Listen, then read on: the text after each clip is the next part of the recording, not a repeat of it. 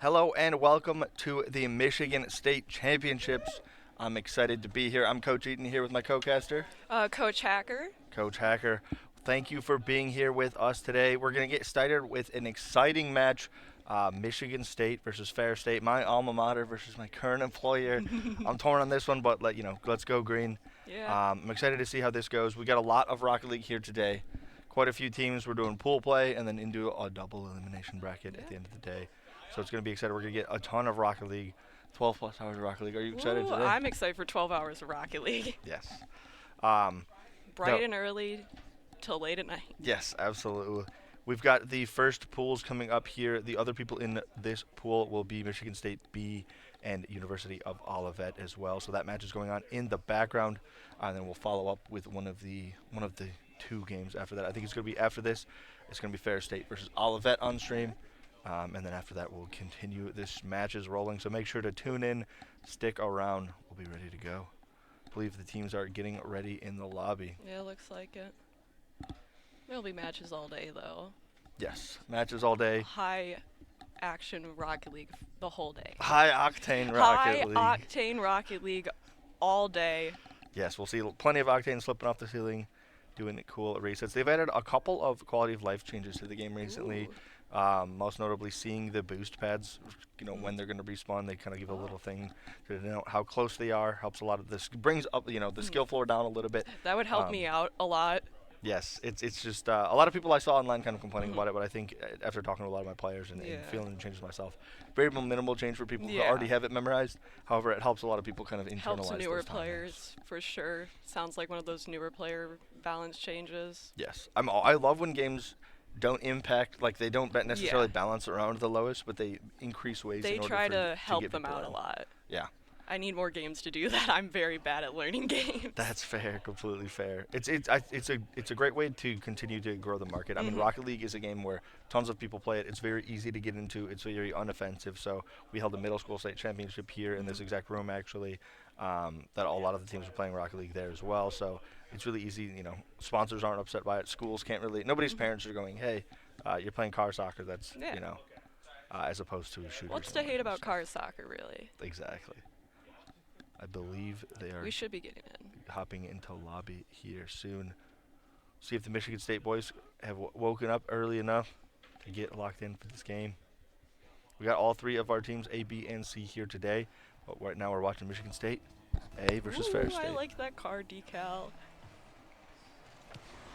Alright, looks like we're going in, up on the wall. Early goal? Not quite.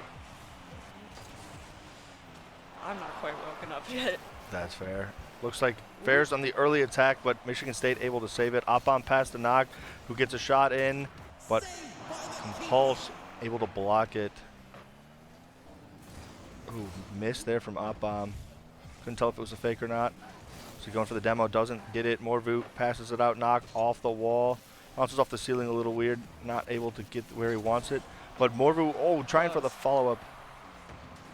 It was a nice defense by, I think it was Compulse. Saved by the keeper. That's correct. A lovely header. Fair State on offense. But Michigan State able to clear Just Sky in the back. Ooh, nice bump there from Compulse. Trying to get it out. Morvu over the top of Just Sky. Now in a 2v3 situation. Knox able to take it up over. Both teams engaging high in the air here, trying to gain control of the ball. Michigan State able to retain control. Oh, Compulse again there. Quite a few saves from him already this game. Big defense from Compulse, but Knox puts it in there. Michigan State suffocating. Yeah. Shot after shot. You can only block so many in a row. The Fair State Bulldogs bumping into each other there in the goal, it looks like. Yeah. Michigan State able to go up 1-0. Michigan State is just a lot more aggressive with it. It feels like every time the ball goes over into their territory, they're very quick to just send it right back over. Yes, absolutely. Fair State had quite a few shots to start that as well, so this game's not over by any means. It's Rocket League. 1 point doesn't mean too much. There's still 3:30 anyways. They have plenty of time.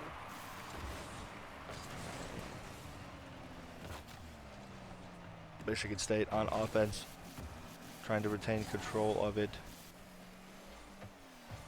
Knock with a nice touch there. Passes it up to Oppom off of the wall. Oppom's going for a double touch. Doesn't have the boost quite to get it. It's going to float over mid. Morvu, does he get the flip reset? The answer is no. Compulse goes off the back wall. Grab control. Here's Oppom in the perfect control. You practice this day after day, but Just Sky goes up and manages to save the shot from even being created there. Demo out from Oppom. Does that create an opportunity for Michigan State? And Oppom puts it in. It's a good demo. Yeah. Catching Fair State off guard. The demo here into the quick turnaround. This guy just was going for that boost, thinking he had a third teammate. Yep. Third teammate was erased. Yep. Well played by Oppom there. 2-0 lead here in game one. So game one of a best of 5. That is correct.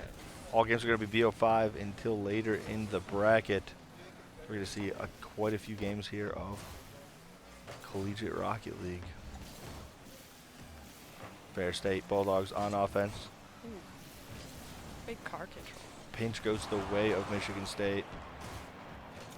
Pulse off the back wall. Knock bangs a shot, but is Oh, that was so saved by the close. Bulldogs. Oppom sneaks it under one. Goes for the demo. Is his teammate there to finish it up? No, but there was Fair State on defense. Oppom going for another shot. Cleared out. Michigan State suffocating with this attack. They're just really oppressive with their attacks here. Great Lots. ball control from the Spartans. Yeah, definitely. Time of possession very much in their favor. Aerial. Does he get the flip reset? No, he wanted it though. Close. Alright. Ooh, a scoop off the hood from Oppom. Just takes it from him. That was definitely a calmed play, the way Knock was playing that. Definitely. To the Morvu. untrained eye, it looked like he just stole that. Yes, absolutely. I can see them coming. They don't seem angry, so Yeah. willing to bet that was Ooh. an assisted play. Oppom is setting is exploding stuff. Absolutely. Oppom known to go for those Oh. demos. Oh, the pinch. Is he gonna make it? Oppom just trying to retain control, trying to pass it back to Morvu. Goes for another bump, wasn't able to quite get the supersonic that he needed to make it explosive. 1 minute remaining here in game number one of the Michigan State Championship. Ferris is really trying to get a goal on board right now.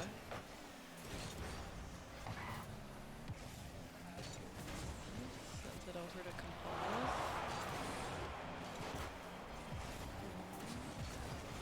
Oppom control off the wall. Fair State just keeps clearing it. Fair State needs to make They need to make a move here. absolutely. Well, It just one feels goal in like- makes this a lot closer of a game. It feels like while I was still in green territory, the Spartans definitely felt like they had more control over the ball. Yes. Oh, and Ooh. what a shot that was from Knock. That was a clean shot from Knock. Absolutely. It just off of the back of Morvu. Yep, Morvu looks like he's going to go for it. Defense preps for that shot. Yeah, that was a nice layup. Teammate comes, scoops it off the top to put it in. Yeah. 3-0 lead, 20 seconds left. Michigan State's feeling very comfortable about their lead here. Just have to try to retain possession of the ball. See that new white icon that showed up underneath of his car? It shows that when you get the flip reset, just so that you have the visual confirmation. Because before you just kind of had to hope, either hope or guess that you had it. But now they've added a visual confirmation for it, which I think is really awesome. That would help me a lot as a new person. And it's back to With the that, Michigan State takes game number one. I mean, Michigan State was just really oppressive the whole time around. Yeah, Felt they like Ferris didn't have a lot of room to breathe, much less make goals. absolutely. Ferris, you know, I've seen these Michigan State teams score 12 goals on teams before. Oh, jeez. So keeping it down to 3 still means they're definitely in this. But yeah, like you said, Ferris needs to learn when to control the ball, Yeah. when to have that possession. Even like you said, Ferris was on offense. It was in the Michigan State Yeah. half. However, it still felt like they had ball control. Yeah, it felt like they had a pretty good defense overall. Like while Michigan State is obviously really fighting in there, and it's very scary for foe to be face to face with. But Absolutely. you got to be able to take your offensive moments as well as your defensive moments. You don't want to be playing defense the whole game. Let's see if they can start off strong here. Michigan or Bears already on the attack. floating in front of the Michigan State goal. Teams popping off in the venue. We love to see it.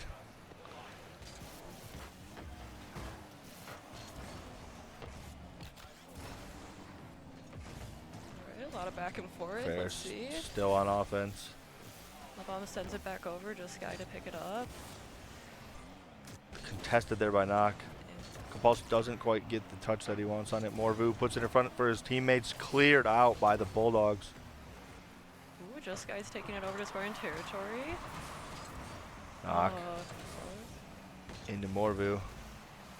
Missed by 3s. Big defense from Ferris. Right. Oh, Caught by Knock. that's a good save by Nog. Sitting in Michigan State's corner now. Both teams kind of punting it back and forth, waiting for a team to regain possession. Opam goes up with it there. Tried to get the demo, doesn't quite get it, but Knock pushes it in. Let's see it.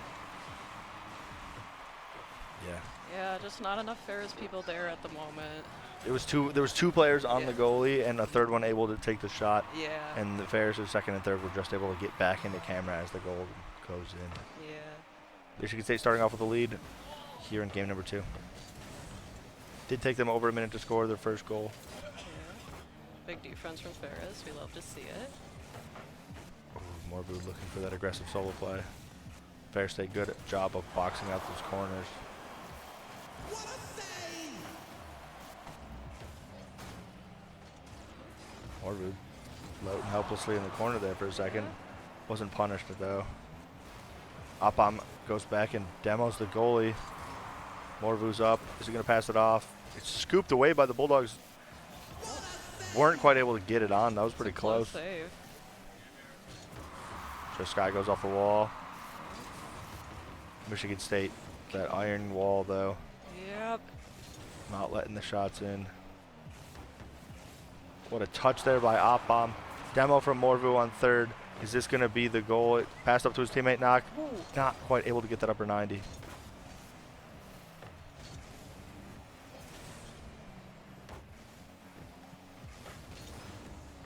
Alright, just a Guy is taking it back over. Great Knox shot. there to stop it. Knock, known for his great defensive play. Didn't get the flip reset that he wanted. Oh, another Oh, that scoop is- from his teammate. And the offensive pressure from Michigan State. I liked the aggressive play from Michigan State there, honestly. And Opam's right there behind. Trying to go for the shot. Nice. Great play there from Michigan State. Keeping up the offensive pressure. Mm-hmm. Alright, we're going on. Alright, we're in round 2 of the best of 5 with 2 minute hits 20 on the clock. Let's see if Ferris can get some points on the board.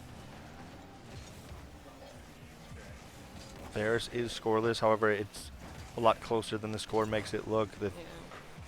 been in possession for a decent amount. The Bulldogs going up for the shot. Michigan State Spartans holding their shield strong. Not quite letting the ball go in. The Spartan defense is just too strong. Oh, but the Bulldogs are really good at it too. Yes, Bulldogs making great plays on both ends. The thing with a game like Rocket League is even the 10% speed difference just compounds over the course of the game. What a crazy Oh, play. Ferris almost getting it in. So close. Knock out of boost, trying to make something happen.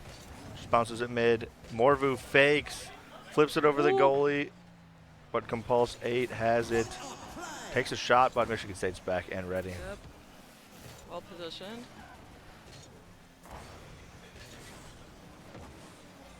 Compulse off the wall. All three Michigan State players stuck in that corner, ready to play defense. Not too worried about it at all. Ball's 30 boosts left. Get an opportunity for a shot. The answer is no. 60 seconds left on the clock. One remaining in the round 2 of this best of 5 series today.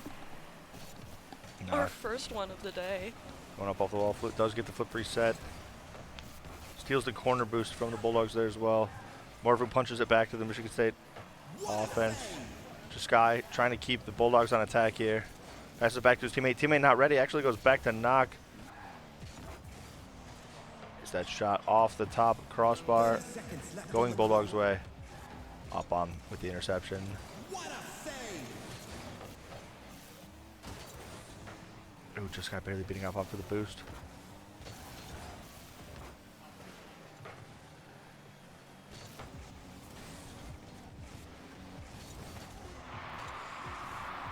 Morvu off that sidewall, trying to go for something. Michigan State just has to get the ball onto the ground, and it will be game. Bears trying to get one. Bears trying. They're keeping it up. The game was Yeah. won. I mean, Michigan State honestly just feels so oppressive overall.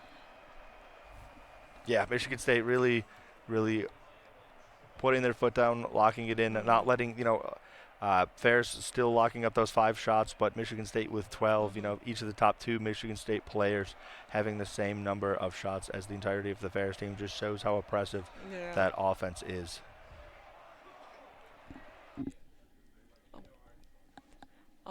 So what would you say Ferris would likely need to do here if they wanted to try and change something up?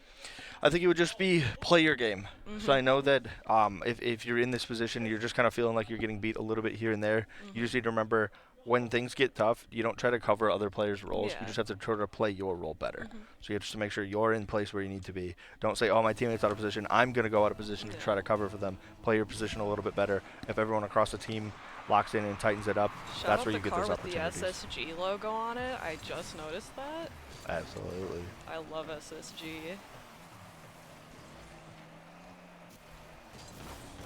Alright, we're going into round 3 of the best of 5 for our first match of the day. Michigan State versus Ferris. Alright. Ooh, compelled, maybe. Go up, making the pass. Bomb taking it back over. Bulldogs just missing it.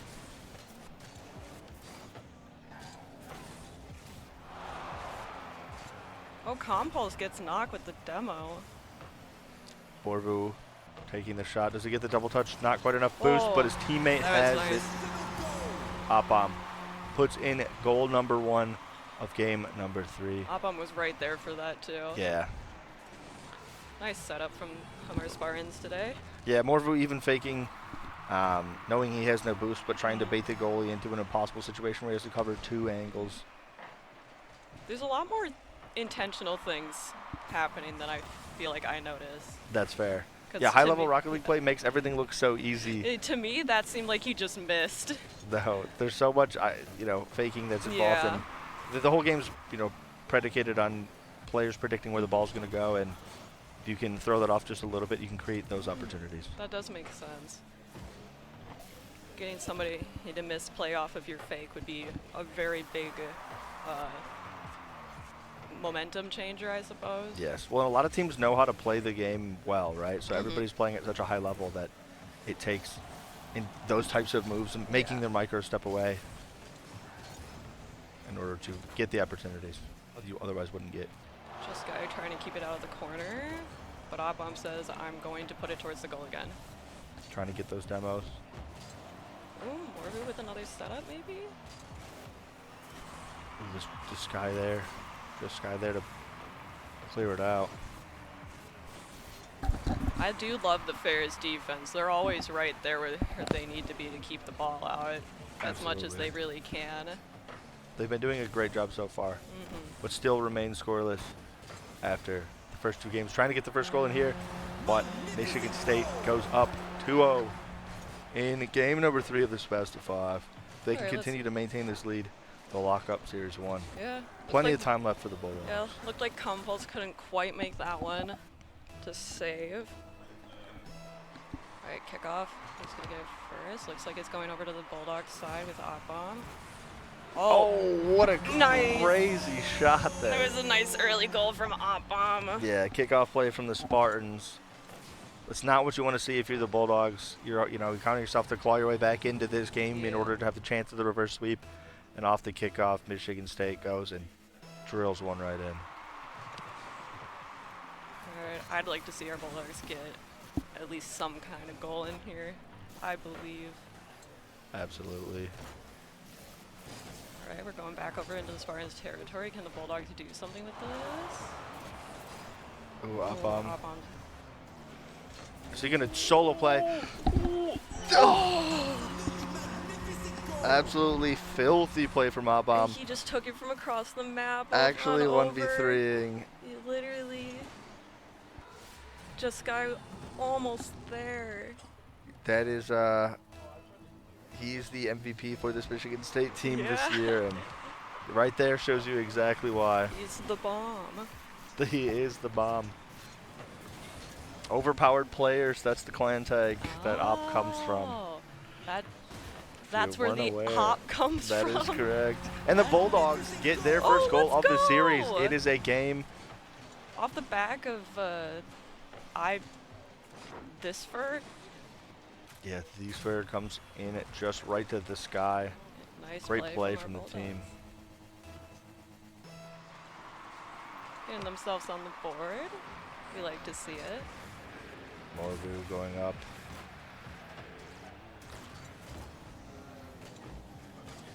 Right up, I'm taking it up the wall. That flip reset and Michigan State. It looked like Campos just didn't quite have the oomph to stop it.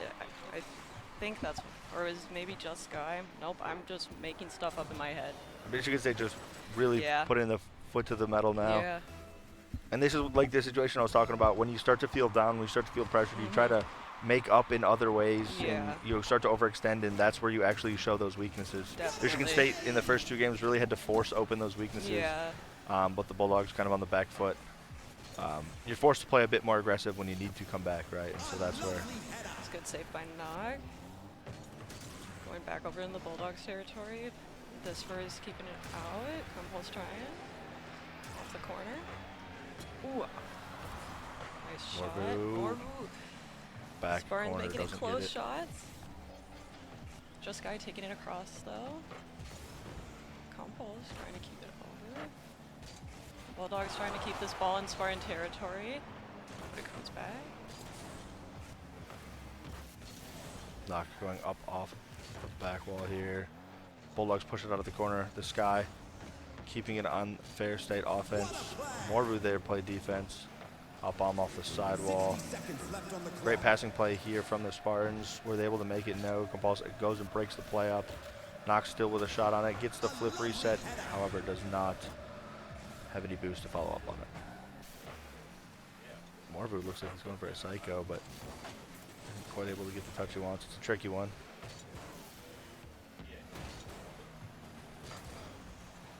Alright, looks like this for and Just Guy trying to make something happen here. 30 seconds on the 30 clock seconds left on remain. the clock. Bulldogs have a Herculean task ahead of themselves if they want to stay in this series. Just get 2 points every 10 seconds. Doable. Definitely. But every second that takes away, but it gets Every harder and second- harder. Every second is another ball, is another goal. Michigan State really just trying to keep it away from the Bulldogs. I Trying to believe finish with this that, up. that's definitely game now. Yeah. Great series from both teams. Great series. I really liked Ferris's defense. It's just, what can you do against the powerhouse that is the Spartans, really? Yes, the Spartans have looked strong here in game number 1. They're definitely awake. Absolutely. We'll be coming up here with game number 2 shortly. Do we know what teams are playing for It's game going to two? be Ferris versus Olivet for game number 2. You guys We're are gonna- actually next going to stream at Spring Arbor versus Central Michigan Academy here on broadcast. So we're going to cut to a quick commercial break and we'll be right back. Alright.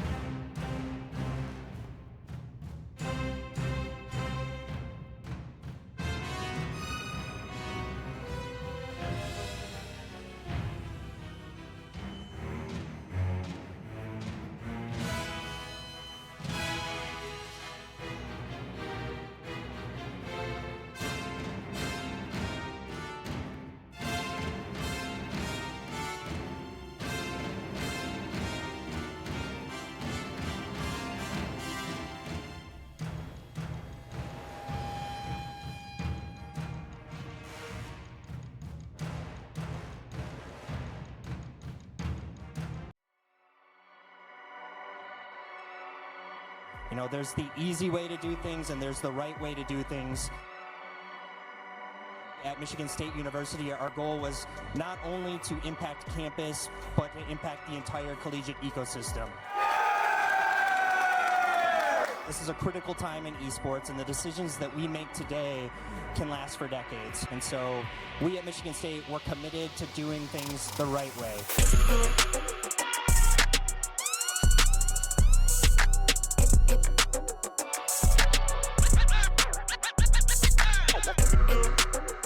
Raph, I know you're huge into this big esports conference. Michigan State 8-0.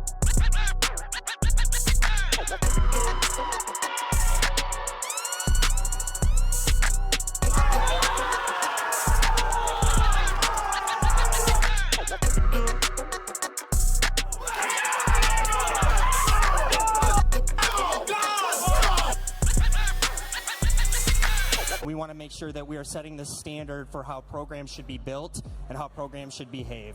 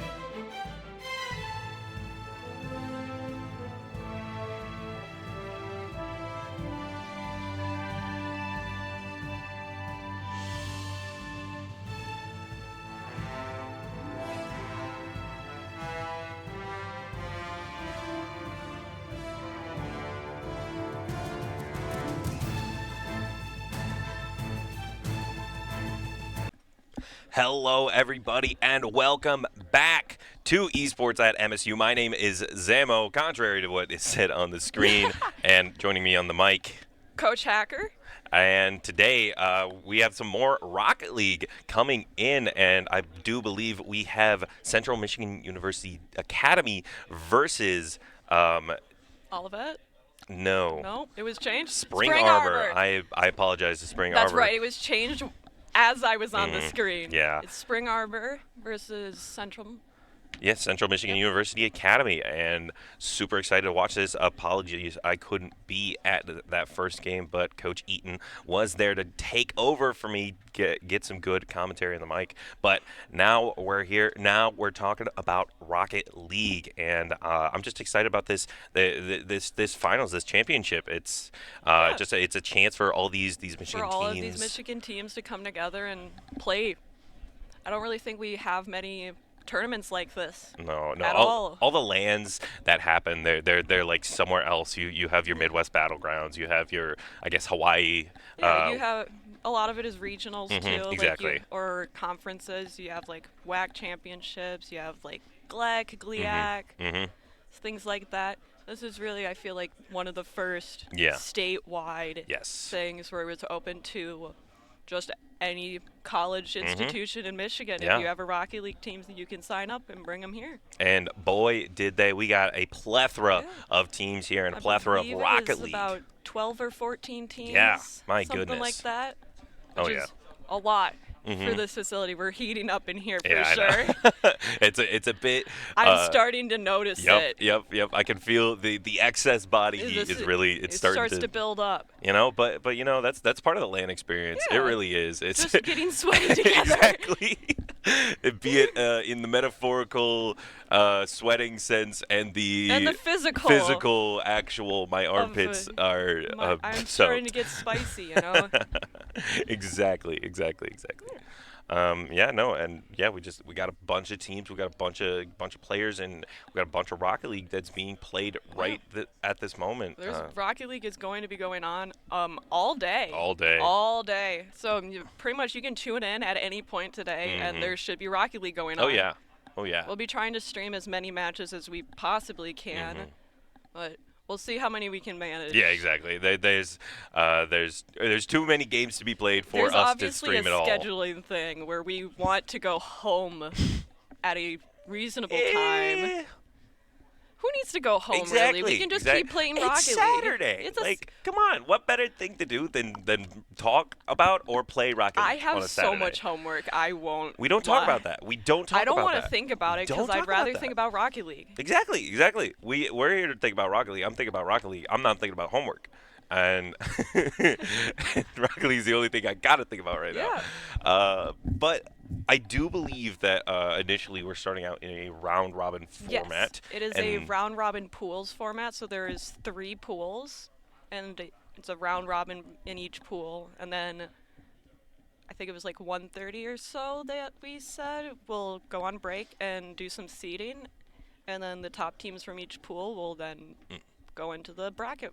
Is it the top 2 teams from each pool? I'm Or is not it the top team? certain. Okay. I would guess top 2 if it is like a bracket format, because 6 is better than 3 I would assume top for a 2 bracket. would make sense. But who knows? I mean I could probably double check. I just Yeah. don't want to pull my phone out quite right now. Yeah, exactly. But we will get that information to you soon. But I guess, coming up, we have a Spring Arbor University versus Central Michigan University's Academy. Yeah. And I have not really heard much about their team. We saw Central Michigan. I've seen a little bit for their teams. I think Okay, I've mostly yeah. seen tweets about their main roster. Okay, yeah, which we did see last set on stream. It does look like we're getting into Yes. things going. Let's go. We are getting right into it, and Slurpman on CMU does find the first touch, but Jay Dizzy is getting back into it, throwing that ball to Central Michigan University's side, and Spring Arbor putting on the pressure right now. However, Slurpman beats Jay Dizzy in the air. TJ finding it. We're just having a scrap in the corner right now, but the demo is found, and the goal just barely is not found there. And TJ putting on the pressure. Spring Arbor is applying it right now. There's a good demo from Beans on a TJ. Ooh, and now, yeah, that center ball was scary. TJ, though, putting it in the corner, looking for more opportunities for Spring Arbor to get this ball here. Jay Dizzy finding it. CMU is just on the back foot right Spring now. Arbor is looking for this goal right now. They need it. However, a good dribble from Slurpman into the beads, but Not the quite crossbar. there. My That was so goodness. close. Close? We're taking it back over? We get the 1v1, and Slurpman does beat out a couple of Spring Arbor's players, but TJ is there on the defense. That third man is super important. That's why you need him. And Estefan is looking for it. Beans back for the touch, but Jay Dizzy stops it, and Slurpman has to beat out a couple of Spring Arbor players, but gets demoed. Now Terpsky looking for it. TJ finds it, and the first goal goes to Spring Arbor. It's a nice little tap in from TJ there. The demo off of Jay Dizzy really helped him with that. Beans just barely not able to make Barely it for able. that save, and you know, Spring Arbor is going to be capitalizing off of that every day of the week. I love that little rabbit on the car. I loved that rabbit. Awesome. Wow, it is a bloodbath in center. Ooh. Terpsky getting 2 demos. My goodness, a massacre. And Can they Terpsky, can he capitalize follow off up? it though? Oh, Not quite. But they are going off on the aggressive. ooh, Estefan looking for a 1v3, just barely isn't able to make it, but Slurpman off the tries to get it off the crossbar. top, and Nice. Beans is there for the follow-up, and answering right back is the Chirps. It's a nice little fake by Slurpman, and Beans right there at the right moment. Great Well stuff played. from CMU, yeah. Now these kickoffs are super important. This These is big really, this is really the only part where you can practice a set play. You can practice your ball work as I'm Nice early goal waffling from on. Jay Jay Dizzy. Dizzy just finds a goal. But just these kickoffs are really the only part of Rocket League that you can practice a set play. You can practice positions, you can practice your tech, but in a kickoff, you know exactly what's going to happen. Are you that first man? Are you the third man, second man? What's your lineup? What are you going for? TJ though looking for something big, trying to get another one on the board for Spring Arbor, but Beans with a great save. Terpsky looking for a Ooh, center and finds nice. Jay Dizzy. Oh my goodness, he is on fire right now. Spring Arbor set playing up. hot. Terpsky really just kind of setting that up. It was Terpsky and Jay Dizzy really keeping the goal clear so that we could just escort that ball in. Terpsky's really been the initiator here Ooh, for Spring huge. Arbor, but that time Jay Dizzy didn't need no Jay initiation. Dizzy didn't need nobody for that No one. one. He just off the top. Oh my The goodness. flip reset, nice. With the beats out one with an unlucky touch from, I believe, Slurpman, and just that's all Jay Dizzy needs That right was- now is on fire. Yes. Looks like Spring Arbor is really going on the aggressive here. But CMU Academy sending it right back over. Slurpman. What a A save! little close. TJ looking for a goal. Not quite. Can Terpsky get it over? CMU Academy just playing really well defense, but now they're going on the offense. Yeah, looking for they need to get something here. CMU is after going down 3 goals in 1 minute. It's really rough situation for the Chirps here, but the Cougars just keep applying this pressure as Spring Arbor is playing hot, and Jay Dizzy is playing hotter. And ooh, a good beat from Estefan, finding Slurpman in the corner, but doesn't get the touch, and Beans has to be there to beat him out. Trying to get a bump from Slurpman, Oh, trying to shut down Jay Dizzy, and Terpsky is there, but finds the crossbar once again, and CMU still at a 1-4 deficit. Yeah, and the time is ticking. CMU's got to make some plays fast if they want to try and catch up during this first round. TJ getting a good beat on Slurpman there. And Terpsky looking for a goal here. Jay Dizzy on the prowl. TJ loses the 50, but that third man is there to clean it up. And now Jay Dizzy kind of has a 1v1, a little awkward position, couldn't find that ball. 1 versus 1 for Beans, beats it out, but the crossbar. Oh. That, the absolute bane of CMU Academy right That now has is the to crossbar. hurt. I felt that one in my core. Had the beat, had the play. Beans, great look, great find. Beans has been an incredible defender. Big defense incredible from Beans. Oh, but that demo. But yeah, that's your last line right there. But Slurpman finding some extra boost, some extra energy to get that goal. And Jay Dizzy almost with the flick. Nasty look from Jay Dizzy. TJ looking for a pinch, doesn't find it.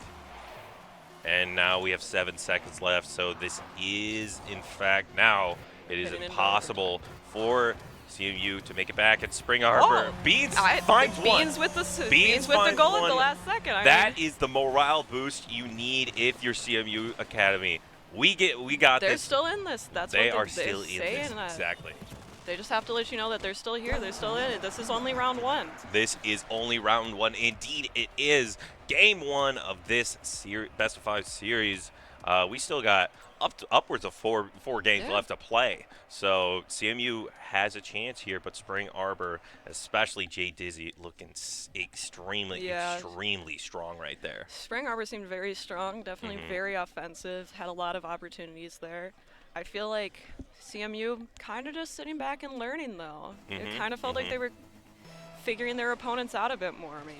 Yeah, it really did. It felt like we were getting the download. Beans finally figuring out what positions that Spring Arbor likes to approach from. We saw Jay Dizzy had some crazy plays in that third minute, but post 2 minutes after the game started, Beans was there. Beans was ready.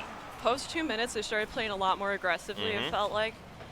Like, while Spring Arbor was able to hit a good few goals, CMU did have a pretty solid defense overall. Ooh, that was. My goodness, Beans solid. looking for something, looking for the 1v3, and Beans looking for it again with a great pass from Slurpman. They're looking for these goals. They really are. The aggression that you mentioned is really turning up to 10 right now. The more times that you make a shot, the more likely it'll be that it happens. You know? Yes, exactly. Whatever the yada yada, you miss 100% of the shots you don't take, all that jazz. Yeah. Oh, however, Terpsky trying to beat out Slurpman in that race for the ball. Jay Dizzy looking for it, but Slurpman once again there. It was a good save. Big defense from CMU. Estefan looking for a goal there, but Spring Arbor is there to stop it. But Jay Dizzy beating out Estefan. Unfortunate for CMU, but that's another one on the board for Jay Dizzy. Yeah, he just took it. He just took it. Yeah, a little bit of a mix from Jay Dizzy. Estefan expecting it to go right, but his left, all right, whatever. Ooh, Terpsky beats it out, though. There's no second man. There's no one there. Oh, my goodness. There almost wasn't a second man for Spring Arbor, but there really wasn't a third man for CMU. And TJ there to capitalize, getting 2 goals immediately. That seems to be the trend. Spring Arbor gets a couple. Yeah, get 2, give 2, get 2, give 2. Exactly. Jay Dizzy, though, up in the air, looking for something. Gets the flip reset. TJ trying to find it, but Estefan getting 2 stops there in 1 air. And now Terpsky putting it back into the center. Jay Dizzy looking to set something up, setting himself up. trying to get that goal there, but it does not matter. Didn't have the boost, didn't have the flip. Terpsky looking for that corner, and a good demo Good from demo. Terpsky, and That was a big TJ demo. with the follow-up. Terpsky with the absolutely incredible play. Yeah, leaves the big demo, leaves them down a player, makes it a lot easier to just slide it in. Yeah, that was incredible. Terpsky really has been the initiator for Spring Arbor. He's finding these demos, getting the clears, getting these center balls, and just incredible work that is really allowing like Jay Dizzy to shine. All right, let's see if CMU Academy can manage to get themselves on the board, but like Jay Dizzy just kind of takes it away again. Absolute magnet towards the goal. No matter the shot, no Terpsky matter the setting position, him up. Jay Dizzy's there. Jay Dizzy will find that open Jay net. Dizzy is inevitable. Thanos of Rocket League right then and there. My goodness. Ooh. All right, 2 minute, has 30 seconds on the clock still. There's still a good amount of time for CMU Academy to make something work here. There really is. We saw it last game. It was a 4-2 game. CMU needs to get another on the board, but Jay Dizzy looking for Big one. save by Slurpman. Yeah. There were 2 on the net. That had me clutching my pearls. Indeed, it did. Ooh, Estefan trying to get something past the goal, but it doesn't matter. You have no third man. You're double committing there. That's not what you want to see from CMU. Slurpman was just looking for something big at the end of the field, but you really need that last defender. You Defense. need somebody on defense there, or else it's just gonna be open. Yeah. No, you cannot. No matter the deficit, you really cannot prioritize offense to that degree. It just becomes a hindrance. Ooh, and yeah, we're seeing it here. Terpsky is just always that third man, is always ready on that defense, ready to set something up for the rest of his team. And CMU really normally that seems to be Estefan, but we saw it there. Estefan got beat out, and there really was no one else there. That was so clean. It was It was gross. so clean. He tapped it from the top, and it bounced off the floor. It was indeed gross. Oh! Tapped it off beans. Tapped it off beans. My goodness, bushes. These beans are baked. And these beans are baked. Jay Dizzy getting a 50. Beans, though, going to be the one to beat it. And Terpsky, another demo. This man is a serial killer. Jay Dizzy looking for something in the center. TJ not going to find it. Now we're back in the corner. Terpsky, though. Spring Arbor definitely up on boost right now. CMU doesn't really have the resources to deal with this attack. Terpsky has the ball in the air. A little awkward position, though. Gets a big bump, Another and one. TJ gets it off of there. Another one. Terpsky, the initiator of all initiators. Oh my goodness. Jeez. The Cannot aggression fail. from Spring Arbor, they're just firing on all cylinders right now, really. The 7-0 lead. This is brutal. This is a brutal game if I've ever seen one. We saw a glimmer of hope in game 1, but this game 2 is looking dominant. That's the one word. I like to talk a lot, but that's the one word that I can think of is dominance. Yes, definitely. They've been very dominant on this round, for sure. Just really not letting CMU Academy have any room to breathe, really. Slurman getting a demo on TJ, but Jay Dizzy Dude. here again. Terpsky, look at this. Double bump, triple bump on Estefan to get that ball to Jay Dizzy and finding that goal. The control. My goodness. Jay Dizzy's getting all these goals, but I'm going to be glazing Terpsky the entire series. These plays have been absolutely immaculate. The team play from Spring Arbor is very on point. They play off of each other very well. It feels like they're always setting each other up, and somebody's always right where they need to be. Yeah, it's Another one. They just keep going. They just keep Are we going. going to be getting a 10-goal game? That's the question we're asking. We have 20 seconds left. who knows? CMU kind of little rough here, and a little rough. Sorry, that's sounded a little condescending. I did not mean it that way, but we're looking for a 10th goal, I think, is what Spring Arbor is Definitely thinking. what they're We need looking the for. double-digit. Terpsky looking to start something. TJ in the corner. CMU's just trying to Estefan. get it done. Yeah, CMU just wants this game over with. Gets the bump down, and yeah, we're getting that ball on the ground. Spring Arbor. Just playing together really well. My goodness. They're really great on offense. The Yeah. defense is pretty solid overall. Like they just don't leave much openings for Central to take advantage of. Yeah, that was a incredible just game overall from every player. Whenever Jay Dizzy wasn't there, TJ was there to follow up. Terpsky, as I've been saying, has been absolutely incredible at setting up every play that Spring Arbor has. And going into Game 3, CMU is going to be has to really think about every player. Definitely. Normally, a lot of the time you're thinking, we need to stop this player from getting into these positions to stop them from finding this, but it feels like Spring Arbor is in so many positions and every player is in so many opportunities. They're already firing off on all cylinders Yeah. off the bat and going for this goal off. And Jay Dizzy just gets it. Finds it. He just finds it. It feels suffocating, right? You Yeah, know? yeah. CMU Academy just kind of has to maybe mentally reset a little bit, take a deep breath. They're still in this, you guys. You still have a chance, I believe. Yeah, CMU maybe a bit of a mental boom right now. Getting that demo is not going to help. But Esteban taking out TJ, that could help them out. However, you did leave Jay Dizzy. It looked like a 1v1. I couldn't see Beans behind the ball. Excuse me. TJ finding that corner. He is just Bean. And he's just gone. Oh, TJ open net. Doesn't have the boost to get that ball in that goal. And TJ now, Jay Dizzy getting beaten out by Slurpman. Now Terpsky, that last man, looking for something. Jay Dizzy with the center ball to himself.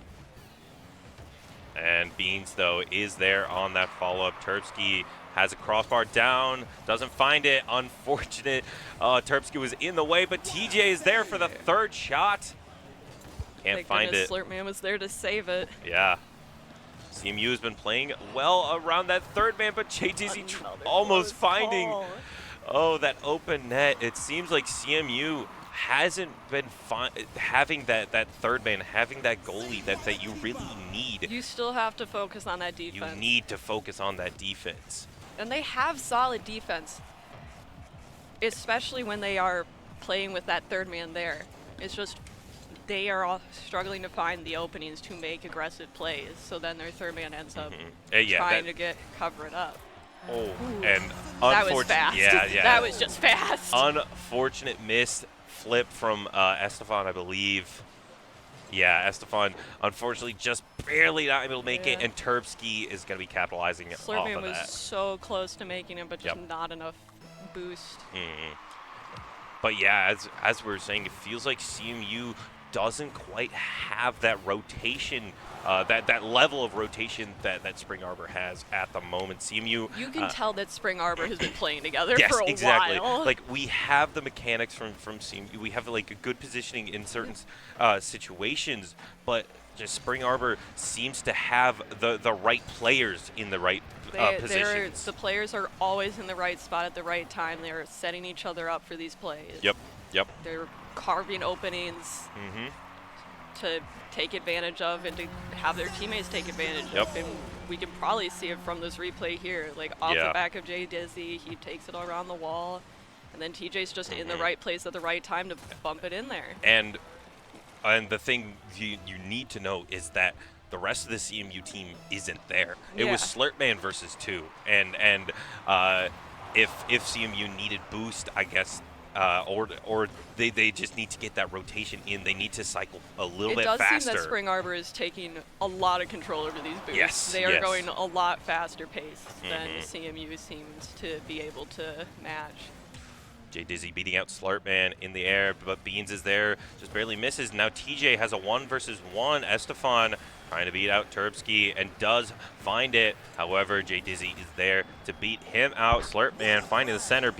Beans getting it out of there. CMU looks for something to get this started. And Beans maybe having an opportunity, a little bit of center ball, but Terpsky gets that out of there. Jay Dizzy following up, and now you have kind of an open net. TJ versus Slurpman. Can we find it here? Now we do have 3 in the goal. TJ looking for the 1 versus 3. Doesn't get it. Now Jay Dizzy in the air. No boost. No resources. Terpsky, though, beating out Slurpman. TJ just barely misses the ball, and Beans gets that out of there. The ball's kind of just existing in the CMU corner. Oh, my goodness. Ooh, Great save from Beans. Jay Dizzy, yeah, once again, every Yes. time there's an opportunity from CMU, just that third Spring Arbor, man. They were lined There- up to take turns There were on that one. Like, 3. it was That was single file line. like- that was that was elementary school if single Jay file. Dizzy wasn't gonna get that, then Terpsky was there. Terpsky was right Terpsky there was for there. it. Exactly. That was that was no matter the outcome, Spring Arbor was getting a goal there. No matter the outcome, Spring Arbor wanted that goal. Ooh, a Woo! goal opportunity See if for they- SAMU, but Terpsky immediately gets that out of there. And yeah,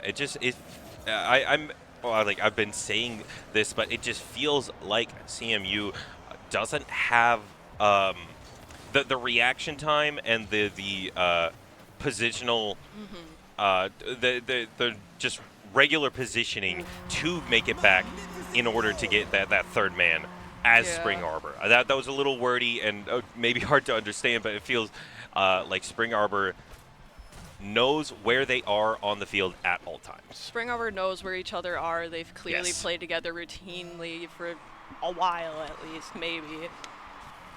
They trust each other.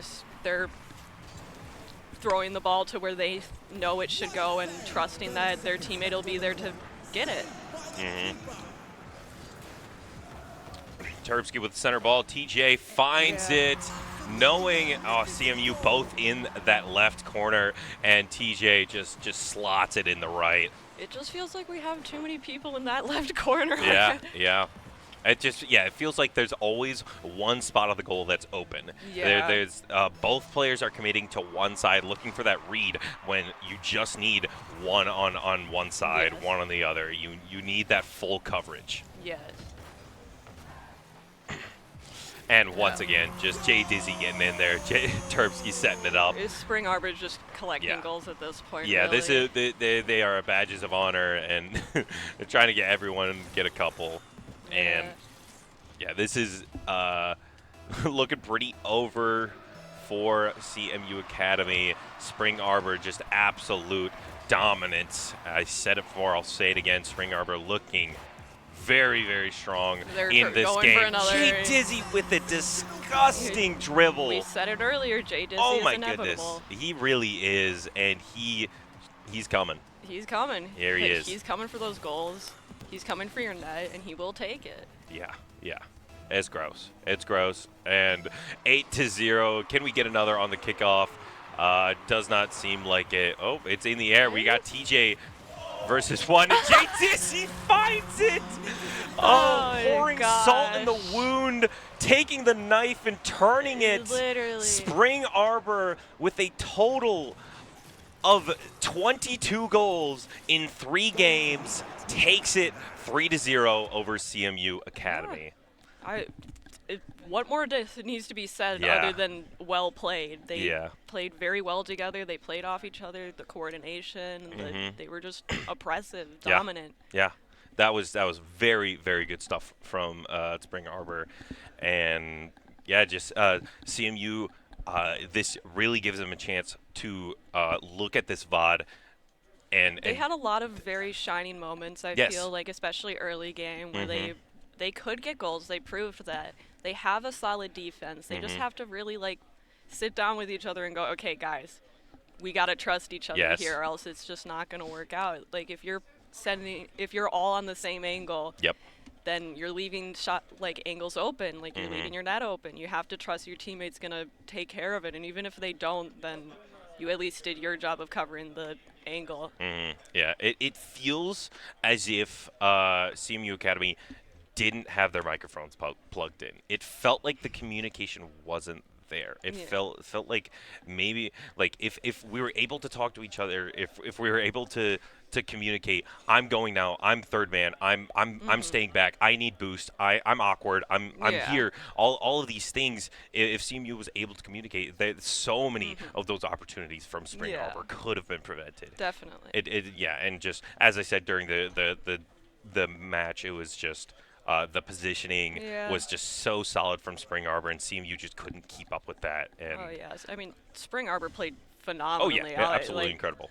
Utterly just. I really like team play. Yeah. I really like seeing yeah. people playing together, and you could clearly see that they were playing together and had been playing together and practicing together for a while in order to get that level of coordination to even be functional. Exactly. Yeah. And that was teamwork at its finest, and we saw that teamwork as it was just great stuff. And I think we're waiting for a match, so we are going to be throwing you guys to a little bit of break here, but don't touch that dial. We'll be back in a little bit. All day Rocket League. Exactly. All day Rocket League. Well, we'll see you in a bit. Yep.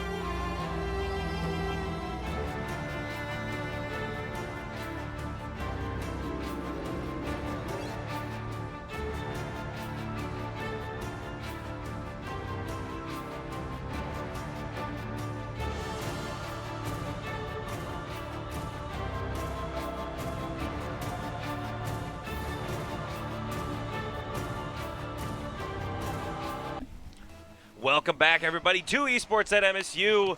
We have going into it Ferris State University versus Olivet. Oh my goodness! And Action Ferris off State the bat. off the bat, looking for a goal, trying to start off strong, and Olivet getting into it. Sergeant Mendy looking for something as well. Olivet trying to answer right back to that initial start, and wow, we're just getting right into it. XO Riz getting the demo on Ferris State. CM Pulse finding bit of a clear, looking for that goal. Now Just Sky looking for off the top, and Ferris State find the first goal of the series. Just Sky is bringing it in from the sky. Watch. There it Look is at from that. the sky. See? A wizard. I'm really good. I can a come wizard up with with these. the words. Look, I'm Wordsmith. great. I'm A regular wordsmith. I will come up with puns for these names that you will never have thought of. Yeah. Sergeant Mendy trying to mend the lead. I'll come up with some puns too. I already have yeah, ones yeah, in the yeah, work. yeah. I just Okay, have to okay. find the moments. Yeah. We just have a guy on the field as well, Aiden Reynolds. That's Hey. that's his name. Sometimes you just gotta be a guy. And Those are I honestly respect usually it. my favorite players. Dude, okay, I think it is so much scarier running into like Aiden yeah. than a I don't know, like XX Slayer Yeah. XX. You run into Jake. Yeah. No, terrifying. Absolutely You're horrific. over. Like it's It Jake. is. It is. Jake is in the game. Jake is in the game. It's terrifying. But in this game, Fair State tries to get another goal. Is in the lead. Just Guy looking for another center ball there. CM Pulse trying to get something Is it started. Compulse or Compulse? Am Ooh, I adding wait. letters in? Someone will tell us Ooh, wait, at some yeah, point. Compulse. I feel like yeah. I feel like we could just say Pulse. You're right. Yeah, it could be Compulse. Dang, didn't That's think it. about that. But the SFR looking for something. Sergeant Mendy finds, beats out Fair State, but Just Sky is there looking for Pulse. But Nice. SFR is there on the follow-up. Fair State going up 2-0. Yeah, it looks like Just Guy takes it off the wall. Yeah. Compulse puts it down, and the SFR is just right there to put it in. Great. Well Yeah, positioned. just well-positioned, great team play from Fair State right Brings them up there. 2-0 in this first round of the best of 5. Yeah. All right, let's go in. Just Sky taking it off the corner, sending it over to the SFR, who sends it right back into the corner to Just Sky. But Olivet is playing a good defense here with Exo Riz taking Compulse out with that demo. Doesn't look like they're able to get the ball out of their territory though, as Just Sky is almost able to get that goal in there. And yeah, that Just Guy playing really well with that ball, but Olivet just playing in their goal does not want that anything more to slip through. 2-0 is not what you want to see, but Exo Riz looking for a goal off the top. Sergeant Mendy trying to beat out Ferris, but has no boost. Finding that boost pad, looking for something. The SFR though, now you have no man. Compulse though finds it. Sergeant Mendy. Big save from Sergeant. Yeah. Open net. Exo Riz finds it. My Man, goodness. I feel like that came from across the. It really did. Yeah. It really did. nice Fair State. tap there. Oh, just Ooh. beating out that just third nobody able man. to get to it. Yeah. And Olivet Right. putting one on the board. Yeah. 2-1. Very much in this game We got is about a minute 40 on the Olivet. clock. They have plenty of time to take that lead Mm-hmm. back. Oh my goodness. Ooh, close. SFR slotting it in that corner, but Exo Riz finding the save. Ferris really likes these early aggressive Oh plays. yeah, oh yeah. They have their kickoffs down pat. Which is Oh, fair. the fake from Mendy. Ooh. Oh, that was gross. Oh, off No, the that was gross. crossbar. No one quite there, but Exo Riz looking for something. No third man. Opting to play more defense is Aiden, and I definitely agree. Just Sky now in the 1v1.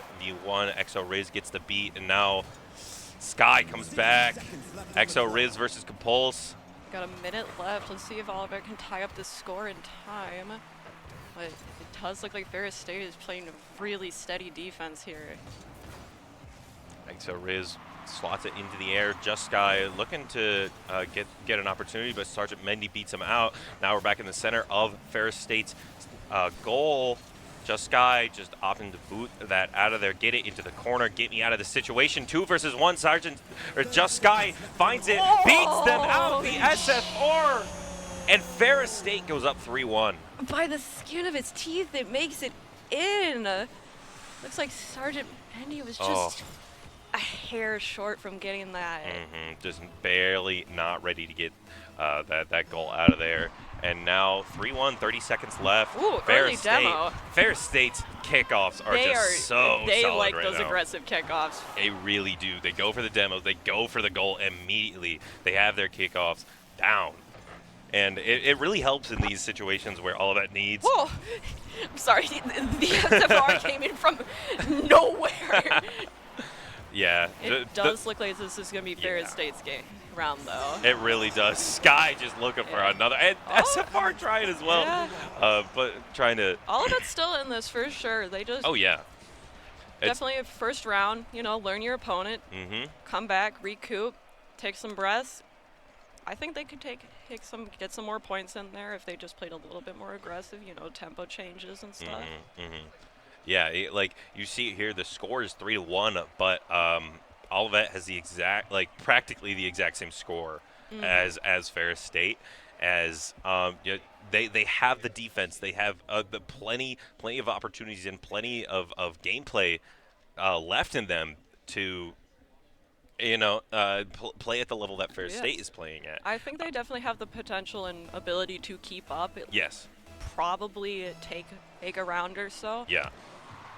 I think these teams feel pretty even. Oh, yeah. Just definitely kind of narrowing things down, figuring each other out. Make sure you're playing your game. Yeah.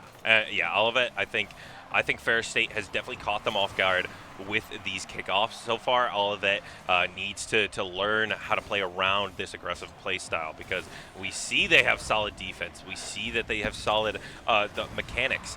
But Ferris State is just coming out with these awkward strategies that Olivet maybe isn't used to, isn't ready for. And these awkward goals, they're not ready for that, as the SFR slots one over Aiden Reynolds. Off the corner, right in. Yeah, Aiden Reynolds not quite able to jump up there to stop that one. Looking for the reaction, but I think in order to get there, you needed to pre-jump. But unable to get there. Sergeant Mendy looking for something, gets a little bit of an awkward touch, and Sky finds it. Now Exo Riz puts it in the center. SFR full boost, able to get that out. And SFR gets it out and gets it in, finding a goal. It looked My like there goodness. was two Olivet people there. Yeah, right in the It just- corner. Neither of them quite able to make it in time. Shades of last set, as just had the double commit in one side of the goal, Yeah. and Ferris State finding that corner, finding the slot. It does look like Olivet went a little aggressive. Did you see the car go into the ground I too? did, I okay, did. I'm glad I wasn't the only one who saw that. Oh, that was a little awkward. I Ooh, Sky gets the flip reset and beats out two, and SFR is there to follow up. Yeah, the goal is just free for them. I mean, Aiden Reynolds is there. It's just. Oh, he jumped, but not quite in the right spot. SFR looked for that.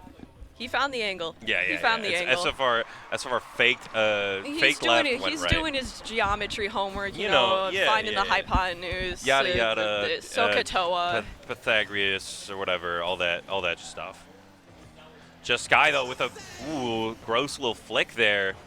Doesn't find a goal. SFR looking to set something up. However, little awkward position. Sky full boost. Can he get it? Gets the reset. And now 1v1 and Sky Just finds it. He dribbled it off the wall. He's dribbling. He's dribbling the ball. We're Look playing at this. basketball. It's like an aerial dribble into the net. Yep.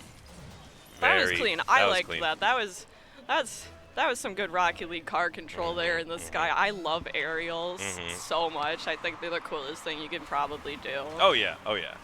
Just the amount of the boost control, the ball control, such skill.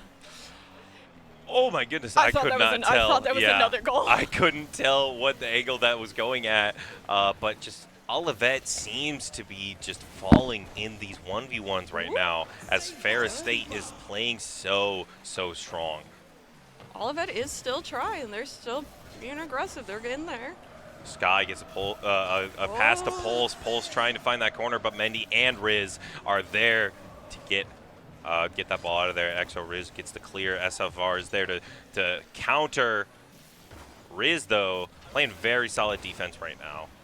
I mean, Ferris is just kind of living in Olivet's territory. Yes, It feels yes. like they have control of this ball a lot of the time, and they are just living over in Olivet's territory. And as much as like Olivet will try and will try to set up these goals and get it over into Ferris's territory, it's just Ferris's defense is rock solid. Yeah, it really is. And right now, it feels as if Ferris State's counterattacks are coordinated, and they are like a setup into a pass or into themselves. But Yeah. Olivet, it feels right. Like right now, they're just clearing the ball, Yeah. looking to get that ball out of the corner. There's really no direction, no Yeah.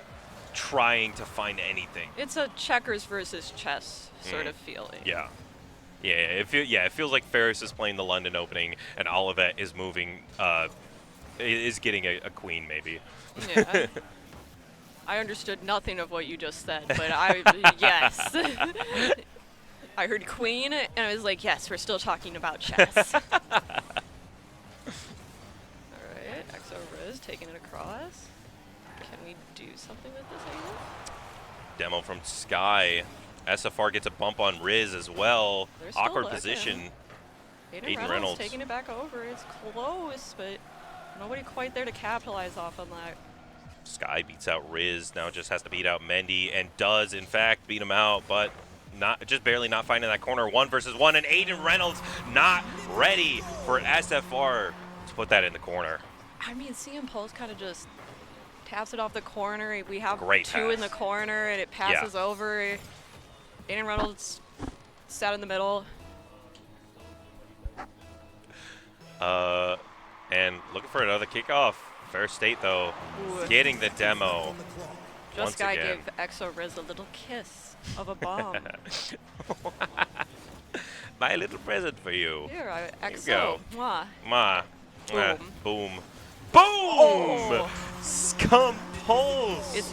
It's compulsive for him. Well, you I were was waiting. I You was were waiting waiting. for that. I was know. waiting I for was. it. I was waiting for you. Where's the pun? It's right there. I was waiting for him to make a goal. Yeah. I was like, it's compulsive for him. It's compulsive. He is compulsively making goals. Oh my goodness. See, I got him in the. You got him down. I gotta You got him start writing. down. I gotta Yeah, get a yeah. book. Yeah. Write down your best puns. Oh, for they're not. tags. I mean, best is a strong word Okay, for what it that is. doesn't. Best does not qualify good. Okay, I agree with that. Thank you. Left on the clock. All right, 60 seconds left on the clock, but with a 6-point lead, I It's think looking rough. Ferris might have this round. Yeah. It's Not to looking say rough. that Olivet doesn't reverse sweep. I mean, they are keep it up for the most part. Like, they're still just with it. It's just they have to take that breath. Like, Yeah. you can't forget. You can't let Ferris make you play their game. Yeah. Exactly. You still have to play your game, play the way that you know how, even if it's not working out, because at the end of the day, that's what you are able and know how to do. Yeah. Ferris is definitely a very tempo-based For sure. team, and they have set the tempo and they've back- set the pace of the game. The back and forth from this game seems a lot more to me. Like, there's a lot more. We're going back and forth. We're in Ferris's territory. We're over in. Yeah. We're over here. We're over there. We're in one corner. We're in the other corner. It's a Yeah. lot more tempo-based. It's a lot more pacing. They still have control over the ball, but they're not necessarily trying to Yeah. go for a goal at every single Yeah. shot. They're trying to set it up more intentionally. Yeah. It felt like the opportunities that Ferris provided for themselves were more prevalent than the opportunities that Olivet attempted to provide. All of for it was themselves. definitely playing a lot more reactively, Yes. which, yes. given the scenario, they kind of had to play more reactively. I guess. Yeah. But there's still, you have to have a plan of some kind, or Yeah. else you're just playing a death match, really. Yeah. You really. Like, you're just kind of playing a pack game. Like, you're playing as a pack, and it's like 3v whoever you end up Yeah. taking. Yeah. Exactly. Here's that early aggression, though. Olivet looking for a goal. I like quite it. I'd early. like to see that early aggression. I I mean, if agree. Ferris is going to do it, then you might as well. Like, if you can manage to beat them out, that'd be great. And I mean, if they get the goal, well, then you kind of expect it because they've been doing it every time. Yeah. Aiden Reynolds, though, getting a demo. Exo Riz getting a demo as well. Exo Riz is gave his own little kiss. Answer right back. He gave them the Riz. He did. He did. Yeah. Sergeant Mendy. Ooh. That was close. Sky, though, looking for a 1v1. And SFR looking for something. Pulse I gets like beaten this out. aggression from Olivet, honestly. Like, they're taking some charge. They are. Sergeant Mendy putting a ball in the center. And Aiden Reynolds looking to beat it out. Close. Does It's not. a little Exo Riz looking for something, and Exo Riz sets himself up for Exo a Riz, great. let's go. Oh, I just got the kiss. Exo. That's my bad. You didn't? That's my bad. Oh. That's my bad. Technically, it's kisses and hugs. Yeah, and but hugs. Yeah. I get it. That's my bad. No, you're good. You know what? You thought I was just making that up? I did. I thought that No. was just a bit. No. That was good. Oh, and another one from Exo Ooh. Riz. He's- There's the hug and the kiss. There's the hug and the kiss from Exo Riz. He's getting some Riz. He got the really Riz. is. He really is. 2-0. Call him the Rizzler. Please don't. Please don't. Please don't. I mean, but Olivet now has that 2-point Yeah. lead. 1 minute in. Yeah. Just Sky looking to answer back, though. Aiden Reynolds, good clear. Now Aiden Reynolds sets up for the rest of Olivet. 3 going for that ball there. No, Aiden Reynolds versus Sky. Sky has the boost, is able to beat it, gets the dribble, but Exo Riz comes in and gets that ball out of there. We're back in the corner. Compulse takes it away, but Oh, the SF, he SFR had wasn't. no boost, was not able to find that setup. Exo Riz looking for a crazy fake, but Sky is Ferris reacting. is looking for this goal. Flip See, reset. ooh, that was close. Exo Riz, though. Exo Riz is, his back must hurt right now. No, literally. Playing incredible this game. 2 goals and 4 saves. What a save! All right, Ferris looking for that goal. Hold to put themselves on the board here. The SFR takes it off the crossbar, but Exo Riz there to save. Compulse looking to set it up, but I mean, Olivet's defense is just there. Sky. Bouncing Kid- off of the Sky, but Sergeant Mendy is here to mend the score of this game. Exo Riz finding the save there. Exo Riz centers it to his own goal. Maybe a bit of a rough Ooh. situation. And yeah, Ferris He is going to bounced it off another capitalize. car. I saw it. Yeah, Exo Riz had to dribble it into the center there, and Compulse just set it up for Sky. Just Sky right off there. of, yep, just off the top of Aiden Reynolds. He just wanted to be there. He was like, hi. But now Ferris is getting themselves on the board. 2 minutes in now. 2-1. Can we see the dominance that we normally have seen from Ferris, or is Olivet going to keep up this solid streak of defense right now? Sergeant Mendy beating out Compulse in the air, but Sky is there as that second man.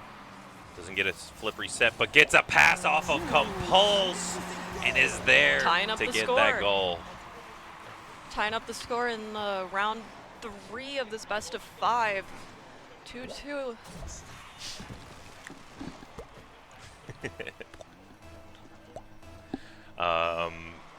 Getting into it, and another kickoff going in for Ferris State. Just seems like they have their positions, they have their setups so well down, and we got 2 goals in a row from Ferris State, and it feels like Olivet has kind of lost steam as the aggression is coming back from Ferris State. The setups are coming back from the Bulldogs, and it's The second wind. the second wind from the Sky, and compulsively we're getting into it. Dang it! That was my close. setup, my compulse. I give you the freest layup that of would all have been time. that would have been such a clip too.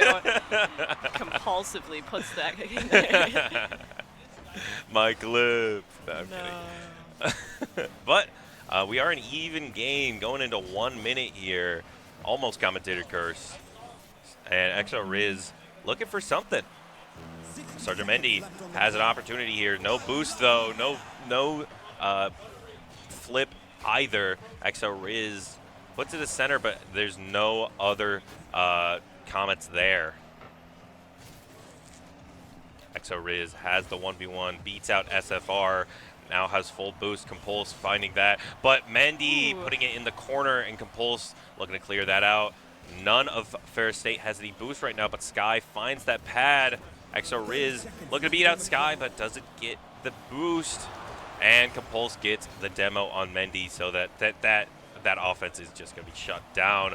Mendy find his way back, and just Sky can't find the corner. SFR puts it down as well, but a very solid defense from Olivet. That was disgusting. That was gross. Ooh, Exo Riz committed, and Sky was there to finish it out with 7 seconds left. Ferris State goes up 3-2 in this game 3. It's this kickoff will decide who wins this game. Can Olivet finally win one of these? But no, it seems like it's once again going in the side of Ferris State. Are we going to be getting? It's on the side of Ferris State, but it doesn't touch the ground yet. Sergeant Mendy puts it up, and Sky looking to boot it down, but Aiden Reynolds has to be the one to keep it up here. Sergeant Mendy puts it into that corner. SFR can't find the ground either. Mendy puts it up. Aiden Reynolds, no boost on the side of Olivet right now, though.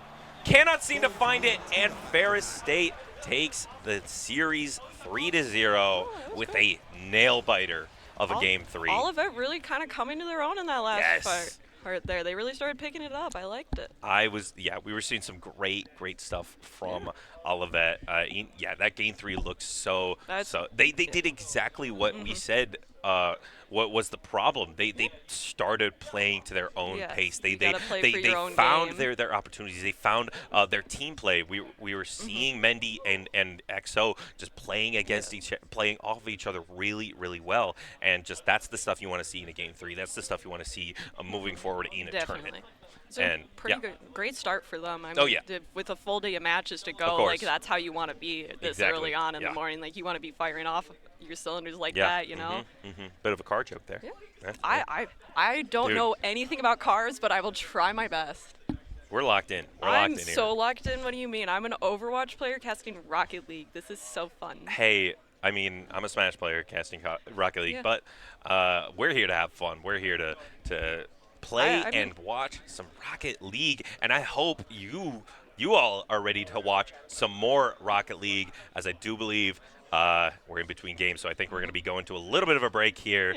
Thank you so much for watching, but once again, don't touch that dial.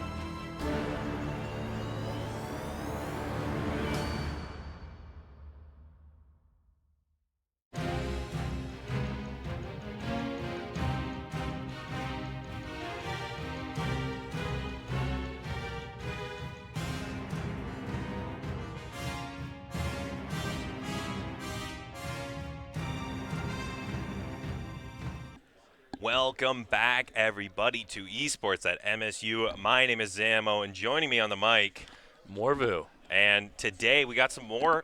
Rocket League. We have Western Michigan University versus Aquinas University, and Saints versus the Broncos. Just getting into it. It should be a great match, I think. Yeah, I got Western taking this pretty cleanly, but Yeah. I want to see if Aquinas can put a hand up. I'm curious. I don't know much about this roster. Yeah, I'm yeah, you much definitely- more familiar with Western. Yeah, you definitely know a lot more about the players, a lot more about the game than me. Just tell me your thoughts about just going into this. I've seen Western play a lot. I'm pretty sure this is their. I'm pretty sure this is their main team playing. So I know they're pretty solid. I see them here and there in twos lobbies, and I know they're quite solid. I just have zero clue on this Aquinas roster. Yeah, could be a dark horse. Yeah, really. No pun on the Broncos mascot, but we'll see. See the players hopping in right now. Yeah, so. I think so. I think we're going to be getting right into it. Past couple of matches that have happened have been, or series that have happened have been really dominant one way or the other.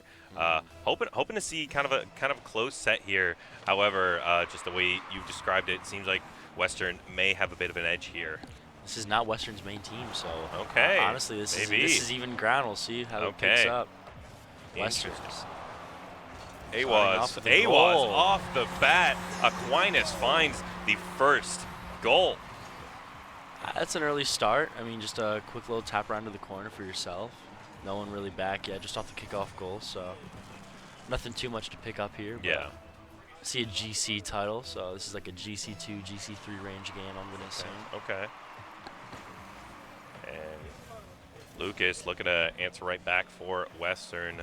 Awaz looking to get that out of there. Johnny McMuffin finding a center ball, and Tempo off the crossbar just barely doesn't slap that in. Yeah, Western really picking up the aggression once the game kind of settles in down.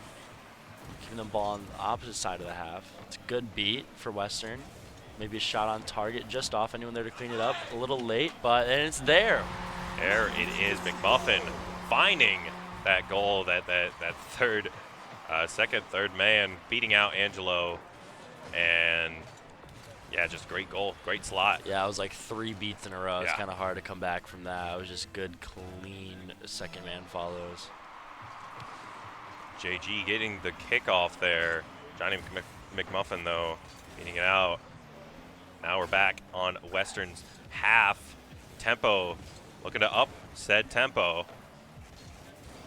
Lucas maybe bumping Tempo a little bit, getting a little awkward, and Dragonoid gets a What a demo on save. Johnny, but Tempo, incredible find. Yeah, it's a back and forth. I mean, there's like no consistent beats from one team.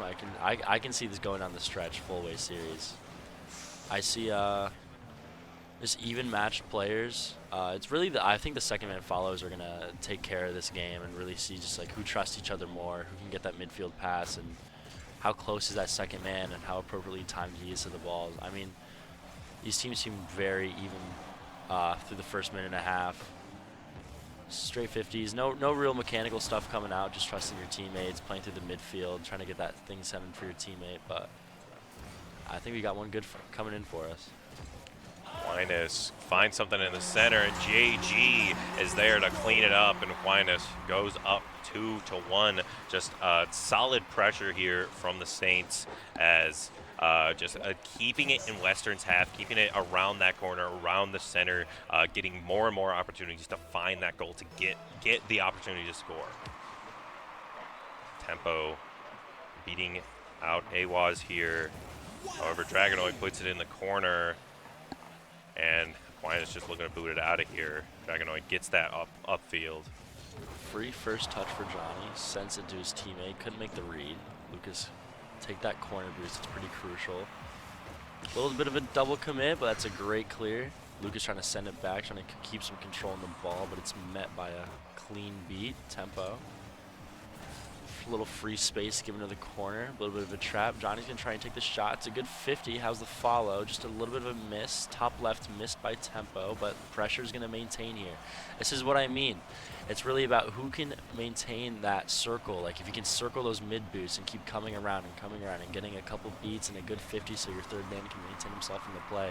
That's what's going to win this game. 100%. Really is just going back to we saw that it worked for Aquinas, just that constant pressure. That second goal was because they had so many opportunities in the center, had so many setups from their team, and just a great team play all around. And just Western needs to find that same tempo. I'm gonna keep using that pun. I'm sorry, it's right there. He can't stop me. Johnny though, putting a bit of a center ball here. Tempo looking for something, and Awaz just there.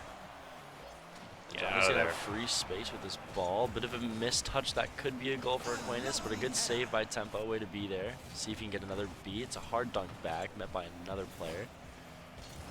Just a ball kind of sitting in the midfield. There's a little bit of a pot shot.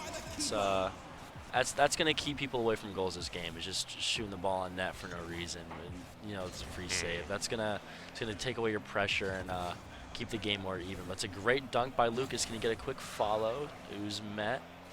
It's a great demo in the mid. It's a good 50. It's conceded being a goal, and it is 2-2 with a minute left. Yeah, just great pressure from Johnny McMuffin here in that center. Just getting that demo, finding the opportunities, and then following up is the rest of Western Michigan University. And now we're 2-2 at 1 minute exactly. It's a very favorable 50 for Western Mich. It's a free air dribble. He's going to be met by the ceiling. Challenged by HG. Johnny back straight off the ceiling. No double tap. That's a little bit of a scary spot, but couldn't put it on net. He's going to make his way back to the western half. A clear by Ekin by Lucas. It's going to give a lot of time for his teammates. Big clear, and it's a huge demo. Is that going to... Oh, it's missed. Can he get the recovery? He can. These are very even teams. This is a close match if I've ever seen one. That was just that demo was necessary for that goal, and Angelo just gonna be capitalizing off of it every day of the week. And now 30 seconds left. Western has to get another goal, find their way back in this. A little bit of corner play. Western's gonna have to be kind of on their toes here. Got to take every opportunity they can, and that's top left. What a save by It's JG. Bangs across. Nobody can really meet that. Tempo gets a beat on 2. Tosses it mid. Nothing really to do there for Lucas, though. Just going to bring it up wall. Toss it back. Tempo's waiting for it. Is he going to drop down? Can't. Fakes the opponent, though. Awaz, kind of an awkward touch. Gives it away to Johnny. Down to the center, and it's cleared out. Anybody there to be able to meet it for Western. It's another beat, but it's in the corner. It's high enough for someone to reach. Tempo does get there. They're going to bring it back, though, and that's going to be down. What a great first game. Great first game for Aquinas. The pressure it really felt like it was on Aquinas' half most of the time. 100%. But just the opportunities that Aquinas had when they got it over to Western was just solid. Yeah, and I mean, the 2 last goals of the game came off a demo through the midfield. Has that first man left the ball and like makes his way through, and that's a real big thing. Like every team works on. It's when you're the first man and you have your 50 or whatever, you want to maintain a little boost after so you can run through the side of it, because you're always going to go across the field when you rotate out mostly, and you're going to try and find that demo. So if both teams can find that as much as possible, I think whoever takes most of those opportunities are going to win. Yeah, it just gives that second man the opportunity to play. You don't have to beat anyone else in that third man. Frees so much space for yourself. Exactly. Yeah. Kickoff pretty even. Kickoff going for Aquinas immediately 2 seconds in. The Saints come marching in. There it is. I wonder if that was right now, just a bit of a win left. That was a pretty clean kickoff goal. No real contest. Oh. I think a little bit of a tech timeout. Uh-oh. Tech timeout. Yep, someone's monitor turned off on the side of the Broncos. It has turned back on. Are we getting back into it? It looks like they're playing. It looks like they're playing it through. No goals came through. Yeah. We got a little peek of the view. So yeah. All set back. We're just going to continue playing on. Oh. All right. Oh, and they get their goal they back. get- That was. Oh, that's why we lost Kit last game. My monitor was off. Yeah, That's what it was. What a The clean Broncos. midfield play. That's the most mechanical goal I've seen. I really like. There hasn't been much of that this No. series so far. It's really just been pure like ethical ball. Yeah. Like there's no flip resets, no air dribbles, just straight through the midfield. And I'm seeing another one. And tempo is there and ready. That's all they needed. They needed cut power. Yeah, really. My goodness, tech issue turning into a tech boon. And that's the real like beautiful thing about Rocket League. Like we can talk all this strategy and talk all this Yeah. stuff, but if one team really can just like out mechanic the other, like a lot of those things you can be more lackluster on. So there's no real problem. Just if Tempo can get 3 of those or 2 of those goals a game, then Yeah. they're not gonna have to worry about exactly. Then Broncos are chilling. those. Yeah, no, 100%. Lucas, That's though, another good beat. Looking for it, That's a little bit finds awkward. it. My goodness. They just had to wake up a little They bit. huh? did. They needed a wake-up call, and it called, and they answered. Yeah, it's just an unfortunate spot for AWAS Yeah. to be, but that was just a clean beat on 2 defenders. Bad double commit by the Saints, but still early in this game. But if Western's gonna stay hot like that, they're gonna need a good response from the Saints to hear anything about it. And that's just another double commit. The thing about mechanics is that it's scary for defenders. It's scary for defenders, especially in this Yep. GC2, GC3 range. You're not like the forcing is a big thing in Rocket League, and that's what right below SSL lacks in the most. And another play on the net. Is that another beat off the post? Unfortunate 2 off the post. Western Michigan looking for a 4th goal, but just barely couldn't find it. Now Johnny McMuffin has an opportunity here. Demo on Angelo, but Aquinas seems to have gotten control, but Lucas gets that free touch in the center, has the boost to beat it out, beats 2 on that post, is unable to find it, and Aquinas just barely by the skin of their teeth maybe gets it out, but we're still applying the pressure from Western. Yeah. And Tempo in the center what a finds it. double. Oh my goodness, and get a little shot of the players right there as they are cheesing right now. I mean, that's just a creative Yeah. double. Yeah. You never know if that's on purpose, but Mhm. one thing is for sure. The only thing that hasn't changed about the series is that ball stays in the Saints' half. Yeah. And just the opportunities that Western has provided for themselves has gotten so much more confident, I feel like, in this game too. That's a great word. It's a great word. Definitely more confident here. I mean, they're just taking more risky opportunities, but they're hitting them. They're hitting them. And Yeah, they weren't putting away the simple stuff earlier, so. Ooh. Getting a demo there, and now it's just an awkward situation. Johnny trying to beat out JG here. Lucas gets a little tap to center. JG looking for the bump, but doesn't find it, and McMuffin comes in from the side and gets another goal. Western Michigan showing why I think you had the Broncos winning this series, and they're winning this game. Yeah, no. The thing about a situation like this is if you want to come back for the Saints, it's either got to match the air mechanics and be able to play up top with them, kind of figure out these double commits, or you got to hope Western Michigan kind of slows down the pace. But what do you know? What do you know? It doesn't look like they will be. It really doesn't. It feels like there's so much. I'm going to say pace. The pace is being set by Western Michigan, and Aquinas 100%. cannot match it right now. It feels like in game 1, Aquinas was playing their more defensive game, and they were finding their opportunities. They're good at finding something off of nothing. Yeah, but slim Western Michigan, opportunities, they take yes, advantage exactly. But Western Michigan is so good at applying pressure, and in this game too, they have been just pressing forward, and just that amount of pressure Aquinas seemed to not be able to handle. Yeah, it was kind of like the solo plays really opened up the midfield for them, and just like it started like taking control over. I mean, we have another goal here, but yeah, like the 2 solo plays by Tempo in the beginning kind of just made him fear more than just the pass, made him fear the solo goal itself, and that really just opened up the space. And it just must not be something the Saints are used to. I have a feeling Western Michigan can't drop another game here. Yeah. They found their confidence, they found their control. That all they needed was that couple of plays from one of their players to get back into that mindset. Yeah, we're goated. Yeah. Fair enough. Yeah. It's a clean pass and a clean shot with a good follow-up, too. They're going to be a little overcommitted here, but definitely not a problem. Saints take too long in the ball with a little bit of a double commit and a 0 first man challenge, and it's a 2v1 already back, and it's a good pass, and it's a that's a tough miss. That happens, but when you're up 7-1, you'll take those misses. Yeah, that's fine. And Tempo they don't looking get for it it. again. Oh my gosh, 3 in the goal. Tempo cannot do it all, but Lucas looking Great for something, and pass, McMuffin wow. is there to find it. Just, yeah.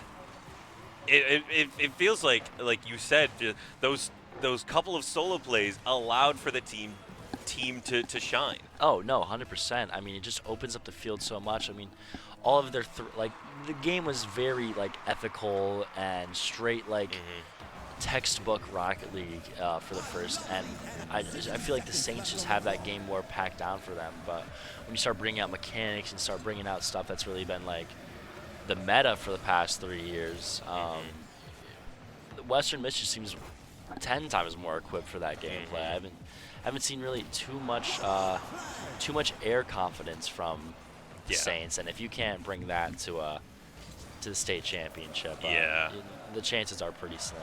It feels like there's the air confidence combined with the nervousness that Western has provided, because we're seeing so many double commits from Aquinas. It's really just adding to the deficit that Aquinas is putting themselves in right now. Yeah, no, 100%. The goals keep pouring on. Yeah, as we're talking, they get 2. Yeah, no, exactly. I mean, what are you really gonna say about it? It's just so they just keep opening up opportunities for themselves. I mean, they're so worried about the solo play and the high air play that Tempo knows this, and he's just going to fake low.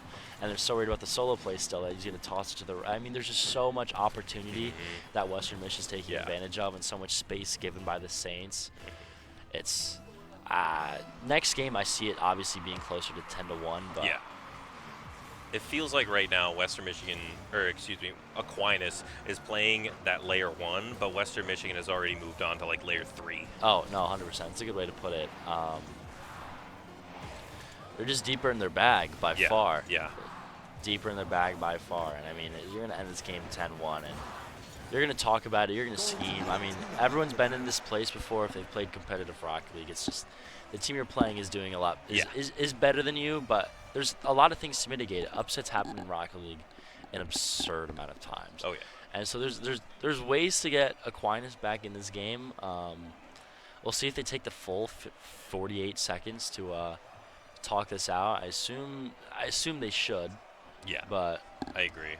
You never really know. I mean, it's a group stage. You're not too worried about your seeding. You probably, if you're Aquinas, you probably know you're coming out of here either 1-2, 2-1, just hopefully not 0-3. So if this is your loss against Western Michigan, maybe you're worried about the next game. But I mean, there's a lot they have to learn from here. Oh yeah, this is your opportunity.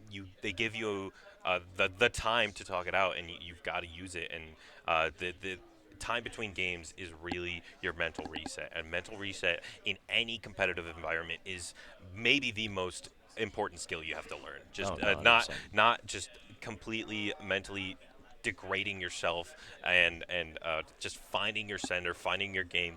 I have played this game so much. I'm playing this game for my college, and there's a reason for that. And 100%. They just need to find that center. Starts on the Aquinas half, something we're pretty used to. It's a pretty pop-up touch, but it's met by a beat for Aquinas. It's a good start for them. Tempo going to take this up the wall. Yeah, they're feeling themselves. Everything's going in the air. Fake to a flip reset to Lucas, who's going to try and get a little double touch mid. JG, good control on the ball, trying to bring it out to the wall. Gets beat. That's going to be a bad beat, but it's cleared away. Still time. Less goals are probably going to be scored in this game, judging off the first 30 seconds. Yeah. Aquinas seem to found their footing a little bit. Johnny up in the air, gets a little double touch. What a save. Missed the follow-up by Tempo, and that's a clear between all three, and it's a good bump on last man. And anybody finish? No, it's a double commit, though. Down mid. Scary. Can't be made. There it is. And what do you know? What do you know? You got to think about what they talked about. If you had to take a guess, what do you think they talked about in those 50? I know you're not a competitive Rocket No, player. yeah. I'm interested. I feel like they talked about one, just mentality. We got this, guys. It's fine. They're playing their game. We just need to play ours. And I feel like the strategy they talked was the difference in like double commits and being scared of what Western Michigan is pulling out. That's what I feel like Aquinas has talked about, because that's just the gameplay that Western Michigan plays is fear. 100%. I mean, opens the score back to 1-1. It's a good demo and a clean beat. Western Michigan's just a little bit faster to a majority of the plays. It's just how it is, and you wonder if Saints like to concede their 50s back to their teammates. Yeah. Something a lot of teams do, but I just feel like these are just natural beats happening out. Johnny looking for something, but Tempo in the center. Tempo puts it back. Lucas just barely not able to get it. A good tap from Awaz. Get that out of there, and a clear from JG. That's an awkward clear. Now you only have one in the back. And McMuffin looking for his airplay. Does not find it. Angelo beating it out. Now Lucas has his 1v1. Is he going to be able to beat it? JG, though, on the wall, finding that, and a big demo on Tempo. Johnny McMuffin looking for something in the center. Awkward on the side there. But now, Johnny McMuffin, that last man for Western, beating out Angelo as well. Lucas has the shot, not able to find it. Well, that's a great pass to the midfield. Is he able to shoot that? He is. That's a beautiful pinch across. Is that a 50 or a pinch? Oh, that's a great dunk. That's just a great dunk and a great waiting for the ball to hit the ground barely so you can get more power on that shot, sitting in 74 kph. I mean, Aquinas is playing their game now. They're not even giving the space to. It's the exact same thing as last game. Western Mich is trying to create chaos, trying to pass, solo plays, bump that second man, but Aquinas is just more ready for it. They definitely used their time effectively to talk it out, kind of sunk into their own game, and see where this one lands. That's Johnny in the corner. Tossed back mid by Tempo. It's a good clear, it's a good pass clear, but it's a demo back. Can he save it? He can't. Wow, they're just so ready for each other. It's impressive. Yeah, they really are.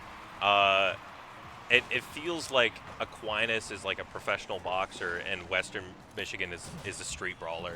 Like they're ready for anything. They're ready to scrap at any moment, but Aquinas is playing regulation. Yeah, no, 100%, by the rules.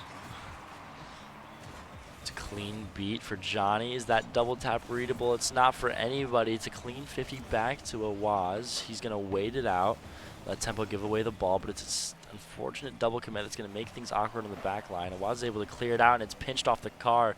Tempo should get back to this, and that's a slot by JG, who came out of nowhere. Ooh, gorgeous find from JG right into that top right, beating Tempo out right there, and finds it. Absolutely incredible pass, incredible follow from Aquinas. And 3-2 once again, shades of game one. Yeah, 100%. Looks like they just got comfortable in their own place. Awaz taking it to the air himself now. That's not something you see a lot of these players. A little bit of a miss in the back line, maybe a fake, another air dribble. They're starting to take up space. They're starting to not just rely on the 50s and rely on like the textbook plays. They're starting to take some space in the air and kind of do their own thing. Johnny McMuffin off the ceiling. It's a great ceiling shot. Will it make him have a shot? And it's a double dunk, triple dunk, quadruple dunk. Everyone's up in the air, and it's going to be a free save. JG hopefully gets a 50 on that. Wow. I mean, man, that just did not go in the net. Didn't want to. It Johnny? did not feel like it. Yeah, Aquinas just was there and ready for it. Western Michigan just slotting it where the Saints were every time. Shot back in. Tempo is going to leave this for his third man. That'll be Johnny, who gets it clear to the corner. It's good play. JG taking the back corner boost. That'll make things tough to get out for Western, but it's a great 50, just a little awkward on the follow. A great fake, and that's a 2v1 in net. Johnny going to get to the corner, but that corner boost is taken again. They just keep rotating it through, and you just know that's going to be a goal. Yeah, And that is just I that's the cannot play you believe want. this right now. This is such an Insane. interesting series. 10-1 coming back, and they win game 1 very close, but and then game 2 absolute blowout for Western, and now Aquinas coming back and showing that regulation Rocket League is the way to play. Yeah, it's an answer battle. It's really Yeah. like every game's been a huge adjustment for both teams, Yep. and whether you're able to see it or not, it really truly is. These teams came out with a different mentality each time. This game was not over though. It really is not. We know 30 them for seconds scoring. left. Yeah. We know them for scoring. If they can put up 10, they can put up 1 in 27 seconds. I believe in it. Yeah, this is a very possible game for Western right now, but Aquinas just needs to play the game that they seem so solid at. However, that is a demo for Western. Now Johnny's up in the air, puts it in the corner. And that's Great gonna be pop-up deep. back, and it's Yep. another dunk, and they got 10 seconds to bring this ball upfield and hopefully get a shot on target. That's good enough for a goal. As past all, Iwaz is alone back here. Definitely a nerve-wracking moment for him, and he gets dunked pretty hard. There's someone mid for him. Touch out. It's going to be up for a little bit, off the backboard. A little bit of an awkward pop. Lucas gets a good high touch. Someone will be able to recover that. I don't know about this one, though. Yeah, there is. Aquinas finds that ground there. Wow. And the Saints winning game 3. And now Aquinas is poised to take this entire series. Man, there's nothing more that I want from this series than to see in 2 more games. Yeah, I mean, no, seeing a game 5 series, come on. Yeah, no, you can't really be mad about it, but it's No. just like, especially for this one, because it's just been a different game every time. You could have put 2 different team names each game for this, and Exactly, yeah. I would have believed it. Yeah. I would have believed it. And they're right back in. No one really taking the 50 seconds for that one. Western Mich is confident in their abilities, and I would be too. I mean, they still own the scoring lead 100%. Quick infield play by Lucas, trying to get it mid. Johnny missed 50. Hey, Wad's going to try and take this to the corner. Can't. Lucas is met, and they're going to cycle through as we know him for it. It's a great 50. Taking that corner boost is huge for tempo, and that's right back to the mid. What a great clear, though. And JG's there. Johnny a little awkward. It's a 50 inside. Nobody there to meet it, though. Tempo. Quick out to the field. Lucas searching for that demo, and he does. He And couldn't there find it it, but is, makes yeah. it awkward enough. Yeah. There it is, Tempo answering right back. Are we going to be seeing it again?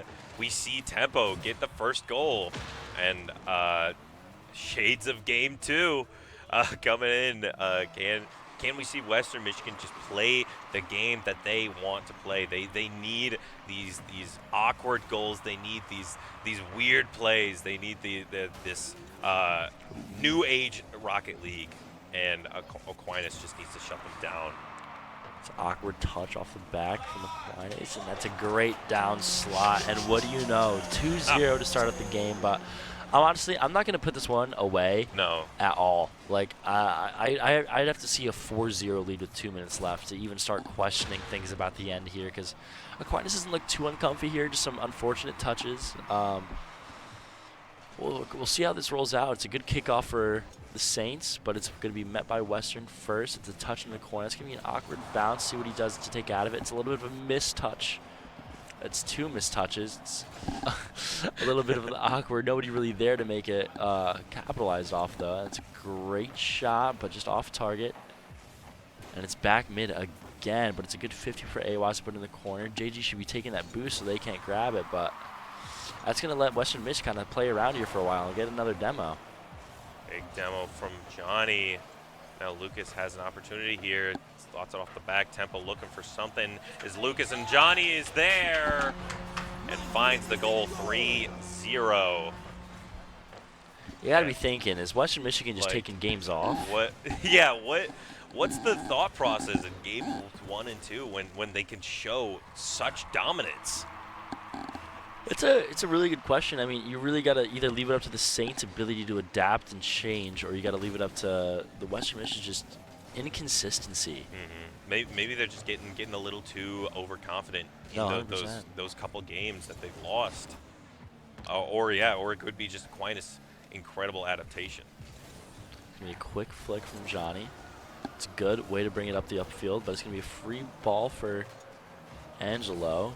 It's awkward. Back into the opposite corner. Johnny quick to the ball, tempo to follow it up. Maybe a little bit of a double. It's a good clear with a good follow up and another pop. Nobody really there. It was a double commit, but the demo does come through. Should open up some space on the back half. Can be met by a beat from Tempo. Oh, from Lucas. Apologies. It's JG gonna try and air dribble it up to the side. Quick follow up to a 50. It's gonna be a bang, I presume. Awkward bang. It's a great pass though. It's another great pass with the opposite team. It's a 3-man passing play with different colors. Lucas looking to get something off the center here. Johnny can't find that corner. Gets a good shot though. Now Tempo, that last man, avoids the demo from Awaz. However, Johnny gets a demo on JG. However, it's a 1v1. Awaz can't get the speed, can't get the goal there. And that's a save under. Oh, and a miss from Johnny. God. But Aquinas can't slot it in. Lucas gonna go for the musty, fakes it, puts it down. Tempo there to meet the shot. What a save by JG. A little bit of a double commit from the Saints. Oh, it's a missed touch by Johnny. That's gonna open up space, and it's back into their corner. Tempo taking his time up the wall, seeking his opportunities, and it's a great pass down to Lucas. It's gonna bounce up high and out. It's gonna be an awkward read for any player. Both miss. Tempo backwards, takes the shot. Lucas not going to be able to touch that, leaves it off for Johnny. Johnny up to the corner, going to try and put this down mid for sure, and he gets the opportunity, but Lucas can't reach it. And it's going to be wrapped around pressure again, and it's going to end up to a goal. I was just going to say it before they even did it, but like I said, I think we might see a game 5 here. Yeah, it really is the goal, and no pun intended, but Western is once again just showing dominance. They are showing that they have the technical skill. They have the ability to just win games like that and win 1v1s. And Tempo is just applying that pressure to the umph degree.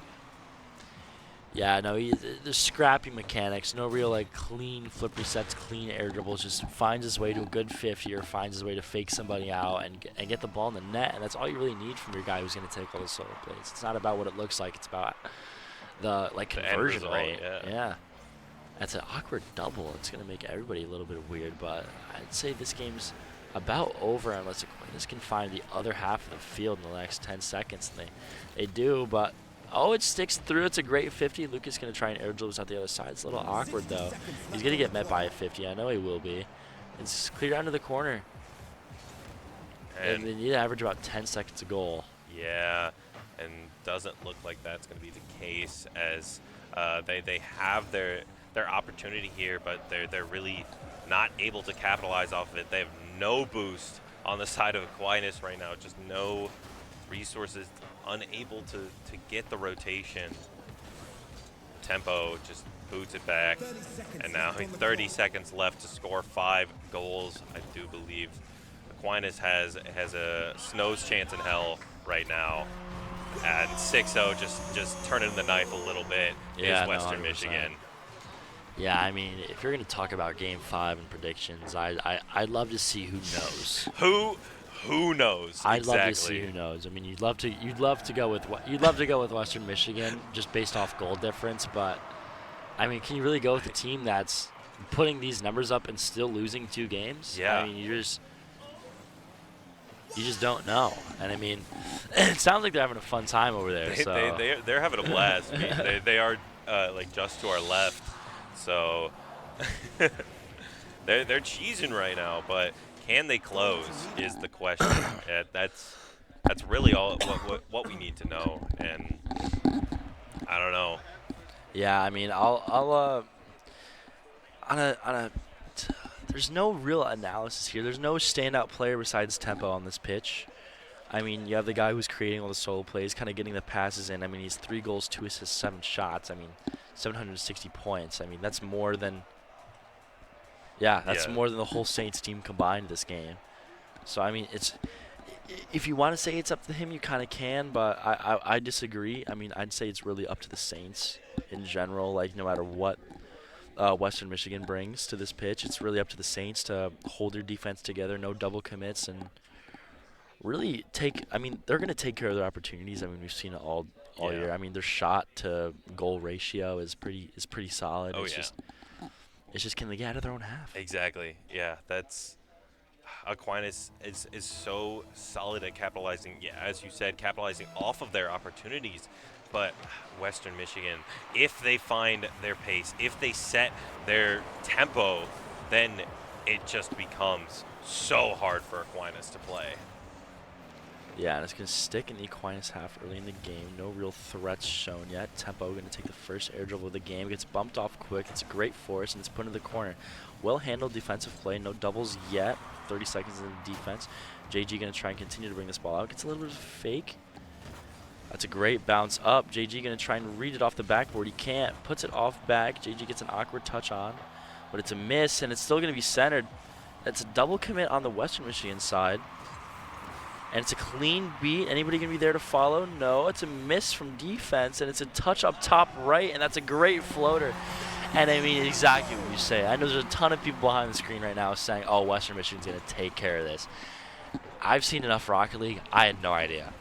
I have 10,000 hours deep into this, and I just have zero clue who's going to take this game away. Still early, but it's a great start for the Saints. That's not the start you want to see if you're Western Michigan.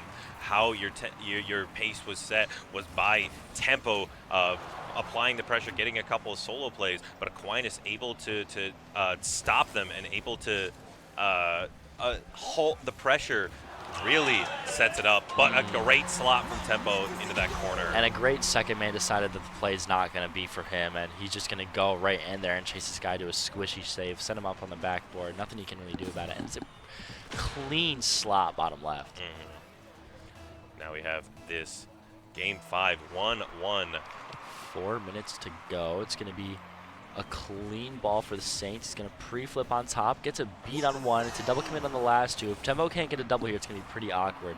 It's a great saving play. Off that double commit, it can get pretty weird if you can't get that ball out. And Awaz is going to try and go for another double. Oh, it's Tempo in the air, and you know what that means, and it's good play. Great play indeed. You find it, Tempo in the air going to be beaten out. Awaz. JG tries to pressure, but it doesn't matter. The second man's there, puts it into that open net. And now Western Michigan up 2-1. And Aquinas doesn't seem to be the best at playing on the back foot. So can they find a comeback here and make it? Awaz with an air dribble here. Gets a the flip reset over one. It's almost a good shot, but Lucas is going to be able there to meet it. Awaz, last man back. It's JG going to be taking this one out. He's going to toss it up over Tempo. Nobody there to meet it. A little bit of a double commit from the Saints. Kind of disagreeing on who goes to the ball there, but it's a good 50 by JG to keep it in.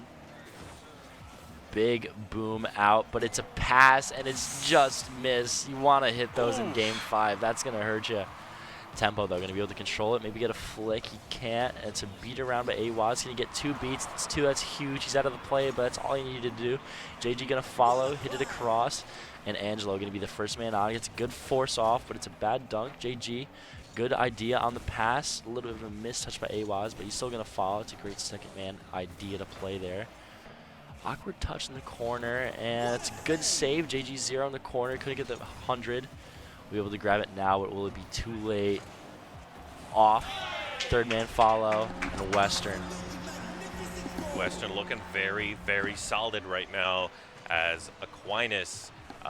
It's been on. We've been seeing a lot more yellow on our screen on the side of Western Michigan, but Aquinas just doesn't seem to be able to follow up these awkward situations. Haven't really been going in the way of the Saints right now as Broncos are looking very solid. Yeah, no, 100%. I mean, I'd say this is like the most even I've seen these two since Game 1, to be honest. Like, they just kind of found themselves in even ground. Everyone seems a little more mellow on their plays. Tempo still doing his tempo things. and AWA is still trying to be the main factor of getting the ball out of their own half. But I'd say they're pretty evenly matched. No one's really clear of this game yet. Western's taking care of their opportunities a lot more, a little bit less double commits, and able to get some more beats. But it's a great play by Angelo, but he's going to get sent all the way back to JG, who's going to get a catch up top. A little bit of a fake going. He beats one, gets a 50 on 2, and Johnny going to try and tap that back mid-tempo. Quick save by JG. He's going to be stuck in this corner for about 20 seconds. Tempo, tapping it in, still the same corner. Just can't escape. They just can't escape the constant pressure by Western. Stuck in this corner again, and wow, you really just can't leave the side of the field, huh? Flick above one, JG trying to get a clear out. A little bit of a settle. Lucas now needs to get something, or looking to get something started, and Aquinas can't seem to get it out of their half right now, as Western just is putting on that pressure. I keep saying that word, but you know that's the word to say right now. As JG finally finds an opportunity, beats out 3, triple commit on that half from Western. They all get beaten out by JG. No third man there, and Aquinas puts it 3-2. 1 minute left. Very, very doable. Yeah, a little too fancy to end the game. A little too much confidence from Western Mich, and they're going to hopefully not feel that pain off of that. It'd be a tough lesson to learn, but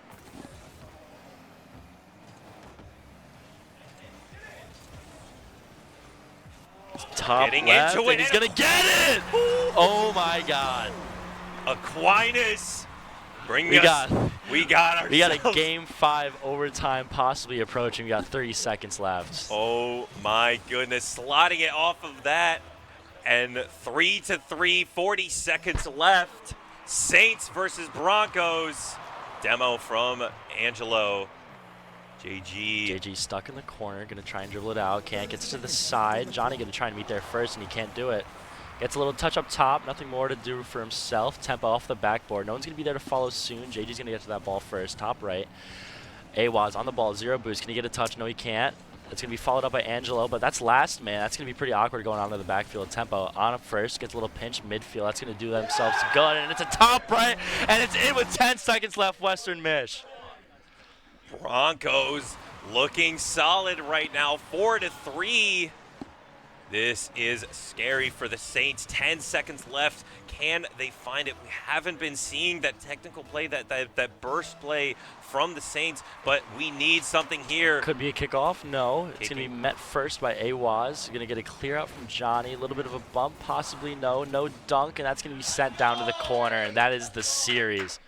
What a win for Western Mich. That was great lock-in from the Broncos there. Yeah. 2 goals in a row from Aquinas. They were looking so well poised to maybe bring that to an overtime, maybe even win the series. But the Broncos just locked in. That Game 5 wasn't as dominant as their other 2 wins, and you could feel the pressure being applied. But just a very, very great gameplay from both teams. Yeah, no, I mean, just 2 play style clashes full way through. Oh, yeah. I mean, you got a coach behind both of these teams trying to figure out what to do here. I mean, you got just 2, it was just a very mechanical, pass-heavy oriented solo play and just get the ball through, and you just have a defensive team who's going to take away most of their opportunities and kind of find the gaps that teams leave behind them. But Western, for 3 games out of the 5, didn't leave enough gaps to take over, and that's going to be series. Yeah, and what a series it was. Absolutely incredible stuff from both teams, and that's why you play Rocket League. That's why you watch Rocket League. That just sets like that, series like that, just get the heart pumping, gets the blood flowing. But I believe, we're in between games, so if you've been watching, you know the drill. I do believe we're going to be going to a break. Thank you so much for watching. But don't touch that dial. We'll be back soon.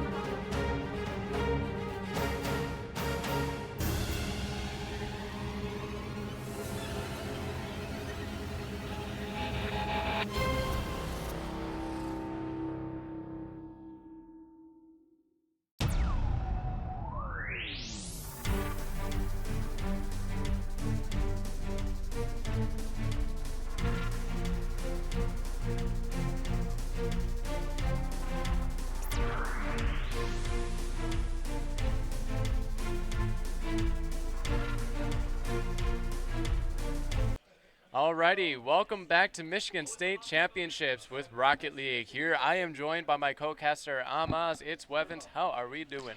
Doing pretty good, man. Just finished our games. How about you?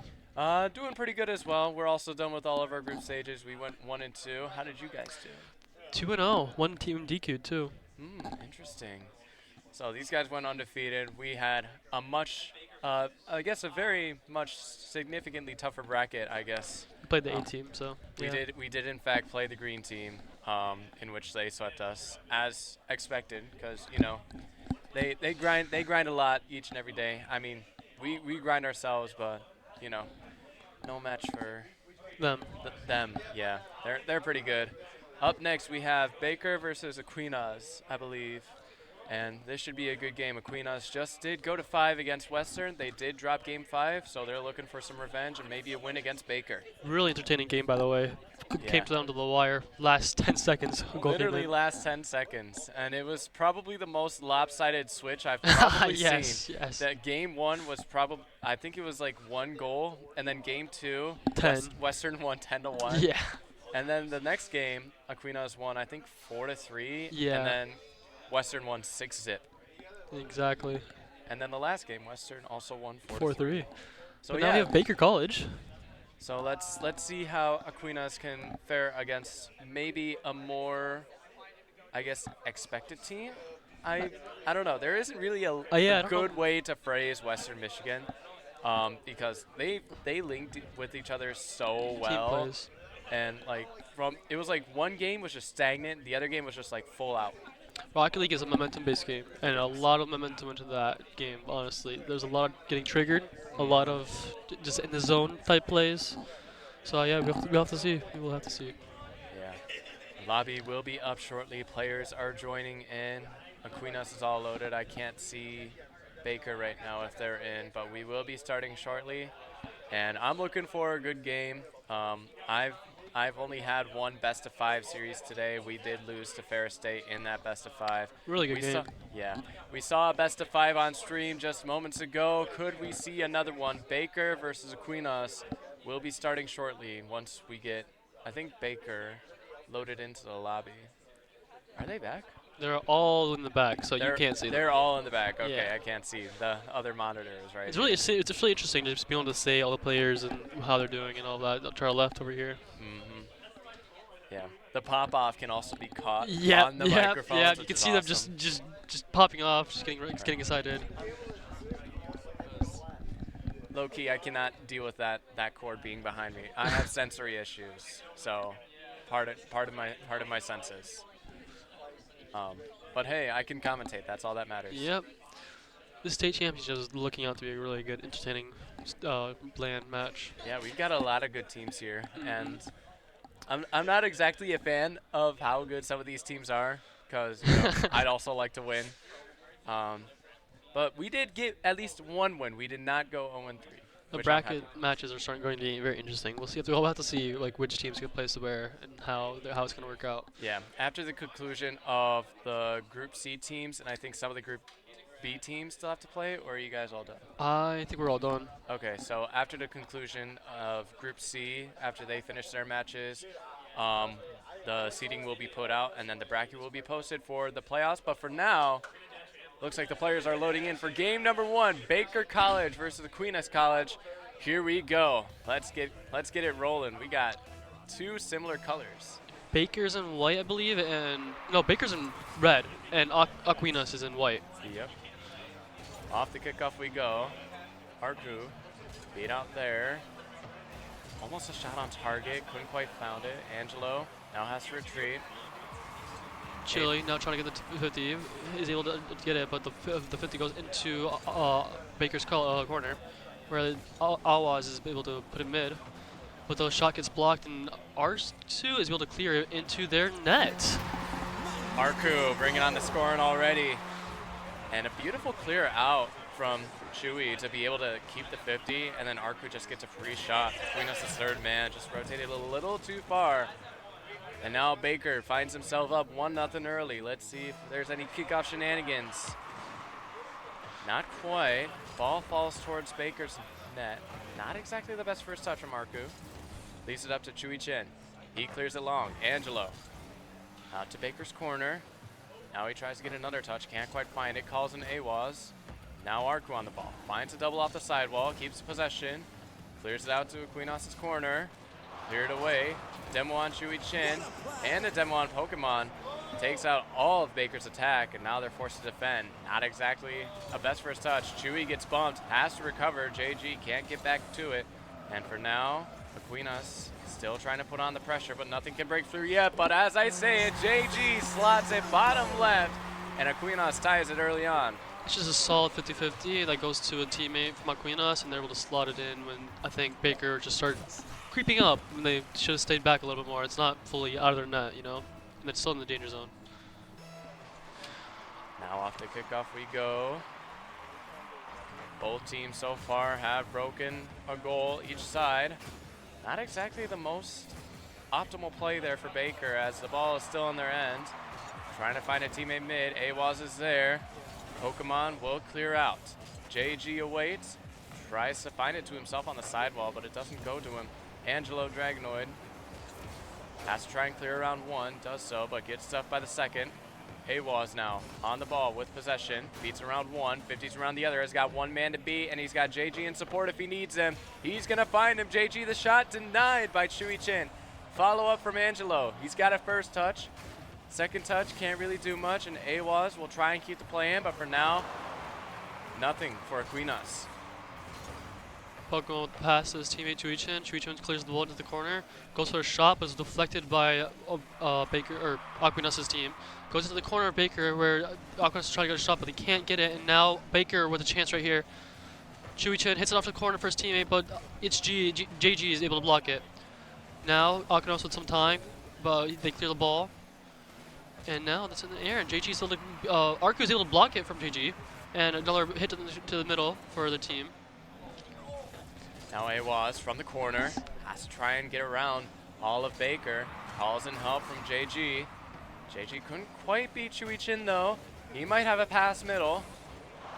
Does get stopped away. JG takes out Arku. Chewy Chin tries to get a shot on this one. Couldn't quite find it.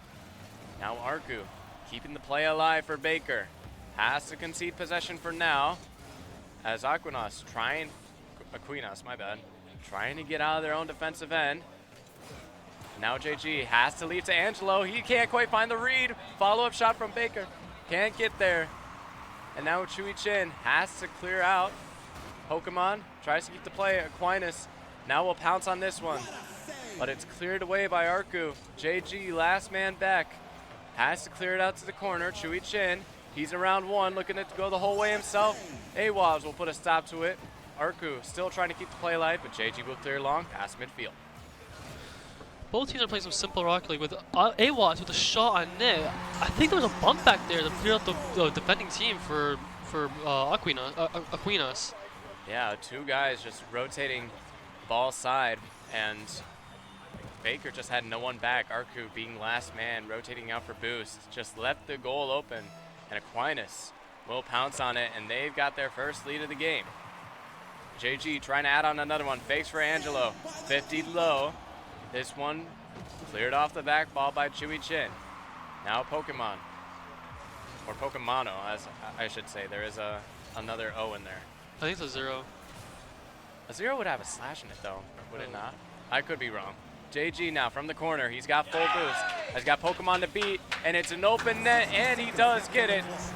JG doubles the lead for Aquinas. Aquinas with another great clear, but I feel like it's more just the overcommits from Baker just killing them, honestly. Yeah, not exactly doing them justice as that. They find themselves 2 down now with a minute to go. Gonna have to get it sorted out for this game number 1. As Pokemon couldn't quite find contact on that kickoff. Arku pass to Chewy Chin, 50'd out by Angelo. Now Chewy Chin trying to bump JG out of the way, but he's still on the ball. With about half tank of boost. He's over one, has one man to beat. Can he do it? Chewy Chin puts a stop to it. Now a 3-on-1 for Baker, and they can't find anything yet, but a good pass to get the ball to Chewy Chin. Baker within 1. It's just an amazing pass and an amazing shot, honestly, and then Aquinas just has one man back. Two other players are not there, have to get back as fast as possible, and Baker's able to take advantage of it. 36 seconds. Anything is possible in this game. Baker within 1. Chewy off the kickoff. Awas with the clear, has a bit of an open net if he can get the shot on. And he is, and it's a goal. Honestly, I think it's just overcommits has been the name of the game. Just every single goal has been an overcommit from the other team, and it's just the other team's able to capitalize on the overcommit. Yeah, as much as I like to say you have to play your third man high to try and get some offensive pressure going, that just didn't work out for Baker once again as they now find themselves down 2 once again. And they've got a little bit less time to come back as well. Awaz now on the ball. Looking to try and 50 to a teammate. JG looking to play lead blocker, does pick up the first.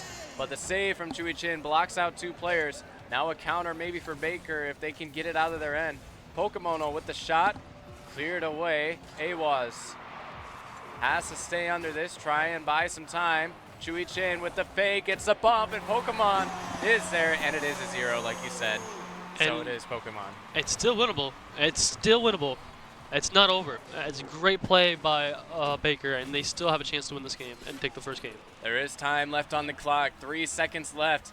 Baker just needs to get this one under their control and kept in the air. Awaz looking to ground, it bounces off the corner wall. Chewy has to keep it up. He's over 1. He's only got JG to beat for the moment, and it will be grounded down. And Aquanas will take game number 1. Very entertaining game, but they both teams Aquinas was able to win the game. Anyways, both teams are playing very solid Rocket League. Very simple Rocket League, not crazy, solo plays, but simple Rocket League. It doesn't mean it's bad, but they have to play it solidly. Yeah, they have to have their rotates Exactly. locked in. Can't overcommit, can't double commit, but they have to play it solid. First man, second man, third man. Aquanas has been burning Baker a lot on those overcommits. And Aquinas, my bad. my bad. We got production all over us whenever we butcher it. I'm not good with names, so my bad. Aquinas. All right, we're going into game number 2. Aquinas is up 1-0 in the series over Baker. And here we go, off the kickoff. Arku, yeah, it is right, Arku. Pass out to Angelo, he clears long. Chewy Chin looking to try and take possession. Not exactly the best first touch, but has to try and get a pop before he's demoed. Arku now, beat out by Awaz. Chewy Chin with no boost from the corner. Angelo tries to force for JG. He's almost got a shot on target, but doesn't have enough boost to follow it up. Does steal the corner boost. Looking for a double tap. Can he find it? He gets the dunk. And JG, beating out the entire team of Baker, puts Aquinas on the board. Just an amazing play by Aquinas, but at the same time, Baker, every single teammate was on 0 boost that whole time. It's just boost management is a very important part of Rocket League. Yeah, you can only do so much with 0 boost. They do call it 0 boost in a dream for a reason. Almost a kickoff goal for Chewy Chin. Angelo will clear long, but Baker still trying to put pressure on net. But Awaz with low boost, gonna stall time. Angelo's actually gonna cut him off. And now Arku on the ball, trying to clear it out for Baker. Now Pokemon looking to step into the play. Chewy Chin has to try and follow. Angelo there. Now takes it from the sidewall, looking to clear long. Trying to find something, but Baker doing well to fend off the remaining attempts that Aquinas has. It's in the corner of Aquinas' half, but Angelo is able to get clear. Trying to center for his teammate, but Pokemon is able to block it. Another 50-50 for Pokemon, but he's not able to score it. JG is able to clear to the corner, but Awaz gets bumped. Again, great demo by Chewy Chin, but honestly, it's amazing. It's like what you said, 0 boost in a dream. Every single one had a 0 boost, but the demo was able to create a scoring opportunity for Baker College.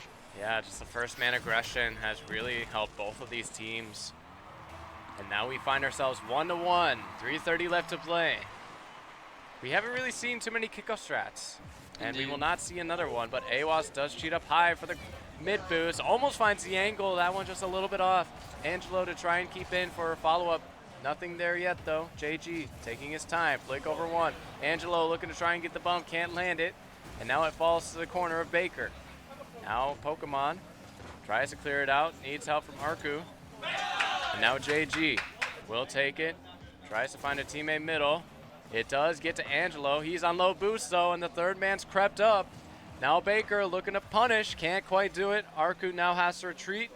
Possibly send it back in. Not the best first touch. Has to try and keep it away from any offense. Oh, Angel with the chance, but he's not able to score it. And they're now Baker's just trying to get the clear. But Aquinas with the pressure it's been very solid. I have to retract my statement, honestly. They've been doing really well in the solo plays this game. Just shows how different they can play different styles and just effectively. Now Angelo on the ball. Has to get around Pokemon. Awaz kicks it right to him. Angelo playing the blocker. Couldn't quite find the demo. But support does arrive for Baker. Now a counter for Chewy Chin. Looks to try and go the whole way himself and muscles his way in for the lead in game number 2. Chewy Chin, the big body, is able to just shove that ball through that net. Just really well played by him. Great 50-50. Just muscled his way in, and sometimes that's all you need to do. One-on-one, take the 50. You leave a teammate to follow up, or you drive it in home yourself. Now Arku. Can't quite get a good follow-up touch after that initial one. JG looking to punish, can't quite get it. Angelo now has to try and keep it in. Arku once again back on, leaves it for Chewy Chin. And Arku does get taken out, slowing down the attack for Baker. Now JG on the ball, beats around one. He's got to go the whole way himself with low boost, but doesn't beat the second man. Awaz now from the corner, takes a 50 around one. Pokemon looking to attack. JG cuts the rotation. And now has a counter, 2-on-2 for now. Awaz can't quite get to it. Arku is there. Now Chewy Chin. Pass to Arku, the shot on, no connection. Chewy Chin looking to try again though. Now Pokemon lofts it high. Arku is there. Just soft touch. Awaz double commit coming out from Aquinas. And now Arku pops it high. Angelo from the corner, leaves it to JG. But Aquinas taking a lot of time, but the time is starting to dwindle away from them, being down one. Yeah, the ball, there's a little bit of misses, a little bit of misplaced, but... Interesting. Interesting to say the least. Awaz just takes it in himself. The last man just doesn't find connection. Arku just jumps. Arku just thought he was going to bring that ball higher, but Awaz fakes it and brings it low, and a goal happens right there. You go. We're all tied up. 1 minute to go. 2-2. This next goal could be very pivotal. Awaz just beats out the first man. Looking to try and find a teammate mid, and he finds Angelo. Aquinas stealing away game number 2.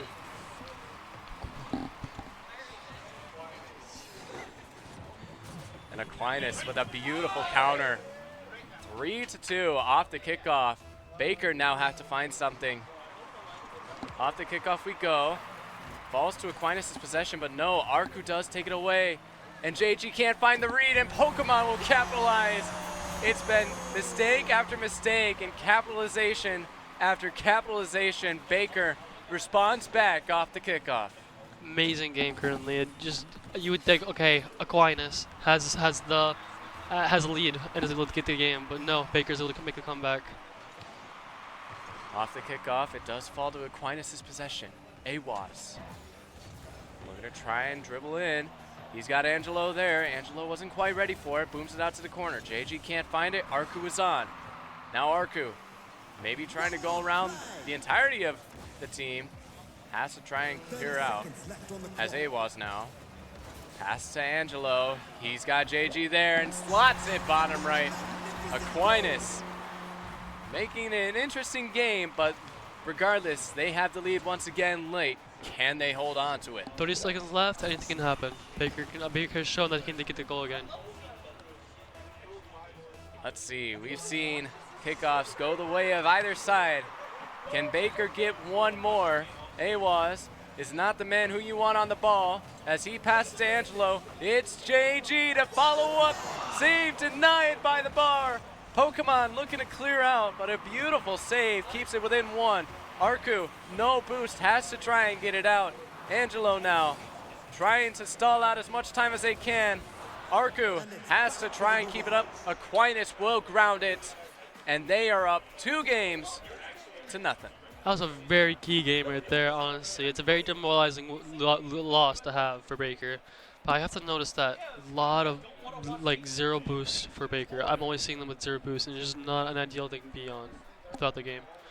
Yeah, they've just been really dependent on like rotating, and sometimes even that rotation can, like one small mistake can be so costly in the game of Rocket League, and you just really gotta figure out how to rotate off of big boost pads. You gotta go for some of those minis sometimes, because if you catch yourself rotating for a big boost pad that's not even there, then you're just getting yourself out of play, and unfortunately Baker has been doing a lot of big boost pad rotating, but Aquinas has done a really good job at just being able to starve them out to begin with to prevent any boost management for Baker College. I love the physical play coming out this game. We didn't get to see much physical play the first game, but this game, a lot of goals from the physical play, and then also solo plays. That first goal by Aquinas was just a very amazing air dribble. I think a double tap as well from one of the Aquinas players.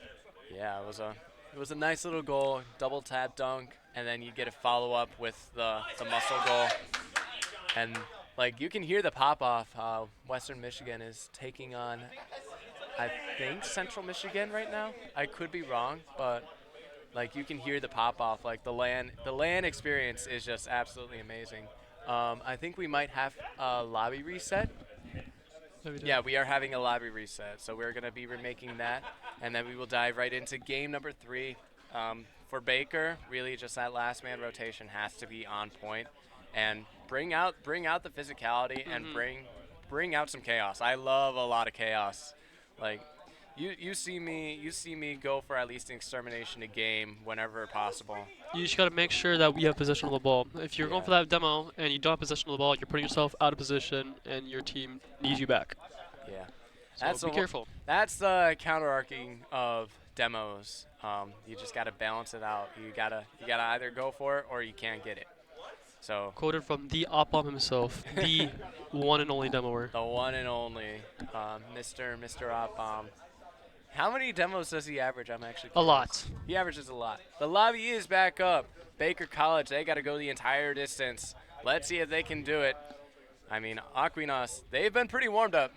Or Aquinas, I'm pretty sure. I've probably butchered that more times than I've said it correctly.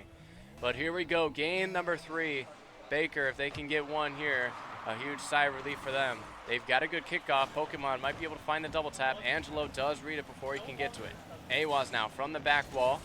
Takes it to the side wall. He's beat out by Chui Chin. Chui Chin looks for the shot, and he does find the first goal of game number 3. There you go. Baker College has their first goal of this game. If they can keep that lead throughout this game, they will have another chance after their sweep. A great solid shot, by the way, too. Good read, solid shot. Have we seen a reverse sweep yet?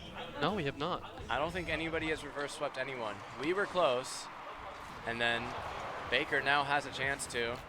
JG, though, history. trying to put a stop to it. Awaz looking for the shot off the demo. It's a little bit off. Chui does clear long. Demo's coming out from the side of Awaz. Almost an own goal coming out from Baker, though. Arku, a little tough to deal with that ball. JG gets out muscle. Chui Chin looking to try and put pressure on. He's over one. JG now pops it high. Cleared out to Awaz, shot on, saved away by Arku before it could get dangerous. But Angelo, he's on the ball. Good control, looking for a 50, maybe finds a teammate. Awaz, pass to it's JG, decides not to go, smart play. Keep the third man back if it doesn't look too good. JG now with a chance. He's able to get past one. Now just for his teammate, but he's only get to bump, and Arku is able to get the clear. Then Angelo with a shot, but he has missed. Chin now has a chance. He gives past one, can't get another, and JG's able to clear the ball away. A little bit of panic on both sides of the field. As long as they can cut down on that, I think both teams have a fair chance of keeping these scores. Great passing plays, though, I gotta admit. Passing play almost worked. Now Angelo trying to keep the play alive. Chui Chin has to contest here. Awaz beats him to the punch. Angelo leaves it for JG, almost rips it on. Arku with a good save. Already picking up a savior medal inside 2 minutes. Awaz now looking to try and keep the ball in. Pokemon will clear out of the corner. Awaz, good recovery touch to pass to JG. And now JG looking to find Angelo. He's actually going for demos, and Awaz forced to play back. Now takes it from his corner. He's got good control. Over one, he's over two as well. JG demos out the last man for the moment. And so far, nothing been able to capitalize off the demos. As we see trade demos coming back and forth from both these teams. Baker still with the only goal. It's just a waiting game. There's still 2 minutes, 3 seconds on the clock, and it just feels like there's a goal about to happen. Pokemon now with a chance. They'll hit it off backward. JG's did the clear though. Long clear for Angelo. He has a chance for Aquinas. Angelo misses the shot, and Arku's able to get the ball cleared. Follow-up touch is there. Pass middle to Chui Chin. Almost a shot on. And Pokemon, he's last man. Doesn't find contact. Angelo gets the beat, but Arku is there back in time. Awaz to keep it alive. JG lurks. He's going to back out, but Arku does not find contact. Chui now has to step in. JG a little bit low on the boost tank. He's under one. Trying to get past the second, does so. And it might be an open shot. JG couldn't quite find the redirect. Now Angelo being demoed. Slows down the defense. And now Angelo dead again. It's getting a little bit dangerous. Shot on. Denied by Awaz. Double commit from Aquinas. Now Pokemon. Cut off by Arku. Chui Chin keeps it up. And Angelo, a little bit of a tough read, does get it. Awaz attempting to clear out, but all of Aquinas on low boost besides JG, who's currently on the ball from his corner. Trying to pass over to his teammate. He's got Awaz. Takes out last man on Baker. Now Awaz, good control. Try and get a flick over one. He gets beat, but the last man gets bumped, and Aquinas is on the board. Angelo Dragon will get the first goal for them, and it's 1-1. I said it during the break. But the physical play has been very important in this game. There you go, a bump play to score the goal and tie it up. Oh no. Aquinas just completely stealing this game around, finding themselves down 1-0 late, and then a kickoff goal. The second man just doesn't read the straight shot, and there was no contact off the kickoff from Baker. And now, look at how the tables have turned. 2-1 in favor of Aquinas. I think the first goal shocked them, and they were able to get the mental reset after it, and just a goal follows after. And now another one might follow up as well. JG rings the barn out. Angelo to try and keep it in. JG gets demoed. Awaz actually does cut the play and doesn't find contact. Counter for Baker. Can they capitalize? No, they cannot. Chui Chin does pick up a demo, but double commit from Baker. That sends both of them. And now Awaz back the other way. He's got a leading blocker. Good save from Chui Chin to keep it a one-score game, but they don't want a one-score game. They want to win this or even take it to overtime just to be able to have some life. Baker College now dealing with pressure. 30 seconds left. Awaz from the corner leads to Angelo. JG picks up a demo on Arku. Will slow down the attack for Baker. Popped up high. Awaz is over the last man. Can he find the shot? It's off. Chui Chin has to get a touch. Takes its time, but time is starting to dwindle away. Final 10 seconds. Shot just a little bit high, and Baker all out of boost, all out of time. Angelo looking to put in the dagger, brings it down. Arku has no boost once again and can't keep it up. Aquinas will take it in 3 after 3 very close games. Yeah, it's very unfortunate for Baker. They were up 1-0 for the majority of that game, and then last, I would say, a minute 30, Aquinas got the 2 goals and secured the win. A momentum swinging game, and like you said it yourself, Rocket League is a momentum-based game. There you have it, case in point, 1-0 for most of that game, and then 2-1 Aquinas does find it. And that will conclude, I think that might conclude all of the group matches. We might have one more after this, but for now, my mind is telling me that we have concluded. So we will be back for more Rocket League action. Michigan State Championships. We will see you back soon.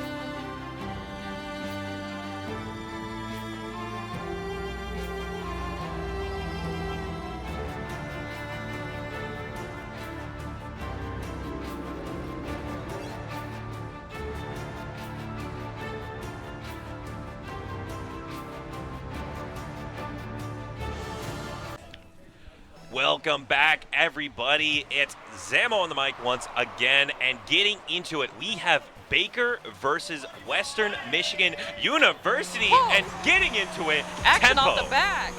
Oh my goodness! Immediately getting into it, tempo. There's a bit of a story with this match. So, the records of Baker College and Western Michigan University are very similar right now. So if Baker College is able to win this series, then there's a 3-way tie in Pool C for second place. Oh, so geez. it goes down to like scoring and how many points you got in each game. Yeah. And but if Western Michigan wins this, they secure second place for the pool, and they secure making it into the bracket stage. But if Baker's able to win this, as we're seeing there, we get a 1-1 tie up from Baker, just getting into it. Then we could be seeing a 3-way tie in Pool C. That would be fun. That would be really fun. I do believe if it does go to that, then I think Western Michigan has a solid chance of still making second because of their set against Aquinas, where they scored like 20 goals. Yeah. Makes sense. We'll see, though. I mean, looking pretty even right now. We're a minute in and the score is even. What I've noticed from Western Michigan University, and if you were watching earlier, I was talking about it with Morvu, just they play this scrappy, they play scrappy, and they play hard and fast. Western Michigan, they always look for an opportunity to get their show off their tech skill, show off their little tricks and their little stuff. Nice. We like to see it. Oh yeah. We like to have fun here. Oh yeah, we do indeed. And Western Michigan really they've been bringing the energy in the land today.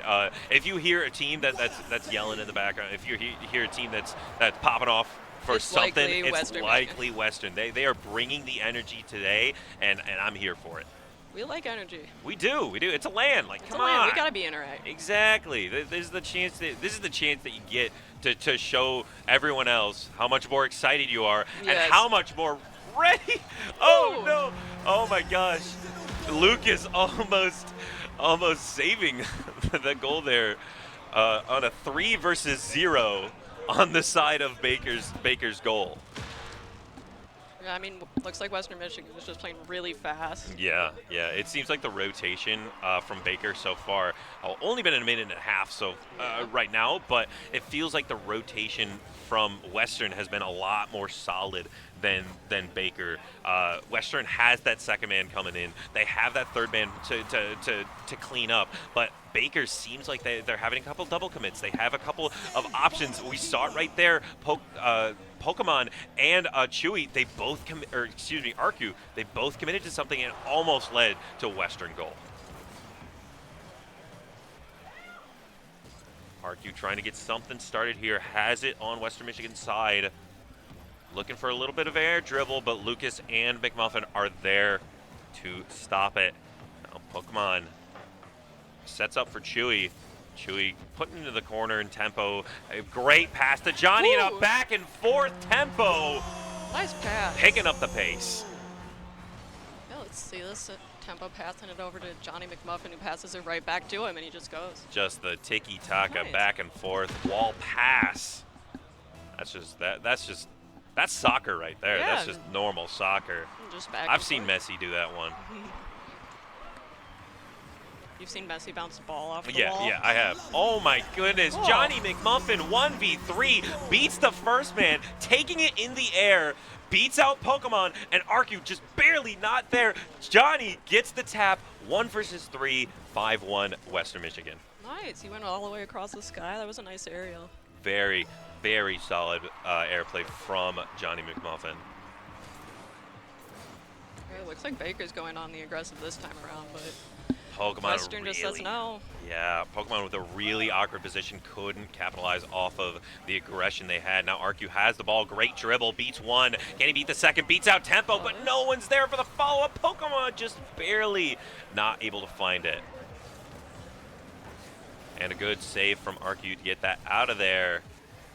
Good touch, but Johnny McMuffin is there to beat Pokemon and Tempo. Finding the touch. Lucas brings it up the field, and now Arcu in a 1v1. Arcu beats it, but Tempo is there. The second man That was clean. is always ready. Tempo playing to their strengths. The pass off the corner over to Lucas, who then just escorts it across the Great map over to 50. Tempo Yep. to put it in. Like, Yep. that was really well played. Oh, yeah.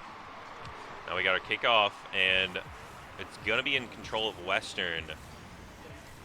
And Johnny looking for something, but Arcu beats him out. It doesn't matter. Lucas is there. The Beautiful. second man Yes. is always there. Their rotation is The so clean. rotations are clean. The mechanics are clean. Yep. And Western Michigan is kind of just firing off on all cylinders right now. Yeah, they really are. This is the case for Western Michigan being the second seed of their pool, as Central Michigan is the first seed of Pool C, and they have secured first seed position. But a good demo from Tempo. Now Johnny has no boost, not able to carry as much as he would have liked. Now Arcu misses and leaves it up, triple miss. Baker gosh. is kind of struggling to hit this ball right now. And Tempo, and finally Arcu clears it out, but after a bit of a struggle, now it's a 2v1. Tempo and Johnny back and forth, can't find it. And now Arcu, it's a 1v0, and yeah, that was boy. a triple commit. Yeah. Western couldn't find it, and Baker just gonna slot that in. No, this is really funny to watch, That actually. that was a movie. Arcu's like, oh, you're not gonna take, you're not using this. Let me slide this one over here. Now we got a kickoff once again. Ooh, good kickoff for Western. Tempo has control, has boost. Can he beat out Arcu? But Arcu gets a good beat. Johnny looking for the dunk, doesn't find it. Lucas 1v1 against Chu. Johnny now has it in the center. Tempo on that second. We have 3 in the red half. That's a double commit from Western. Will they be able to capitalize off of it? Tempo gets beat out by Chewy Chin. 30 seconds left with a 5-goal deficit. Baker looking rough right now. Yeah, I mean, Western kind of got an early lead on them pretty quickly and just kind of carried that momentum forward for the entire round. It's really hard to catch up, especially at this point right now, but definitely good information for Baker to use in the next couple of rounds. I mean, considering the scoreline, it was a lot closer than you would think. It's just definitely Western Michigan is playing very well right now. Like, Tempo is just the tempo. He's controlling that tempo really, as far as I can tell. Like, if he wants to go fast.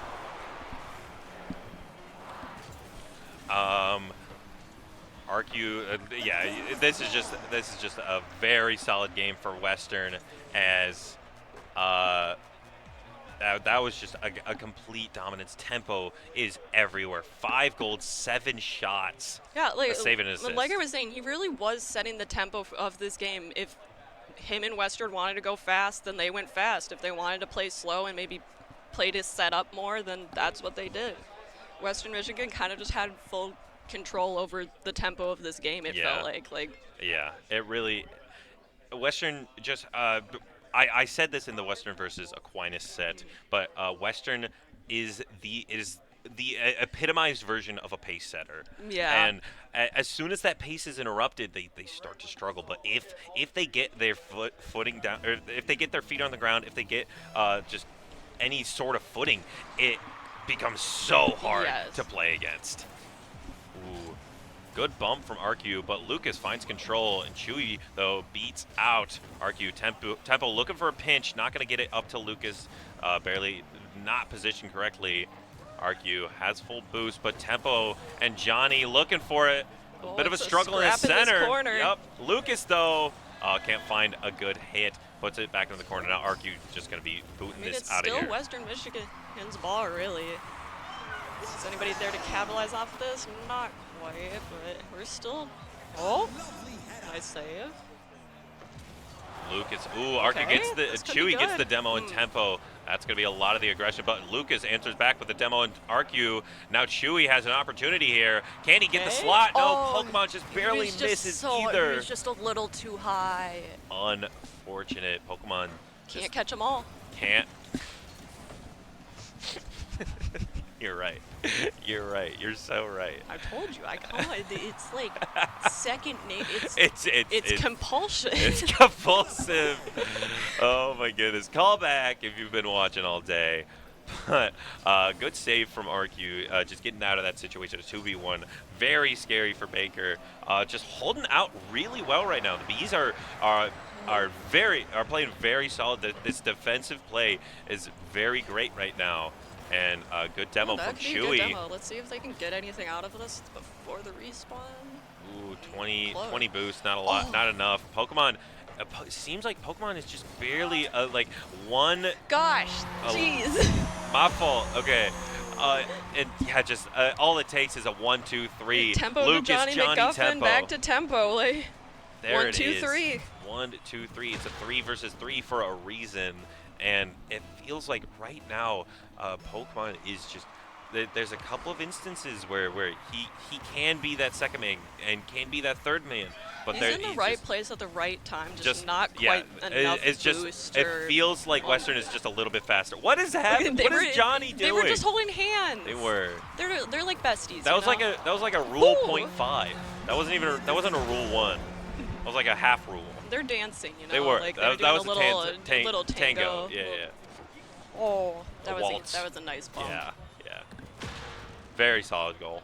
All right, blah blah blah blah. Western Michigan taking the lead 2-0 right now. Yeah. With 3 minutes on the clock in game 2 of this best of 5 series. Lucas has an opportunity here. Gets a good pinch, but Arcu has control over the ball. And Arcu beats taking it out away. Beats out Johnny. Now it's Lucas in tempo. Lucas with the pinch. Gosh, gets it out of Lucas. there. Tempo just barely misses the ball there. Now Lucas, Johnny, that last man, has a 3v1 right now. Tempo able to make it back, and Johnny gets that save. I really feel like Baker has the right materials to be doing well here. It's just putting it together. Like, I see them having these great ball control moments, these great defensive moments, but then it's like one step behind maybe. There was definitely that was a triple commit Yeah, right there. there was a triple you commit there. needed that. You needed your third man. You need to be communicating that I'm going for the ball right now. Yes. I'm staying in goal. That was an instance where you needed to be on the mic. You gotta be on the mic. You gotta trust your teammates. Like, if somebody's job is to be on the goal, then trust they're on the goal. Yep. And then if they're not, well, their fault. Yeah, exactly. And if they don't Johnny. comment, also their Yeah, fault. also their fault, exactly. That's why communication in any team game is one of, if not the most It important is- skills. In my opinion, as a coach, it is the most important skill. If you're not Yeah. talking, then how is your teammate supposed to react in time? Exactly. Like you can have as much mechanical skill yeah. as you have. You can 1 versus 3 in Rocket League, but if it doesn't matter if your defense is so lacking. I always think about it as like a dance, like when you're trying to coordinate a dance squad. It's through the practice and Yep, repetition that you can sync up like that. And in team games like this, a 3-2-1 call goes a long way to Yep, sync up. it does. And it's practicing that consistently, like every week. Gosh, put the ball in the goal. Tempo bumping Lucas away from the Ooh. ball, and McMuffin getting That a was good a demo. cool on- demo. on- That was a on very Pokemon. cinematic that demo. was cinematic. That was Fast and Furious right there. Oh yeah. Ooh, surprised Tempo didn't Tempo get the demo takes there. that from Ace. Gets bumped, but it doesn't matter. Johnny is there. That was clean. 4-0. I liked that. That was a cute. cute play. That was cute. Tempo just taking it, Good you know, bump bumping on off RQ. ACU, Yep. and then Johnny McMuffin just Great. there to secure it. Yeah. Oh, that was good. Very, very solid play. Western Michigan got that team play down. It's They just really do. Baker just kind of, you know, it just again it feels like they're a little bit behind, just like one step. Like Mm-hmm. they have the mechanics. I see them making these plays, but then Like, where is our goalie? Yeah, that like we can't beat all three. Like Yeah, Chewy like, is where are trying. we? Chewy is trying to rotate. He has he's getting his boost, but we see that RQ and Pokemon are just up there in the goal with no boost, and just leaving Chewy out to dry, leaving whoever is going for that goal and going for their rotate. Yeah, and with like less than a minute on the clock now, it really is looking like Western Michigan's game for this game too, which will then bring them up to 2-0 for this best-of-5 series. Chewy now has an opportunity here. Johnny McMuffin with a lot of boost though and tempo, able to beat Chewy Chin to that goal. Now tempo with an opportunity, but RQ beats it out. RQ beats another, gets a demo, and finally scores a goal. Hey, we take those. That's a goal. They're still in this. I believe in Baker. I think if they just like clean it up a little, you know, calm, talk, keep the energy going. See, Just because you're down a couple points does not mean Yeah. you can't keep screaming. That's the team play we need to see from Baker. That demo from Chewy was incredible. Yeah. And just in order to facilitate RQ scoring. As we say that, Western Michigan just gets an amazing pass to center off that corner, and Johnny slots it in top left. Somebody got to get him a McMuffin for an award, you know, for all of his hard work. I'm struggling now. Yeah, that one's a tough one. I mean, I I was assume thinking- he I was- likes McMuffins. Yeah, I was like thinking something McMuffins. along the line of like a MacGuffin. Like A MacGuffin? Oh, yeah. He's like the end goal. I had to remember what a McGuffin is. Yeah. It's not a word you hear too often. It is not. It's a good one. It is a good word. Oh, and Lucas finds another one. That was kind My of cheeky. goodness. Johnny with a good off pass off the Johnny. corner. Lucas comes in. He's like, boop. That was a solid hit. No, I mean, how do you feel Baker needs to go about this, honestly? I think just what we said, it feels like Baker is double committing, triple committing to these options that don't require such overextension. Yeah. I mean, I agree. It feels like I don't know much about Rocket League. I don't think you need 3 people trying to control a ball at once. Maybe 2. Ideally, just 1.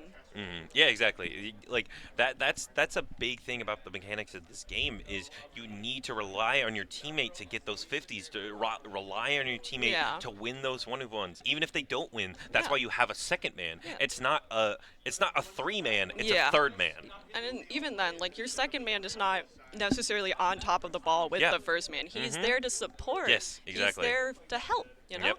He's ready for the pop-up. He's ready for the 50. He's ready for something to go wrong, something to go wrong, or something to go right. He's ready for a pass. Like that. That's the importance of rotation. You gotta and the trust your importance of position. teammates to do that, though. Yes. Like, if you see your teammate going for that at one to try and defend the ball, you gotta trust that they're gonna do it. Because if you don't, then that's a misplay. You're putting yourself in a bad position a lot of the time.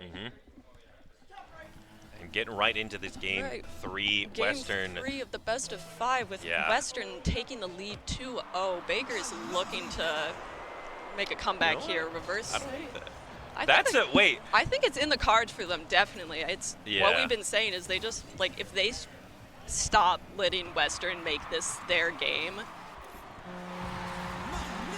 Of course, tempo out here being like, yeah, no, I set the tempo of the game.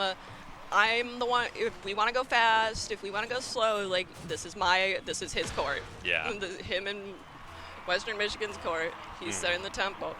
You just can't let him do that. Is the thing. You gotta make them play into you.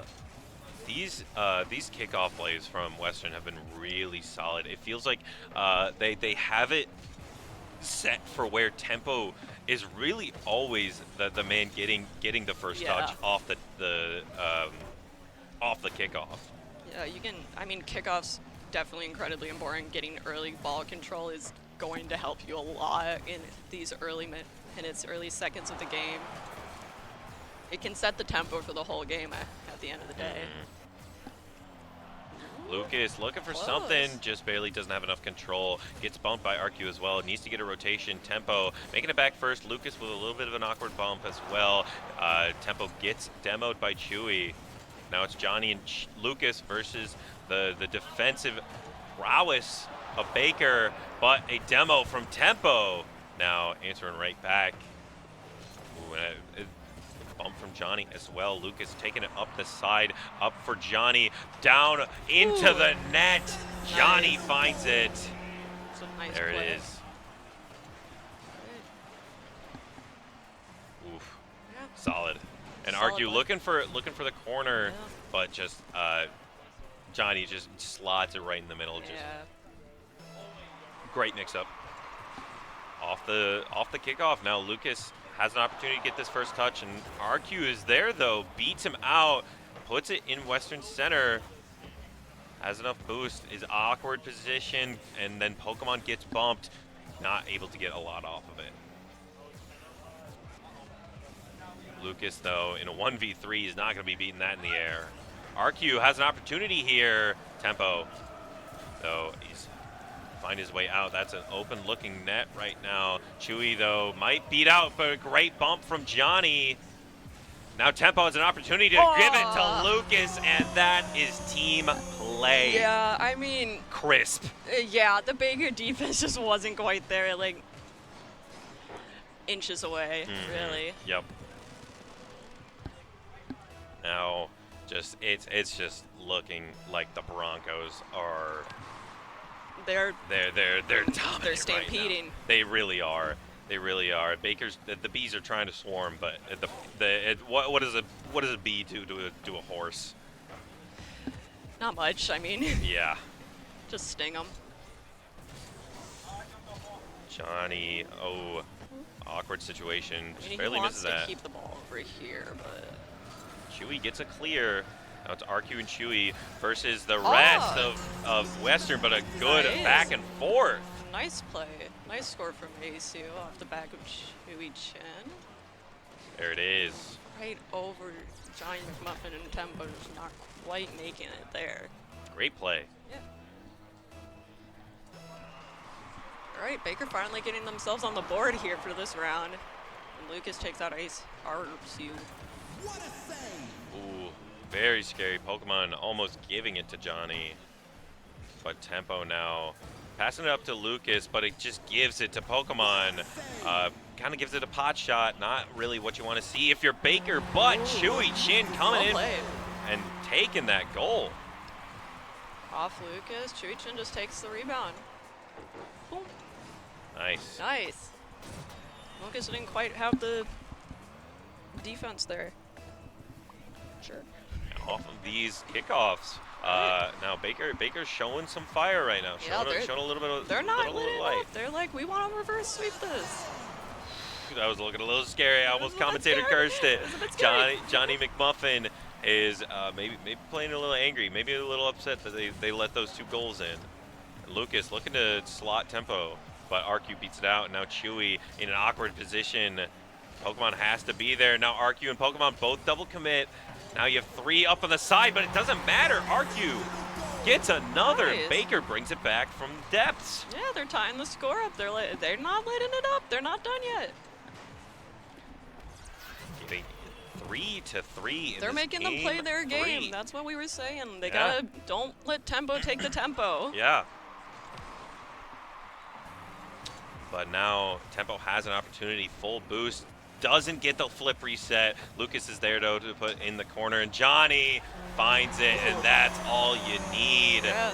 Just the threat of Tempo. We saw both RQ and Chewy were just waiting for Tempo to do something, but Yeah. the fake was all that he needed. It occupied both of the players. Yeah.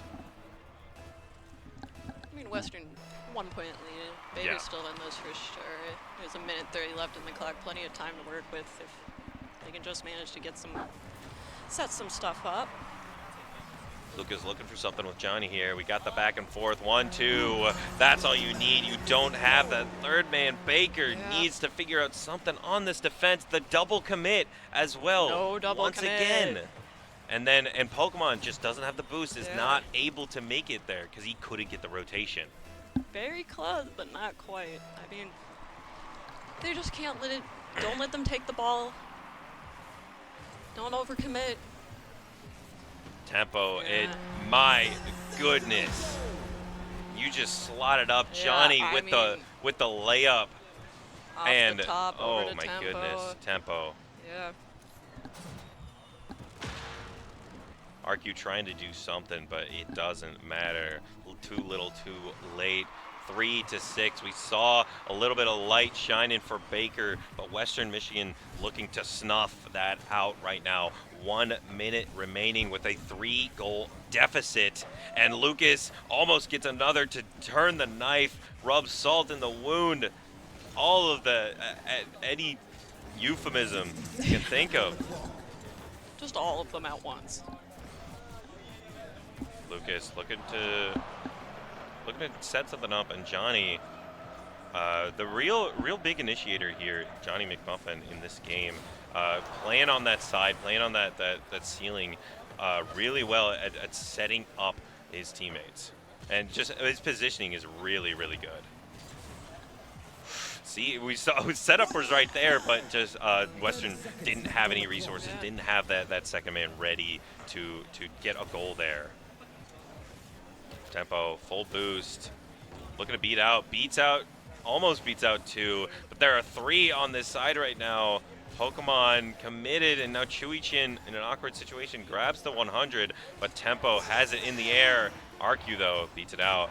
7 seconds left. I don't think it's possible for Baker College, and that is going to be in a couple seconds. Soon? A 3-0 victory for Western Michigan.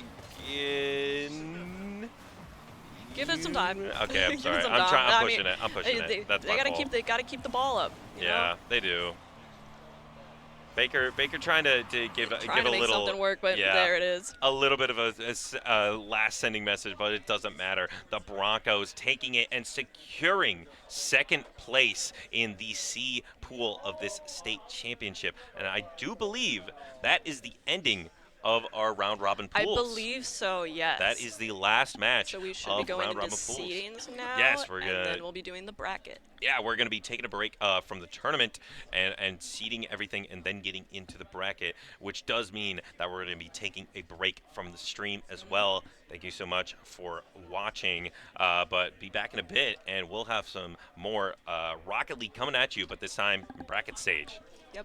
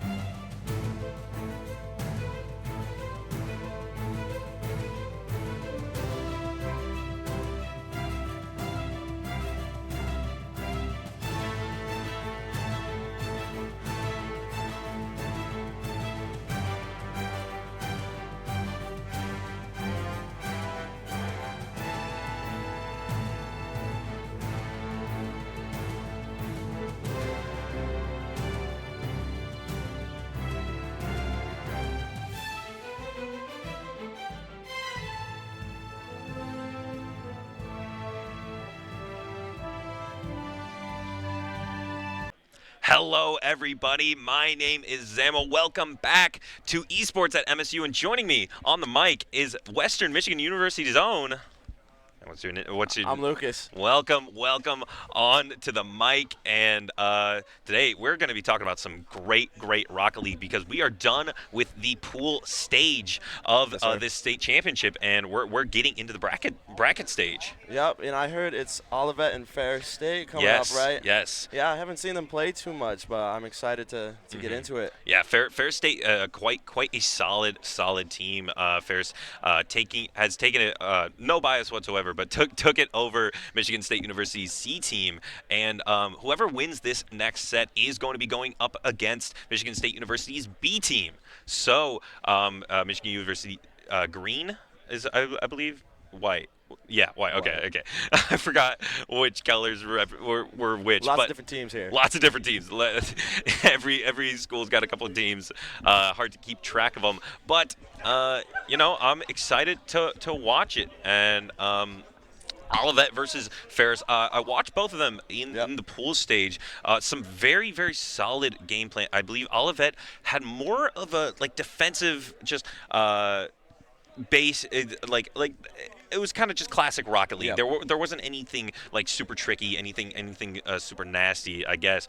But then Ferris had some sauce. I guess is how I would describe it. They had a couple players that could play well off of each other. Could really play well on their own as well. So I'm excited to see how that clash of game plan is really going to work out. I think a team that can play well together is going to beat a team that does play more rotational, because you'll catch them on that rotation and maybe score an easy goal off that, especially if you're using your teammates. So I'm excited to see how that kind of plays out. Exactly, and you definitely have more experience with Rocket League in general, so you can definitely walk me through a lot more of that strategical side of things. I guess I'm just here. I'm here for the voice. I'm here for the color. But hey, we love the personality. Exactly, I'm the personality hire. Exactly. That's what we need. That's what we need here today. Exactly. Keep it hype throughout the entire tournament. Of course. And I will bring the hype, no matter the game, no matter the play style. Gonna keep it going, but the Comets versus the Bulldogs. It's I think we're getting into it. I think I just heard someone say that, but you about to start up? Maybe not, but I don't know. Well, we can keep it rolling then. Who do you think the favorite is so far? No bias. You can. No bias. Awesome if you said us, but if not, the whole thing. Oh, I mean, I gotta give it to my guys. I gotta give it to MSU. Did just win the big esports championship. Yeah, congrats to them. So yeah, congrats to them. Big ups, back to back, I believe. Wow. So I gotta root for the green and white. Definitely, come on. That's respect. Hey, and no bias here. Because I'm kind of with it. I'm playing, but is it green? That's the main team. Yes. The green, that was definitely a team we were looking at coming into it. We know that they're a very solid squad. Oh yeah. So I'm haven't seen them play yet, but I'm very excited, down the line to see how everything plans out. But yeah, moving forward, I know they're the first seed right now, right? So I know they have that bye. Oh, it looks like we're getting into it. Yeah. Ferris State, Olivet. Let's get it. Ferris State, the SFR, really, I believe, from what I watched, SFR really the finisher of Ferris State. Really is always in there, always that second man, always ready for something. And Sky is the first man on that ball. Just Sky is he's ready. He's ready to play that air ball. He's ready to get in there and get active. He's beating their first man and getting ready to play. But Olivet right now putting on a little bit of pressure. Definitely going a little quick here. Yeah, and I see what you were talking about with that rotational play. And it looks like we got an early one here, right off the side. Just barely. Just Sky keeping it inside. Big play, though. Fake. Oh, in front of the net. Very, very close. Yeah, looked a little panicky there, but no biggie. Yeah, still in front of the net for Ferris State, it looks like. Ooh, Compulse just barely missing that. Now SFR has to find something here, but Compulse just getting that out of there. Putting it in center, a little risky, but big play, not able to beat SFR. With the pass mid, just gives it away. That's okay. It's just sometimes, if you see a lot of panic from players, they will just put it in, and it looks like big play. Puts it in just in front of the net. XO Riz putting Ferris in an awkward situation with a good play, and then big play just getting in there. Just looked like a little awkward from Ferris State. Again, if they keep up that rotation, that'll work out the kinks itself. But, yeah, first goal goes to Olivet. And the Comets playing pretty well now. From what I remember, Exo Riz was really the star player for Olivet. Has great defensive play, has great rotational understanding, and is able to play just any of the positions that are required. So, and we saw it right there. It really set up the goal that Olivet was able to score. Definitely. And you can see when he rotates back on defense, too, he's not playing too aggressive of a game. He knows that he's got to be that rock for Olivet. And, you know, a player, when they know their role, they can definitely go out and get it. Yeah, of course. And just sitting right there, stopping that center ball from SFR. Compulse, though, finds something. And now Exo Riz has to get something, but a demo on Mendy. Ooh, little scary. See if they got something here. Little shot, maybe open, cleared out. Great rotation from Ferris State, getting back there, getting that ball out of their net. Yep, and it seems like Ferris State has been holding on to most of the offense so far. Olivet kind of fighting for, I don't want to say they're fighting for their lives in their half, but I mean, they're one up right now, so if they catch them up, pushing up too far, I think that could end up with a goal, and we got XO putting it to the backboard. See if there's a shot coming off. Sky getting that out there. Bit of a double commit from Olivet. Now Exo Riz has to 1 versus 2. Compulse beats him out, but makes Sky a little awkward, so unable to apply the pressure off that. Mendy! Good shot. Yeah, that was a 3 men on in Olivet's half, so Mendy just had the opportunity right there. Nothing that Ferris State could have done at 2-0. Yep, and that's something I was talking about. You know, when you push up too far, it leaves that net open. And Mendy did a good job of beating the guys that he needed to beat. Yeah, it's just a goal from there. Yeah. This is looking like a really Olivet has a game plan. Ooh. As I mentioned before the series started, just like they play just textbook Rocket League. They are playing.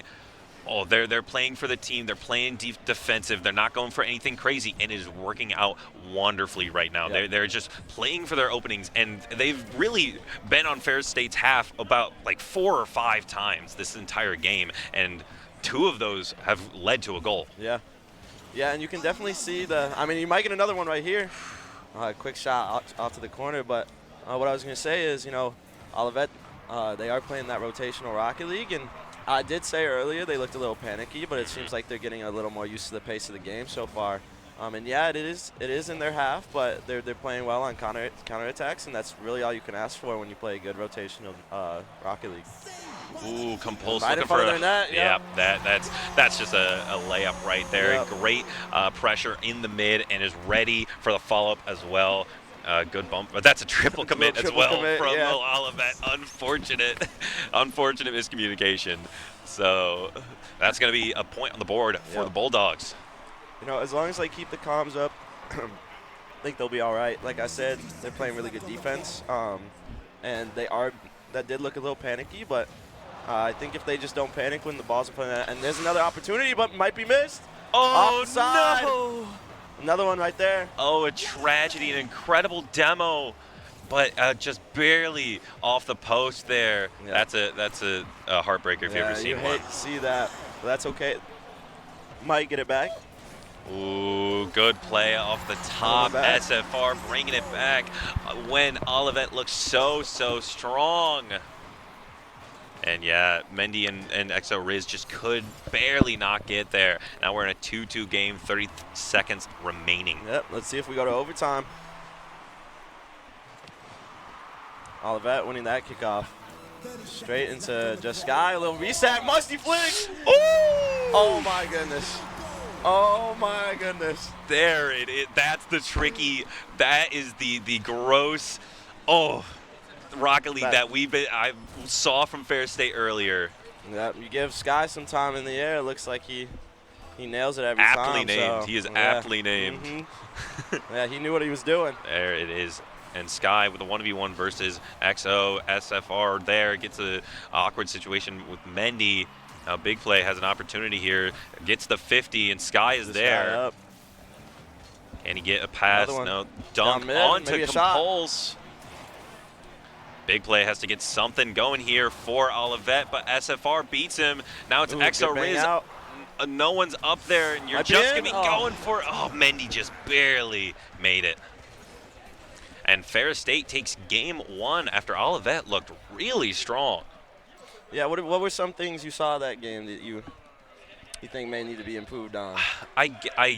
The triple double commits from Olivet. There's just a couple of situations where they get a little too scared of what Ferris State is going for, that it just forced the goal for Ferris State. Like 2 of those goals, I think, were because of a double commit or a triple commit, and it really puts them in an awkward position, and it's really, really bad. Definitely, yeah, and I can agree. Like I was saying, when Olivet kind of gets far into their own half, they really play like deep inside the goal, and that puts them in the position where it does put you're awkward. You're not going to be able to make those saves.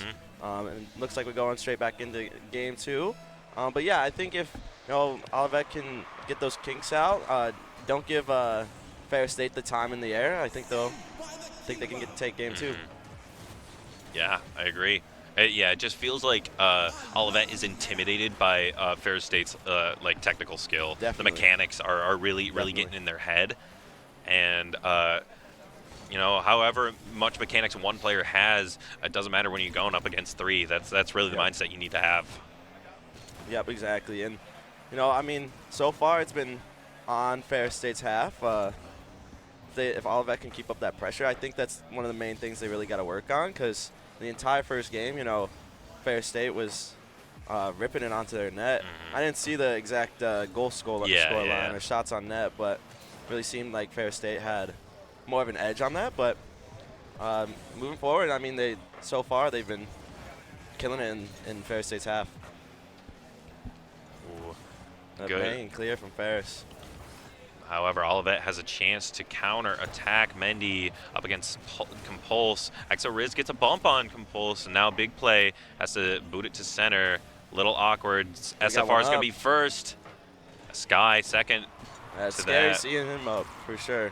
Compulse, though, looking for the bar down. Not going to find it. Now SFR has a pinch. Trying to find something. Gets it to Sky, but Mendy with a great bump. Net. You can shoot.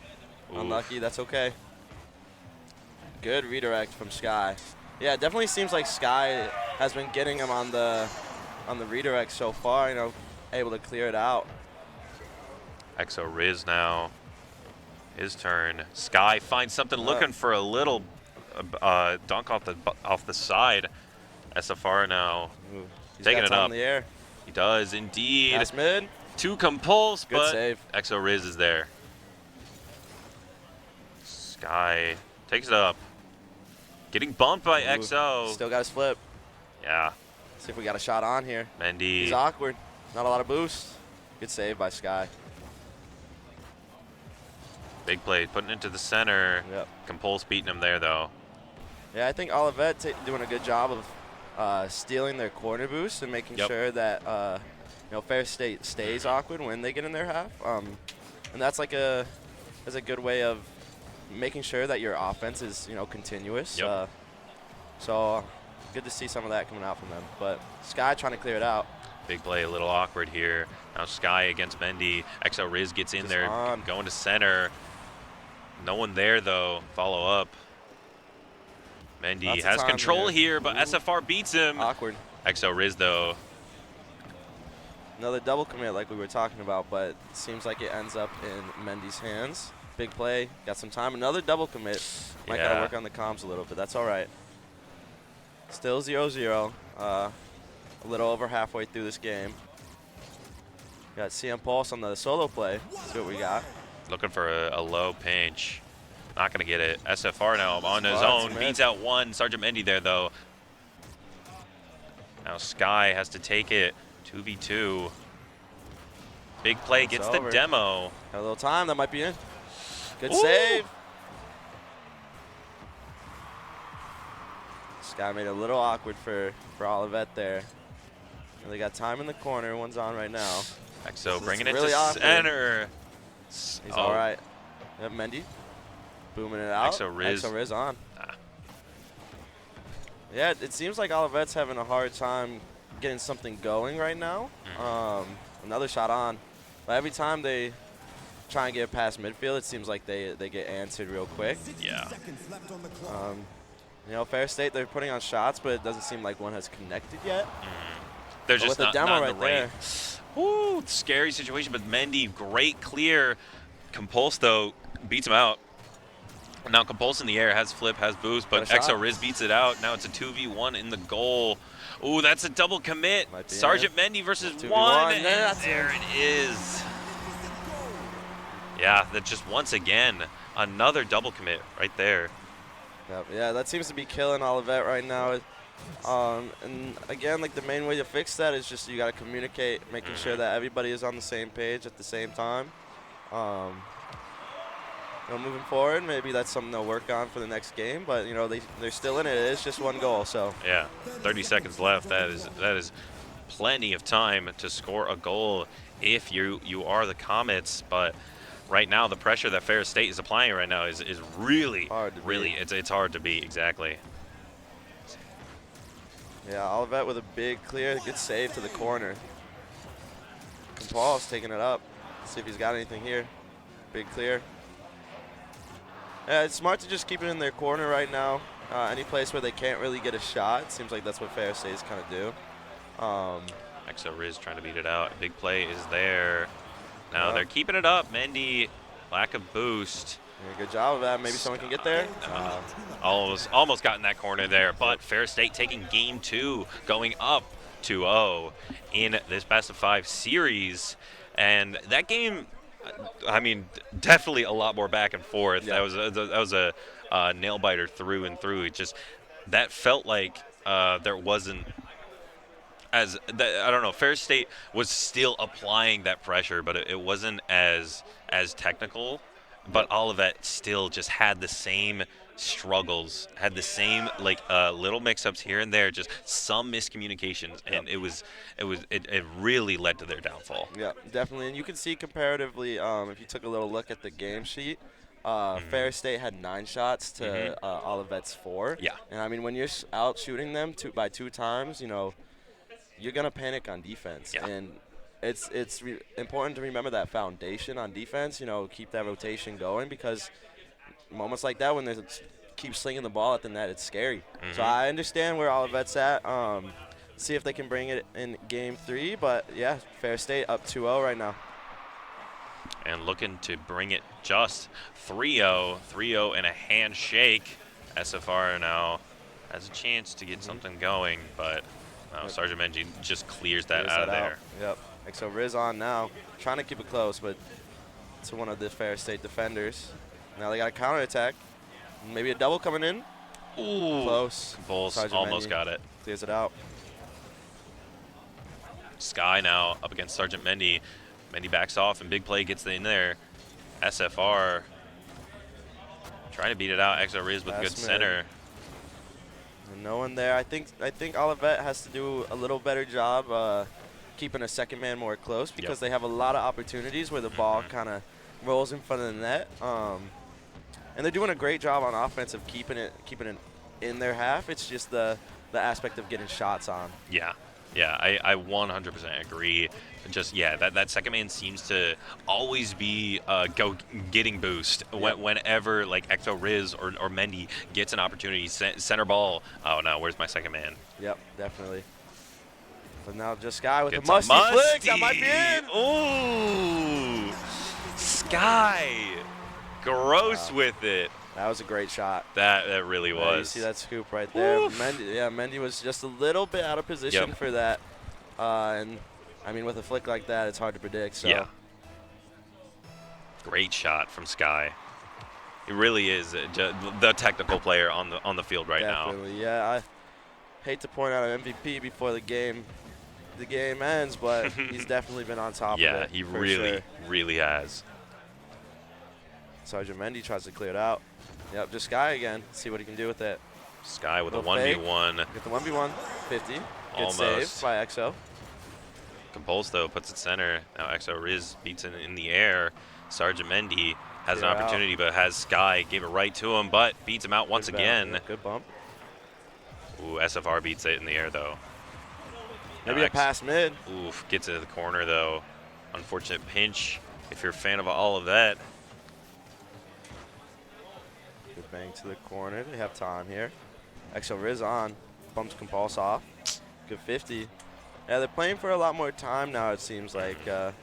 And so far, there hasn't been as many shots from Ferris State, which has been keeping Olivet less panicky, and I like to see that. Got Just Guy up again, though. Has Well, boost, reset. gets the flip reset, gets a little bump, but Exo Riz is there Good save. to get that out of there. Now SFR meeting it in the air to Double. Sergeant Mendy. Way to clear it out. Just Guy pitches it backwards. That's all right. Compulse is back there. Exo Riz on. Maybe have a shot. A little Oh. wide. Saved by the SFR. Now Mendy trying to SFR go now. 50. Sky gets there. Big Play finds it, but a demo on Big Play.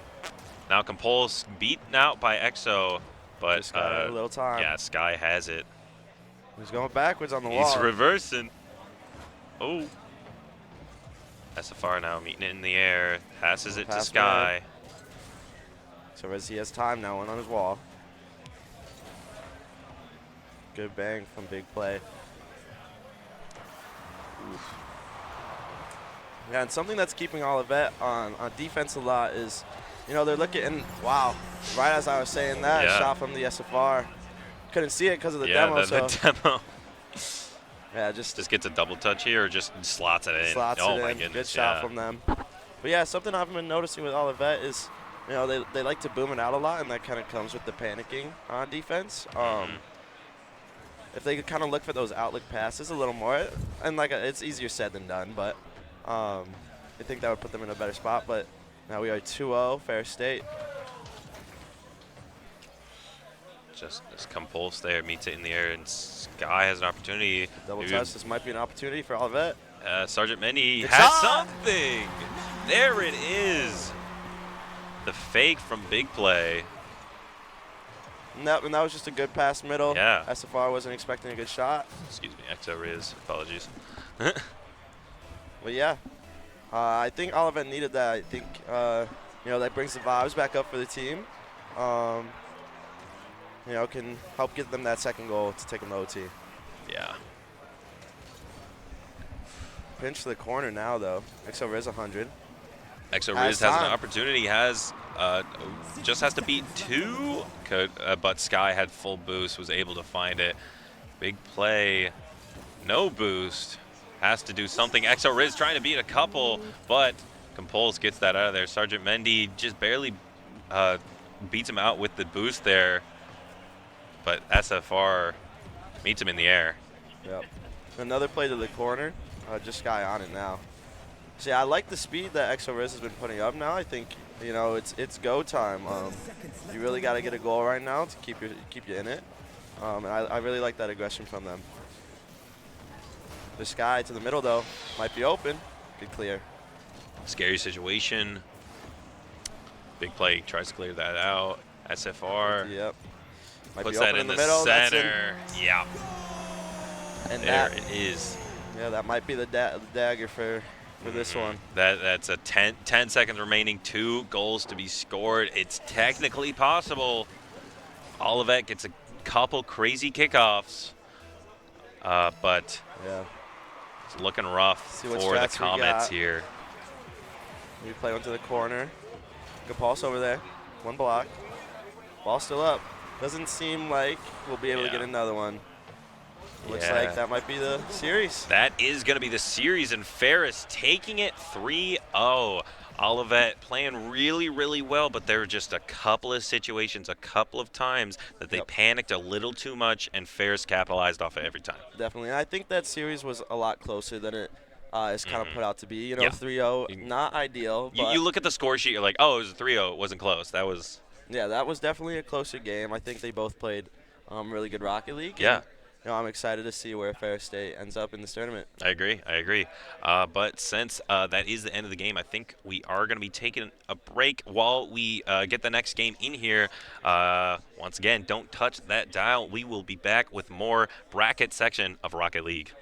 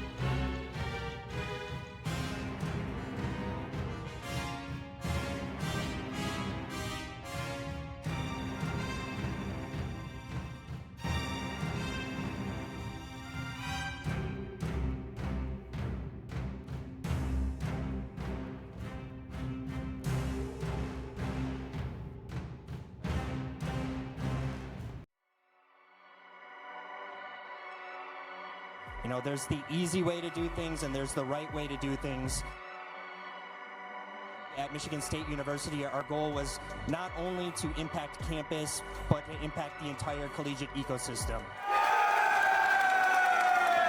This is a critical time in esports, and the decisions that we make today can last for decades. And so we at Michigan State, we're committed to doing things the right way.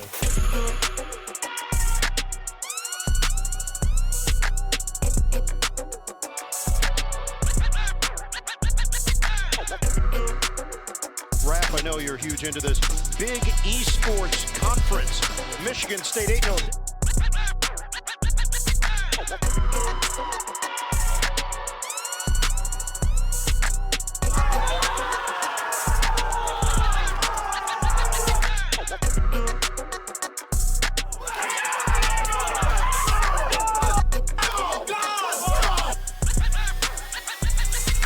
We want to make sure that we are setting the standard for how programs should be built and how programs should behave.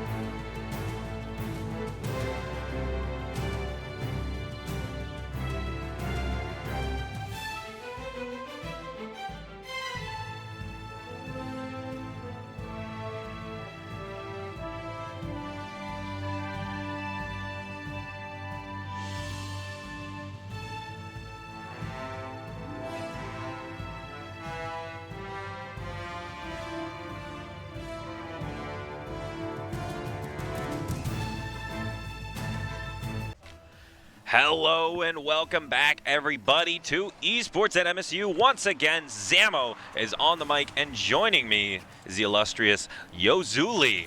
Welcome one and all to Rocket League at the Michigan State Championship. We got Central Michigan University A team versus MSU Academy, and right off the bat, we got a lot of pressure coming in from MSU, taking all the way to CMU's side of the court.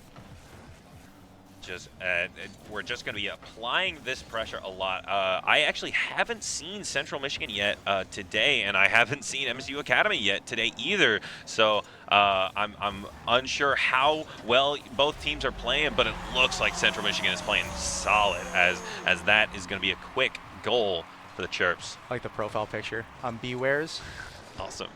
And Bewares tapping it in right there for a very early goal for Central Michigan University. One of the top seeds for this event against MSU's Academy team. And we're going to go out right off the kickoff here, and possession goes to Central Michigan University. Playing a bit weird on the wall here. No possession gained just yet. Reversing into the ball. Wevens trying to get that out of there. But Trio 15 and Uncle Stan is going to be getting that air ball and beats out Bolte, but Bewares can't find the follow-up. Whiffs right past the ball into the goal, and possession goes right back to MSU as we head to Central Michigan's side of the field. Saved by Trio, but MSU gains repossession once again. Trying to follow up here. Uncle Stan taking possession, I believe. Is that how you pronounce it? Yeah, Uncle Stan. It is indeed. And Beware's a little awkward on this wall here. Bolte beats out, gets a good bump, but Uncle Stan is there in the air. That might be a tap. Skybreaker just barely not able to touch it, and Trio gets a little tap in right there. That's going to be 2-0 for Central Michigan right now. Getting it right past Skybreaker there, just not close enough, not enough speed, and couldn't prevent that goal. 2-0 for Central Michigan University. Has the potential to build up a fast lead here. We're still 3 minutes into the game. Possession once again off the handoff goes to Central Michigan University. Chip's playing really demo. smart right now. Demo on Wevens as Trio looking for something. Trying to get a bump is Bolte, but can't find it. And Uncle Stan trying to beat it, but Skybreaker now in a 1v1 versus Bewares taps it to Bewares now, and now he has a chance up the side, but Bolte beats him there. Now Uncle Stan, though, is on the follow-up on that second man. Anyone's ball here goes to Trio, tries to pass it to Uncle Stan, but it gets blocked. Possession goes back to Trio. Wevens, though, taps it right back into CMU, gets the demo as well. Uncle Stan now with a chance, but Bolte meets him in the air. A bit of a double commit from Skybreaker and Wevens. Bewares meeting it in the sky. Heading right back to Wevens. Wevens? My fault. All good. Uncle Stan now with a chance on the side. 3 in goal for Michigan State right now. Wevens gets the air, gets the pop-up, and now Trio has a chance here. Skybreaker boots it out of there. Uncle Stan, though, on that third man. We are seeing great rotation coming out from Central Michigan University right now. And Trio almost taps it in, barely misses. Chance. Bewares, though, getting into position for another tap potentially. Uncle Stan with the juggle, just lobs it right in. What with the dunk. Great ball control from Uncle Stan there. Just solid 1, 2, 3. The triple tap into the goal, maybe the fourth. Yeah, that's the type of ball play you want to see if you're a fan of the Chippewas.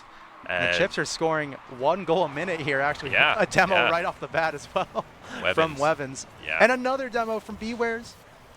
We're playing a 2v2 right now, but no, Skybreaker gets it out of their. Trio trying to get something set up for his team. Now Bewares has a chance to put it center, and Bolte is there to meet him. Great save. Trio, though. MSU just can't seem to get it off of their side of the field right now. All CMU is just having so much possession right here. Bolte gets it out of there, but Uncle Stan is in the corner to send it to Trio, and with the awkward bump from Bewares, now Skybreaker has to beat out Uncle Stan here. And he does. Skybreaker gets the possession of the ball, bounces it off the wall, and Bolte, but can't find it. Trio there in the goal, ready for the save. Bewares meets it in the air. Skybreaker trying to find it. beats out Bolte. Now Wevens is the only one in the air, has possession, but Bolte was a little awkward, is able to find his ground, find his footing, and get that ball out of there. Wevens there. Oh, the fake. Nice fake right there. Now we're on CMU's and the demo. Yep. Juggling it to Skybreaker. Oh, but dude, there have been so many demos. What the hell? It is I mean, a bloodbath. It's Uncle Stan puts it in the center. Trio trying to pop it up a Skybreaker in the sky, true to his name, keeping it out of there.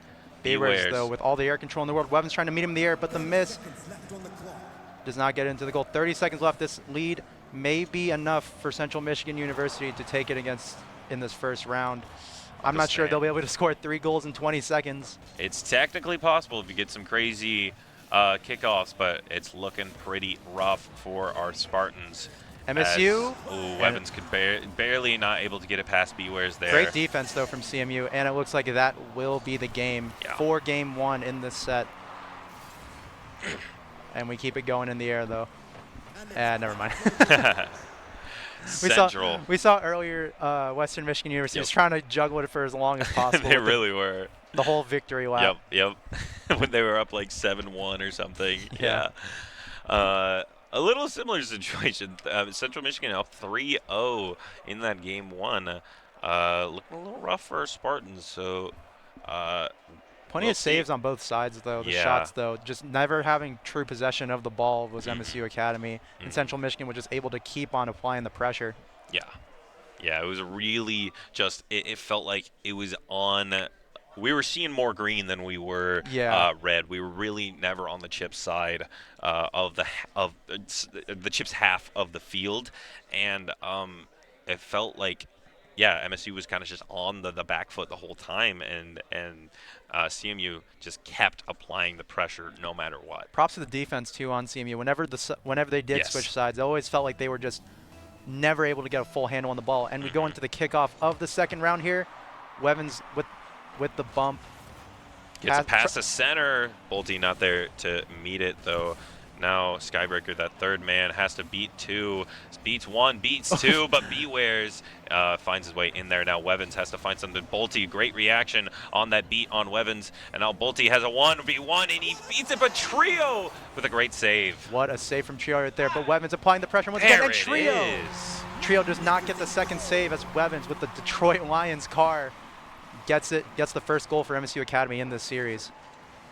Trio just barely, it wasn't rotated enough. A nice change of pace right there. Yeah, that's what you need as a mood lifter, as a morale booster if you're MSU Academy. And Bolte getting another demo on this kickoff. These kickoffs seem to be pretty coordinated Bolte with for the air MSU. control. Bolte almost gets it off the crossbar. Now Skybreaker's there, gets the double touch, just barely not there, but Bolte finds his boost. Gets beaten out by Trio, finds that third man in Wevens, defers it to Wevens, and now Uncle Stan has a chance here, but Bolte full boost. Needs to get something happening. Bewares puts it center, Bolte getting that out of there. Trio's there to stop that shot, though. Gets possession once again, but no, it's Skybreaker on the roof, gets met by Trio. Heading back into MSU's side of the field, but Wevens is right there with the kickback. These two are just really vying for all this air control right here. Bewares big demo on Skybreaker.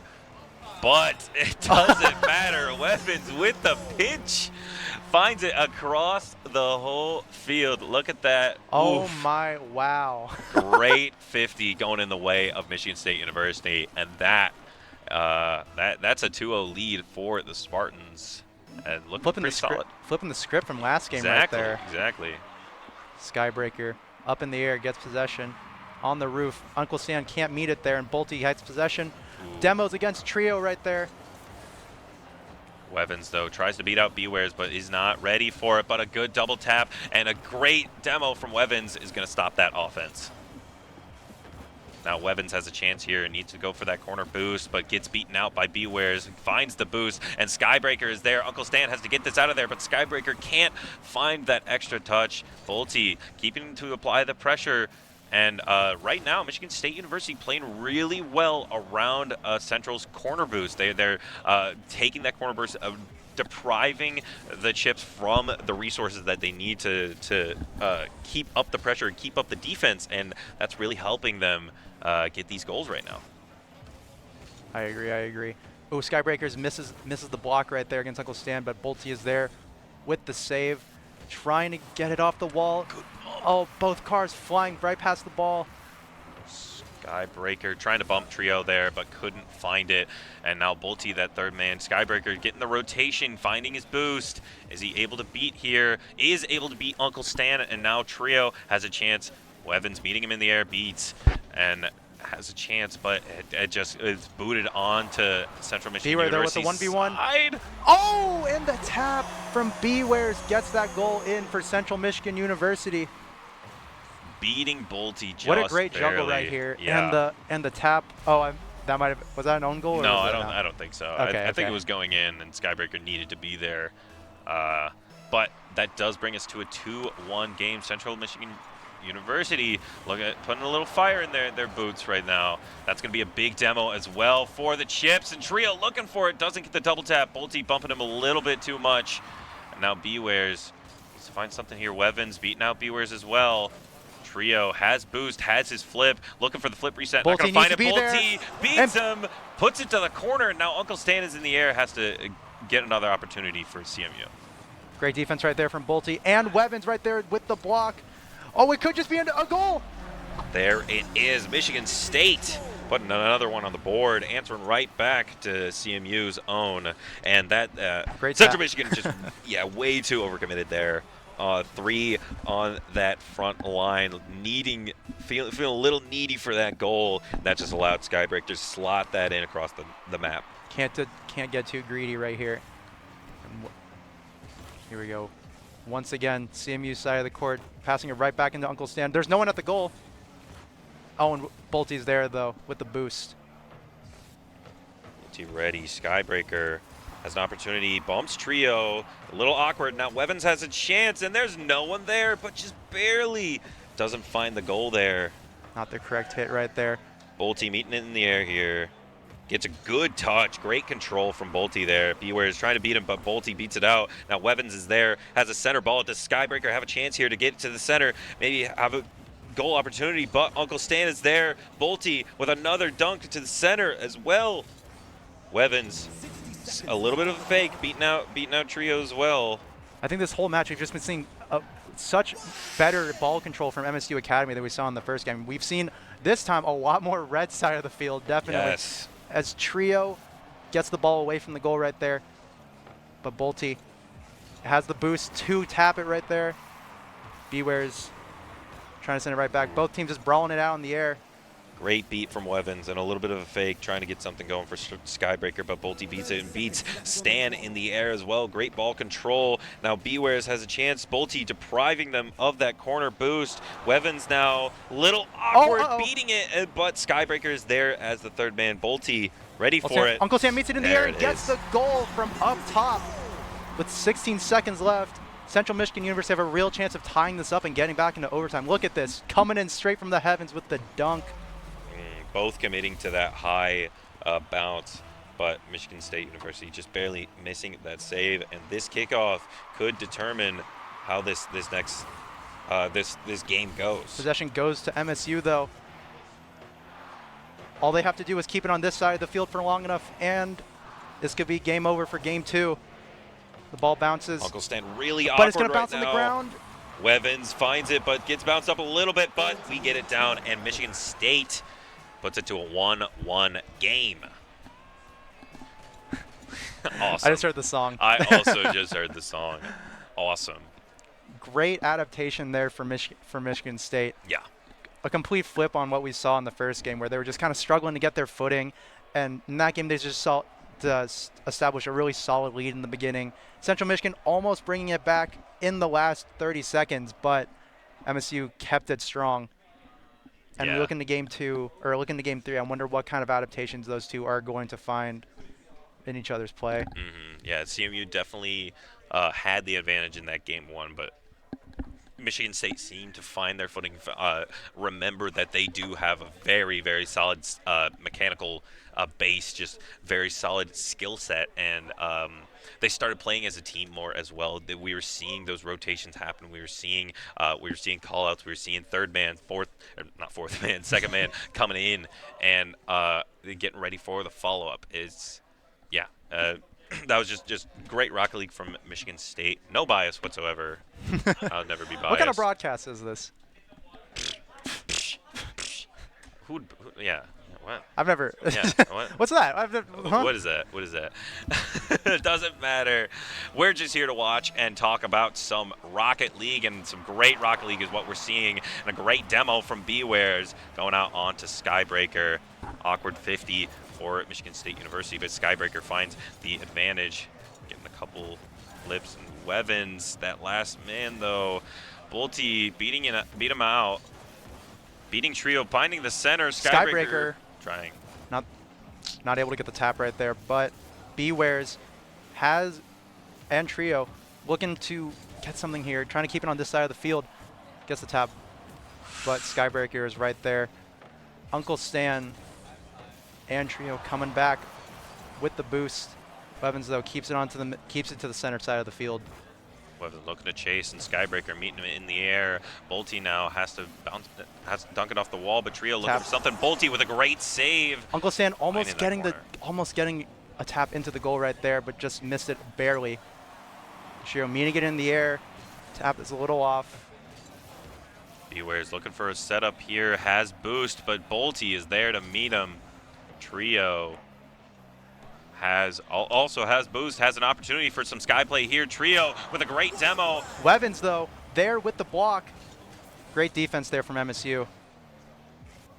Uncle Stan able to get the tap, but it goes straight to Wevens. What's he gonna do? Gets some juggle.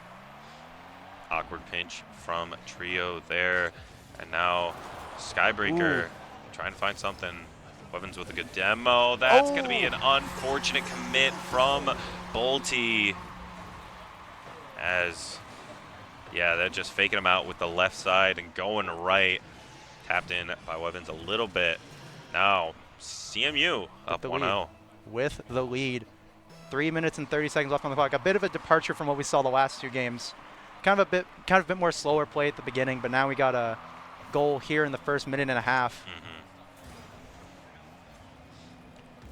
Skybreaker and Bewares duking it out in the skybox. Okay, I'll eat my words, I guess.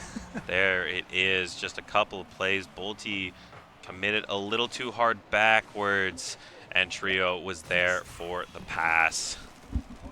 Unfortunate for Michigan State, but Central Michigan going up 2-0, looking very, very solid.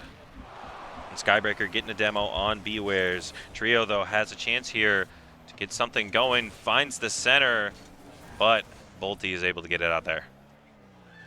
Misses the ball, and Bewares finds the corner boost of Michigan State University. Bolte now meets it in the air, just gets a big boot. Get it out of there. Yeah, MSU just trying to get it off of their side of the field. Need to get some sort of advantage right here. Oh, the bounce. Man, that was close. That was pretty close, hitting it off the rim. Wevens a little awkward there. Skybreaker has to find something, but Bewares is there for that second hit. And that demo lets CMU get the possession back, and Trio scores with a 3-0 lead for Central Michigan. Trio, yeah, good tap there right into the corner, slots it between the two Michigan State defenders.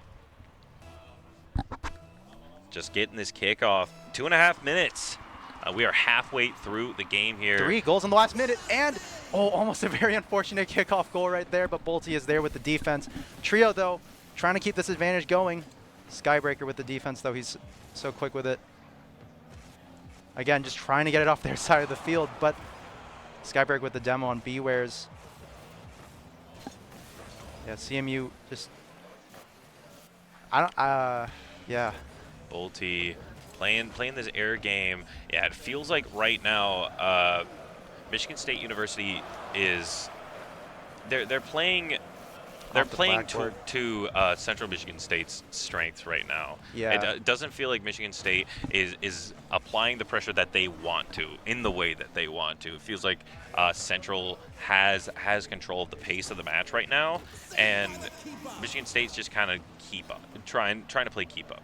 Yeah, and Beware is there with the great block into the pass. Wevens there meets it though in the corner, gets the boost. Uncle Stan there flies past it, but sorry, I couldn't catch that name. Bolte, awkward pinch here. Could find something, no boost, but Wevens trying to meet it in the air. Beware sent it to the corner. Uncle Stan trying to get this out of here, and Wevens can't quite beat out Uncle Stan, but Skybreaker meeting Beware's in the air, beats out Trio as well, but Uncle Stan is there for the third. And that reminder, that 1 minute remaining with a 3-0 lead. We did see Central Michigan last game almost bring it back from such a deficit, but the way this game has been going, the tempo, the pacing, it doesn't look like MSU is going to be able to get enough goals in time to maybe send it into overtime. And that fourth goal might seal it for CMU in Game 3. Unfortunate, awkward position for Wevens. Yeah, just barely missing the block right there. Trio dunks it in. Back to kickoff right here. Going to the kickoff. Wevens now has a chance to get something going here. Gets a bit of an awkward touch, gives it to Bewares maybe. And now Trio bringing it up the side. Going to meet Skybreaker in the air. And Uncle Stan has an opportunity to off the crossbar. Gets the demo on Skybreaker. Lets him get back possession. Bolte, though, not able to make a play there. Misses the ball. And Trio just keeping it away from MSU right now. And 14 seconds left. This is looking like it's done and done. It is indeed. But and Skybreaker got that goal there. That is the morale booster you need maybe going into a game 4, excuse me. Going into Game 4. You need the momentum on your side if you want to stand a chance against Central Michigan University, because right now it's looking a bit dire. As 9 seconds left. Yeah, this is looking like we're going to Game 4, folks. Indeed, we are. Game 4. It's looking like Central Michigan going to be just grounded immediately. 2-1. Yeah, no, didn't want to even play that. Yeah. Again, looking, as we saw in Game 1, where Central Michigan won before, it really did feel the same. The vibes were just kind of the same right there. Michigan just couldn't get any sort of pressure started. It seemed like they were just trying so desperately to get it off their side of the field and couldn't follow up on any sort of advantage off of that. Yeah. And CMU were just so happy to just bounce it back. And it always seemed like they had someone ready on the Michigan side of the field to just keep that advantage going, get all three sides, get everyone committed to the MSU side of the field, and just keep lobbing it back and forth, and forth. The rotation from Central Michigan felt a lot stronger. We whenever there was a pressure being applied from the CMU players, there was that second man coming in for that 50 for the pop off or for a random pinch or a demo, and it felt like MSU couldn't really keep up with that. Didn't have that same rotational strength. Exactly. And Game 4, again, we did see MSU adapt in Game 2. MSU Academy adapt in Game 2. We could see a back and forth situation like we saw earlier today with Western and I think it was Aquinas, something like that. I don't remember. But it was Western and another team. And the kickoff here goes pretty even. Wevens there, not going to be able to meet Trio in the air. Never mind, he does. Gets possession. But he's alone on that side of the field. Uncle Stan getting it right back with the juggle. No one's there in the corner to meet him, though. Trio. With a good touch into Bewares. Now Bewares has a good Uncle center. Stan bouncing it high in the air. Going to get met by Wevens, who gets it again. And Trio with the possession. Riding it off the wall. Bolte is there. That could be great defense from Wevens right there. That could have been bad. A little awkward position for MSU. They had so many players trying to make it back. And Wevens finding another goal. There it is. MSU answering back from last round. Great play from Wevens right there. Nice. Starting it off with the first goal. Looking much better for MSU Academy. Again, it's about that momentum. You need to keep it going. as Wevens gets possession once again, bounces it off the wall, off that, and not there. Skybreaker, though, bringing it up the wall here. Looking for a pinch, finds one up the side. And Uncle Stan puts it to center. That could have been, that was kind of awkward positioning right there. A little awkward, yeah. Skybreaker, though, with the tap, preventing it from going any further, and Wevens is there with the touch. Never mind, it goes to Uncle Stan. And Bolte there with, oh, great block from Bewares. Almost another unfortunate goal right there. Uncle Stan looking for a pinch of his own. And a great demo on Two Bewares, demos. but Wevens demos Uncle Stan. Now Skybreaker has a chance here to move it up the field, while Uncle Stan is able to beat him out. Bolte a little awkward, has to find his footing, is going to have to be that last man. Can he get there? Can't find, barely, but no follow-up off of that we got the wall juggle. hit. We got the flip reset, and Bewares showing off his tech skill. Great control right there. And he just lobs it in. Flip reset. Ooh. Look at that. There it is. Look at that. Beautiful. 1-1, keeping it close. Central Michigan will not let this go down with a fight. They want to end this here 3-1 and move on. Skybreaker, demo great right off the demo. bat. No one's there to defend. Never mind. Bewares is there with the block. Wevens there, keeps the ball at a standstill. Passing it back and forth. Uncle Stan has to meet Skybreaker right here. Goes over Skybreaker, gets the tap, but what meets Wevens. Wevens finds a touch, but Bewares beats him out. Now Bolte's in the corner, has to beat Trio. Beats Trio, now has Uncle Stan. There. Uncle Stan with full boost is able to find it there. Wevens looking for a tap in. Bewares finds it on that top ceiling. Now is having a possession of his own. Skybreaker trying to beat it, and Trio then trying to finish it off. Bolte there with the defense, but these two just keep. There's a series of 1v1s in the air for the past like 15 seconds. Oh, Uncle Stan gets it out of the way for Bolte, and Wevens with the defense. Good tap right there, but right off the rim, it's not going in. Oh my goodness! Bolte there saves MSU from a deficit. Wevens almost causing a dire situation, almost having the pinch is Skybreaker. But Trio now has a chance, beats out one, but Wevens is there. Bewares no boost. Can Wevens beat him to this ball? Cannot, finds the corner, and Bewares, though, clears it to Michigan State's side. Now Bolte there for the defense, and a good demo by Wevens. Gives a man advantage. And now we see, never mind. I was going to say Bewares was heading to an empty side of the MSU field, but we got the defense right there. Trio has an opportunity here. Wevens needs to be able to beat him, and Wevens gets the touch on the ball. Bolte, that second man, Bewares, is beaten out, but finds the goal and is riding Bolte. And Bolte clears it, but Wevens beats out Bewares right there. Looking like battle bots right there for a second. But Wevens just passing it back and forth. A demo on there for Trio. They're down a man. Oh, very doesn't get close the to double goal. tap. Does not get the double tap and cannot score. That's an unfortunate missed goal from Central Michigan University. That could be their downfall, as we are 1-1 right now. 1 minute remaining. Both teams just really vying for that first meaningful possession, and the tap right there for Bewares gets a goal for Central Michigan University. Let's see this again. Bolte met by Trio, met by Skybreaker, who unfortunately passes it to Bewares, and Wevens is not there in time for the block. Great positioning there for Bewares. Getting into this kickoff, 1 minute remaining. Michigan State University needs something going, gives it. We're on the side of Central Michigan University, but Central has a lot more resources, a lot Down a man, ready. though. Ooh, Down a the man, fake though, for and Bolte! Oh, and Bewares is there with the amazing block, keeping Central Michigan University in it. That could have been a tie. That could have led to a tie right there. And Bolte, though, beating out Trio. Trio has a chance here. Oh, and is Trio able again. to find it, but it bounces off the crossbar once again. But And Wevens Uncle can't Stan. get there, and Uncle Stan gets it. And that could have been that could be the nail in the coffin for MSU Yeah, Academy. It really could, as that's 25 seconds for 2 goals. That's going to be rough to get. A couple of kickoffs is all you need, but I don't know. And the demo right there for Wevens. Down a man, Uncle Stan. Bars. Bars. Trio 15 seconds left. meeting Evans in the air.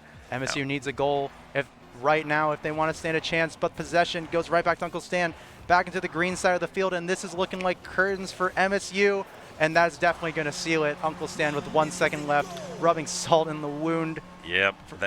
Yeah. Twisting the knife a little bit. Unfortunate for Michigan State. Looking quite strong, but then a couple of situations just barely didn't go their way. And the Central Michigan Chips are going to be taking it over Michigan State University's C Team Academy. Great stuff there from CMU, though. We saw a lot of technical skill there from B-Wares with some of those goals, some of those. Oh, yeah. Very great stuff from CMU right there. Of course, props to MSU Academy for keeping it close. We saw a lot of stuff in Game 2 and Game 4, but unfortunately CMU was just stronger right there. Yeah. And, well, since the Chips won that, they are actually going ahead and meeting the MSU B team in the next match. We got an coming MSU up. gauntlet for CMU right there. MSU gauntlet. And I think maybe if it goes as seeded. If Central wins that against MSUB, then they would go play MSUA in Grands, I think. So if Central can keep winning, then they might play 3 MSU teams in a row. I think. That could be wrong. What a bracket. What a bracket. Very, very silly. But that is it for this game, and as per usual, we're going to be throwing us to a little bit of break while we figure out who the next team is on stream. So thank you so much for watching. We will be back soon.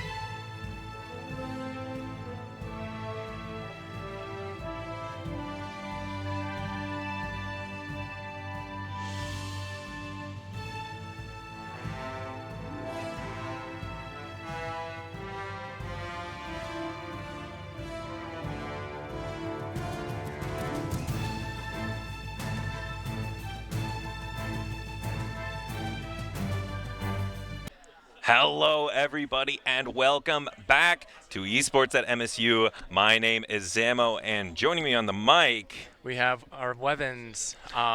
Unfortunately, most of you recently just saw that my team did drop the tournament to Central Michigan A. They were a pretty good team, and I got to hand it to them. I got to respect them, and I wish them the best of luck going forward, because in order for them to win the entire thing, they have to go through our B team and then go through our A team. And then go through the A team. They would need to go through the Michigan State roster, the Michigan State gauntlet, in order to take this tournament, and that is a feat unknown to many, and I don't know if it is possible, but I do believe coming up, I think we might have Spring Arbor and Western Michigan, I believe. Spring Arbor and Western Michigan. Western Michigan, I watched them a couple times in the pools, and I love the way they play. They are playing. They play tricky. They play for their mechanics, and they play to scrap. And I just love watching them play. They play to score as well. Yes, yeah, if exactly. I remember, they've been the only team so far to drop double digits in a single game. Yep. They dropped 9 in game 1 of their set against Aquinas, and then 10 in game 3. Which, like, oh my goodness, they just put up numbers against some of these teams, and just hoping to see it here, as well as Lucas immediately off the kickoff, flip reset, and gets the first goal. No introduction needed. Welcome to game number 1, Lucas. Flip reset over the last 2 defenders of Spring Arbor and Western Michigan. The Broncos are starting off hot. Let's see how Spring Arbor can respond. Off the kickoff we go. Lucas, not exactly the best kickoff from him. TJ trying to get back to it, can't quite find the double. Follow-up is not there.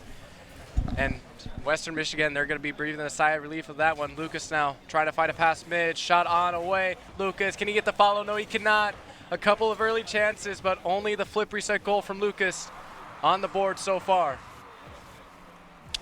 From what I saw earlier in the day, it seemed as if Turbsky on the side of Spring Arbor was one of the star players for Spring Arbor. I say it there, immediately gets a great touch from TJ into a pass to Turbsky, just slots it right in there, open net. But Turbsky really, for most of the series that I saw, was the initiator for Spring Arbor. He really had the technical skill and the positional awareness to always pass it to the right player, always put it in the hands of one of his teammates, and I'm really excited to see that here as well. And Turby's going to add another one. No, not even initiating, just finishing. Turbsky, just 2 open nets in a row. From the 50 off of TJ once again. TJ just finding Turbsky wherever he wants him to be, and Spring Arbor's got 2 right back. Western Michigan, they've been caught by surprise now, but it is still early on. 4 minutes left to go. Still anyone's game. Lucas, the star player for Western, he's got the goal early on. Let's see how he fares in this matchup. Turbsky doesn't find contact on that ball, TJ. He's going to be there to help him out. Jay Dizzy's going to leave it for TJ. Now Jay Dizzy finds himself on the ball. Tempo. Pops it high. Anyone there? John McMuffin. Probably one of the best usernames here, arguably. It really is. Johnny McMuffin is so fire. Yeah. TJ beat out by Lucas, but Lucas doesn't get contact. John McMuffin gonna have to step in. Takes a 50 up high. Lucas is there, but TJ beats him to the punch. Johnny McMuffin now clears long. TJ's back on it. Lucas sends it out to Western Michigan's corner, but TJ is waiting once again. Where's Turbsky? And there it is again. The TJ-Turbsky connection connects for a 3rd time. This 1-2 combo seems to be 100% accurate as Turbsky finds his hat trick as 3-1 after Western Michigan had a quick first goal. Now Spring Arbor looking confident. Turbsky with a hat trick of goals and TJ with a hat trick of assists. Great start for Spring Arbor, especially off the kickoff goal. Almost a follow-up. Turbsky now is going to have to do some defensive work. Does get the save, looking to counter. Does get it all the way downfield. John McMuffin, not the best clear. Shot on from TJ, saved away. And now Johnny McMuffin back on it again. Turbsky takes control after the demo of Jay Dizzy. And he's going to go the entire way himself. Turbsky, he's got 4. Oh my Is that another assist? No, it's not another assist. No, that was just Turbsky all the way. Look at that little fake low. Oh my goodness, gorgeous stuff from Turbsky.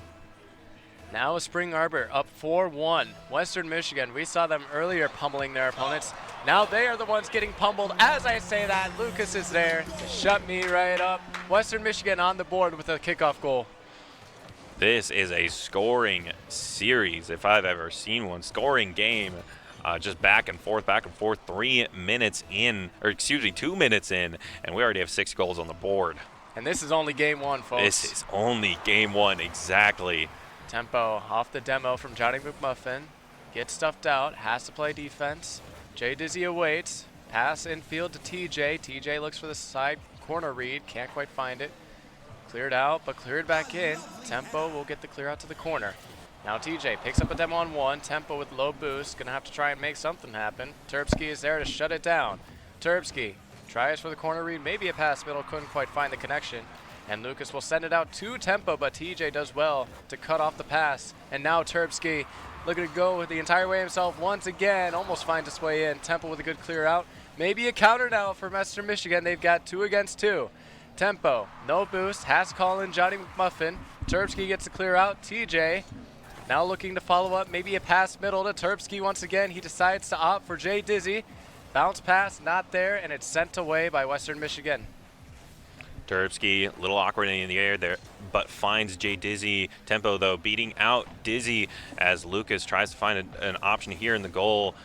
Booted out, and now Jay Dizzy has an open goal. Tempo, though, able to find his way back. And a good pinch from Jay Dizzy. Gonna put it to TJ, however, no shot on goal. Jay Dizzy once again, but Tempo is there to stop all of Spring Arbor's attacks. And Lucas sending it up in the air into the corner. TJ looking for a bit of a bump maybe, but no, Jay Dizzy can't find that center ball. Turbsky playing back, playing that third. Now Turbsky finding a way in, looking to beat Lucas, but Lucas finds the connection that he needs. And a couple of attempts here from Spring Arbor, but they just haven't been going their way. Western Michigan has really found their footing on this defensive side.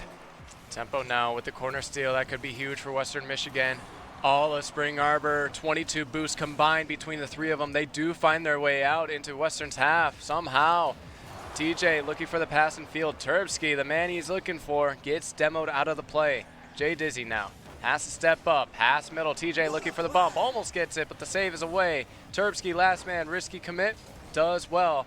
Pass clear downfield. Tempo shot on, saved away by Jay Dizzy. And now TJ has to try and clear, but Western are putting on the pressure. They need a goal to stay alive. Johnny McMuffin beat out by Turbsky. He's done well on the offense and defensive front for Spring Arbor. Final 18. Lucas, the man they've been looking for. Pass to Johnny McMuffin. Shot on, saved by Turbsky. Final 10 seconds, and Johnny McMuffin will slot it in.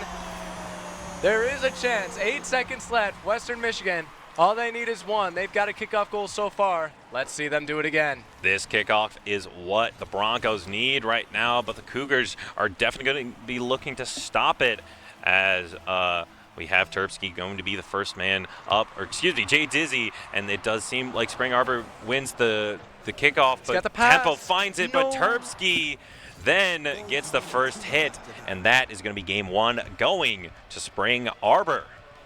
Western Michigan, they had the right cards to pull out. I mean, they faked the kickoff, went to back left, found the man, and then I think they were looking for a full team passing play, but just couldn't get connection from the second man to the third man. And unfortunately, that play didn't work out. Spring Arbor does take it 4-3, a very high-scoring game, but we only saw 1 goal after the first 2 minutes. Yeah, those first couple minutes were absolutely insane. They were left and right, back and forth. But after both teams kind of calmed down a little bit, it seemed as if Spring Arbor was more comfortable playing that slower game than Western was. Yeah, Western had a lot of pressure in the defensive end, but even with Spring Arbor being on low boost, they were able to break out no matter how much boost they had or how little. So that's really going to be the difference, is just being conservatory with your resources and really just, you got to put on enough pressure where they're going to break. Yep. And that really is the game here. I've been saying it all day: pressure, pace, and tempo. I've been making that exact same pun as well whenever tempo is on the screen. But you know, that these are the things that control a game. They control how a series goes. Who has the pressure? Who sets the pace? Who controls the tempo? Now Lucas, off the kickoff, looking to try and control the pace. Pass over to tempo, shot on from Johnny McMuffin, gets saved away. Western Michigan coming out hot off the kickoff once again, looking to try and score early. They're now in their back end. Tempo, 50'd up by TJ. Now Lucas pounces on Turbsky's awkward touch. Jay Dizzy to clear out. Johnny McMuffin almost picks up the demo on him, and now Lucas to boom back in. Actually, that's Tempo to boom it in. Lucas now has a chance. Leaves it. Yep. Excuse me, Tempo now looking to beat out Dizzy here. A little awkward, bit of a double commit from McMuffin as well, but a demo on Tempo by TJ. Ooh, looking for the bump is TJ there, but Lucas finds a way around. Now Johnny McMuffin has a chance, goes up in the air. His airplay, always good, but a little bit of a fake. And however, the second man is not there to follow up. Lucas is, though, and it almost finds its way past, but just barely makes it past the goal. Turbsky trying to beat out Tempo, but Tempo gets the win on that 50. Jay Dizzy now booting it up the field, looking for gold, and Turbsky trying to find it as well. It does not. And now Tempo and Western Michigan has a chance to counterattack. Johnny McMuffin looking for it, but Jay Dizzy beats him out in the air. Can he beat Tempo? No, he cannot. Turbsky trying to find it, but now Western Michigan University has their counter. Could be a chance here. Jay Dizzy pounces on this one. Out to the corner now. Looking for the follow-up touch. Gets it. No one is there for Spring Arbor, though. Lucas, a flip reset pass to Tempo. A little bit awkward from the two of them. Now Johnny McMuffin left back alone. He takes from the back wall.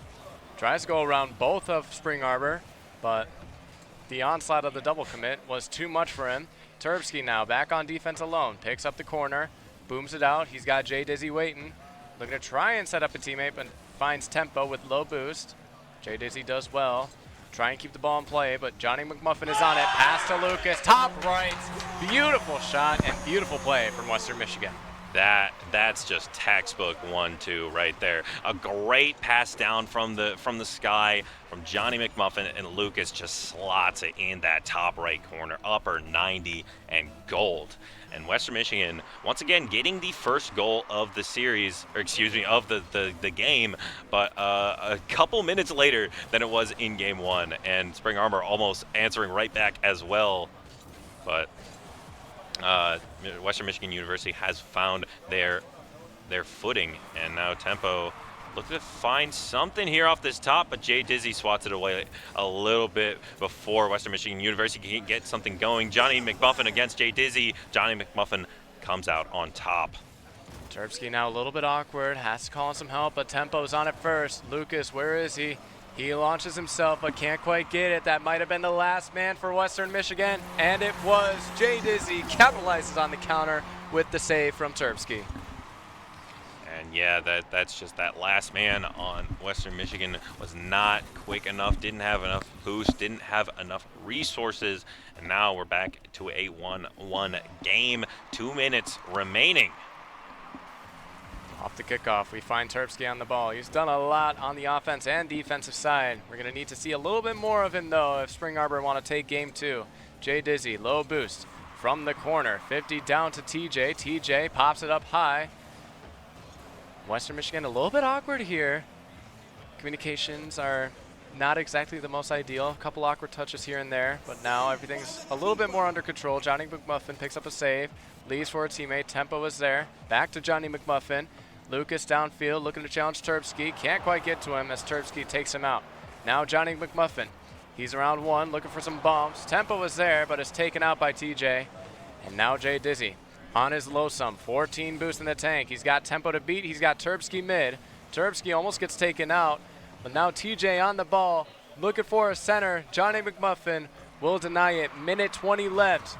And less of a bloodbath than game number one. Both these teams remain tied, or will it? No. Denied by Turbsky, but TJ couldn't find the read. And now Jay Dizzy looking to try and clear out. Turbsky just has to play the patient game.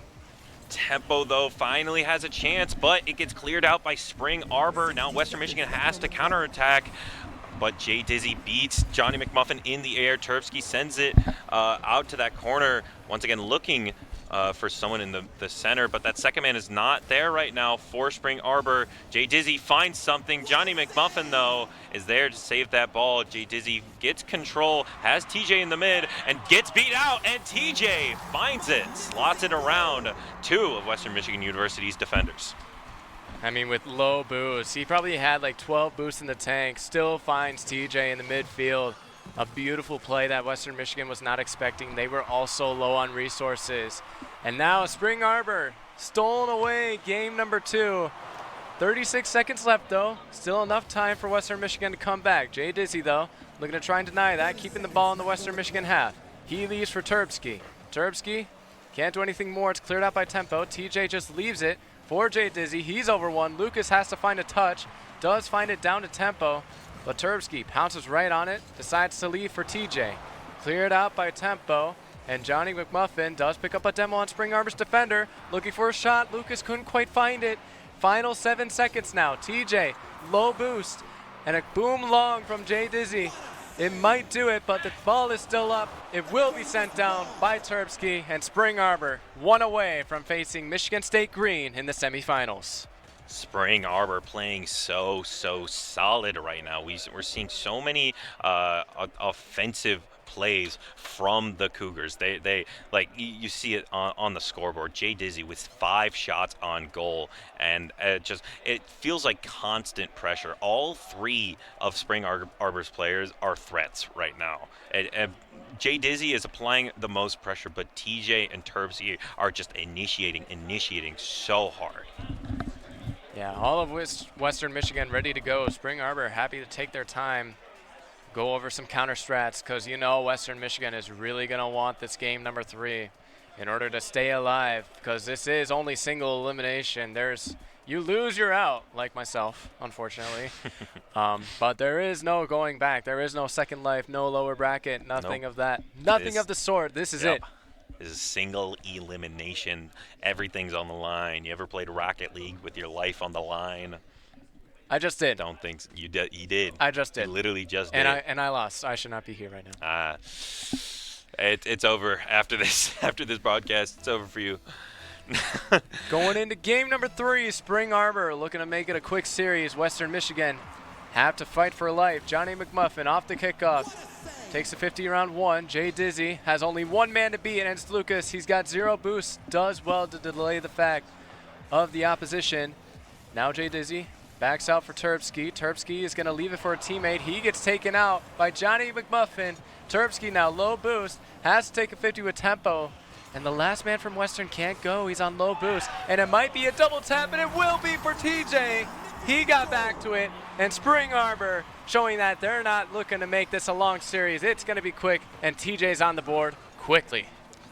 Great positioning from TJ there. Just a quick 1-2 off the top or off the back. That's just money right there. That's the ticket.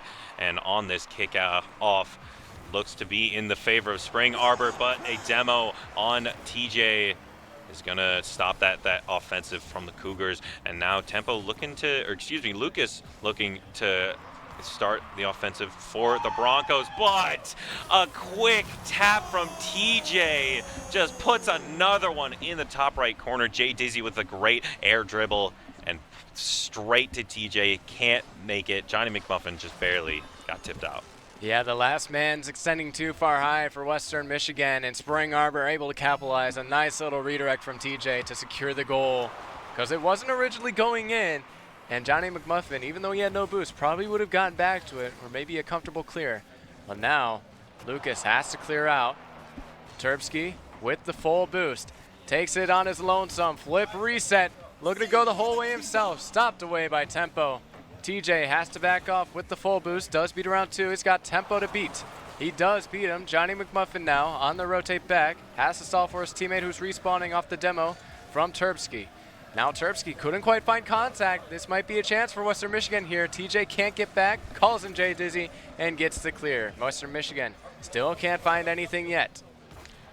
Lucas trying to get something going, an open net. All three of Spring Arbor's players rush to defend as TJ gets a good clear, and now Jay Dizzy going to the air. Is he going to beat out McMuffin? McMuffin, though, finds the first touch and looking to find Lucas. Lucas bringing it up the field, and now Tempo, the third man, looking to be, and Tempo finds a good cross to center, but Johnny McMuffin low on boost, can't find anything substantial. A big bump on Lucas makes him super awkward, and now Johnny McMuffin has a bit of an air game go here, but Jay Dizzy beats him out. Now we're back on Western Michigan's half, and it just slots right in anytime TJ touches. Feels like TJ can't do any wrong. Tempo has to try and keep control or even just boom it out, but TJ is immediately right on the control touch. Lucas, last man, can't get back to it. Spring Arbor with a very convincing lead in Western Michigan. They still got a big donut on the board. Might have to make something happen here. Lucas gets around one, beats around two. He's got Johnny McMuffin there. Tempo decides not to take the first chance. Might be a second chance for him, but TJ pounces on it. 2v1 for Spring Arbor. Johnny McMuffin does well to defend. Now looking to counter. TJ tries to bump Johnny McMuffin out of the way. Gets in his way enough to delay for Jay Dizzy to clear out. Maybe another clear out, but Lucas immediately is on it. Turbsky a little bit awkward, has to force out to the corner. TJ will clear long. Tempo pops it high to a teammate. No one is there. And now Lucas has to try and relieve some sort of pressure. Turbsky almost gets the shot on. Johnny McMuffin just pounces on it. TJ fakes for Jay Dizzy. And Western Michigan, they're on the right side of the field, but can't seem to find any shots on net. So many of these offensive opportunities for Western have been so close, but just maybe the execution is a little off. Maybe the second man's just barely not there. Maybe a double commit here and there. And Spring Arbor just seems to be so consistent. They're there on the defense. They're ready to rotate to offense. They're ready for any position, and TJ is ready to score as we get a fourth for him right there. Somebody stop this guy. Somebody He's stop 4 for 6. Dude. He has only missed 2 of his shots. And Western Michigan, they can't do anything about it. They're just so awkward, and they're not expecting TJ to just be there. And Spring Arbor is looking to make this a quick series. Off the kickoff we go. Western Michigan got to find something, but Jay Dizzy is on the ball, stalling even more time off the kickoff. 2 players go from Western. TJ almost finds himself a 5th goal. That one is saved away by Tempo. And now Turbsky on the ball, lofts it high, maybe down to TJ, doesn't quite read the bounce. And now a counter for Western Michigan. There's a bump, and he gets recoiled back into it. What a save from Jay Dizzy. He gets bumped away from the first shot and then finds his way back down to keep it a 4-0 game. I don't even know how he did that. Absolutely incredible stuff from Jay Dizzy there. Just however offensive TJ is, Jay Dizzy is there on the defense. Turbsky ready for the support as well. Just so solid right now, just on every aspect. Spring Arbor is playing out of their minds. Turbsky now, as we say that, doesn't quite find contact there. And a demo, that one rings off the bar and the post. Tempo will get on it. Call it cast or curse, but Western Michigan, they do have life. 37 seconds isn't exactly the most ideal, but anything is good for Western Michigan right now. 37 seconds and a dream. This is your tournament time right here. You have quite possibly 40 seconds left in this tournament, and you need to make them count. And TJ is counting them down, as that is a 5th goal right then and right there. This is absolutely unfair. TJ is just absolutely making a statement for Western Michigan, and they're going to be on Michigan State's number when they face them after this, because as much as I'd like to say a 4-goal comeback is never impossible, they had a chance to make a 3, but that 3 has turned into 4 once again with TJ's 5th goal. And now Western just barely trying to get out of their own end. Turbsky beats the last man, looking to add another one. Can't quite find it. He doesn't have the resources, and his name is not TJ, which he is not allowed to score in this game. Now Turbsky looking for the shot, can't quite find it. Lucas denies the opportunity, and Turbsky will ground it. Spring Arbor moves on to the semifinals to face Michigan State Green. Spring Arbor looking completely incredible in that series. That was, and gotta shout out TJ in that game 3. Oh my goodness, 5 goals, 7 shots on net, and 5 of them making their way in. That is a stat line and a half, I think, or it was 8 shots on net, something like that. Absolutely incredible stuff. That was Rocket League at its finest, and 3-0 and a handshake. Yeah, I mean, this is a statement from Spring Arbor. Yeah. Western Michigan was the number 3 seed, if I'm not mistaken. I think so.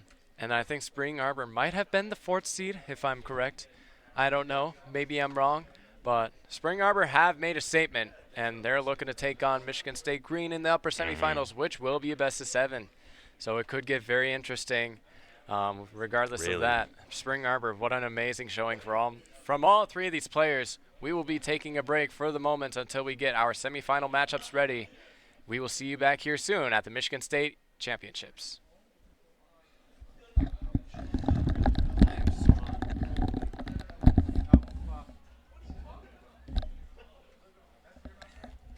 Wrong one. You're pressing the wrong button. You're pressing the right button. That's not the Tyler. Break. Wait, who's back there? I think it's the break. Hit the cut button. Cut? Whatever. Fuck it. So we get a seam? Here. Yeah. Oh, you just do it manually?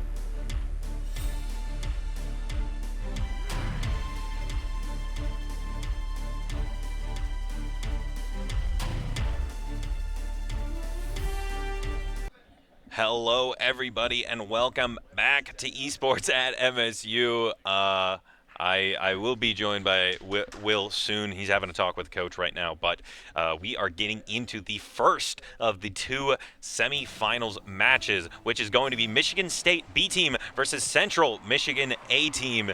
And this is going to be our first best of 7 match, and our first goal happens in 3 seconds. Central Michigan University with an absolutely incredible kickoff. Uncle Stan starting off strong and starting off heavy as the Spartans immediately go down 0-1.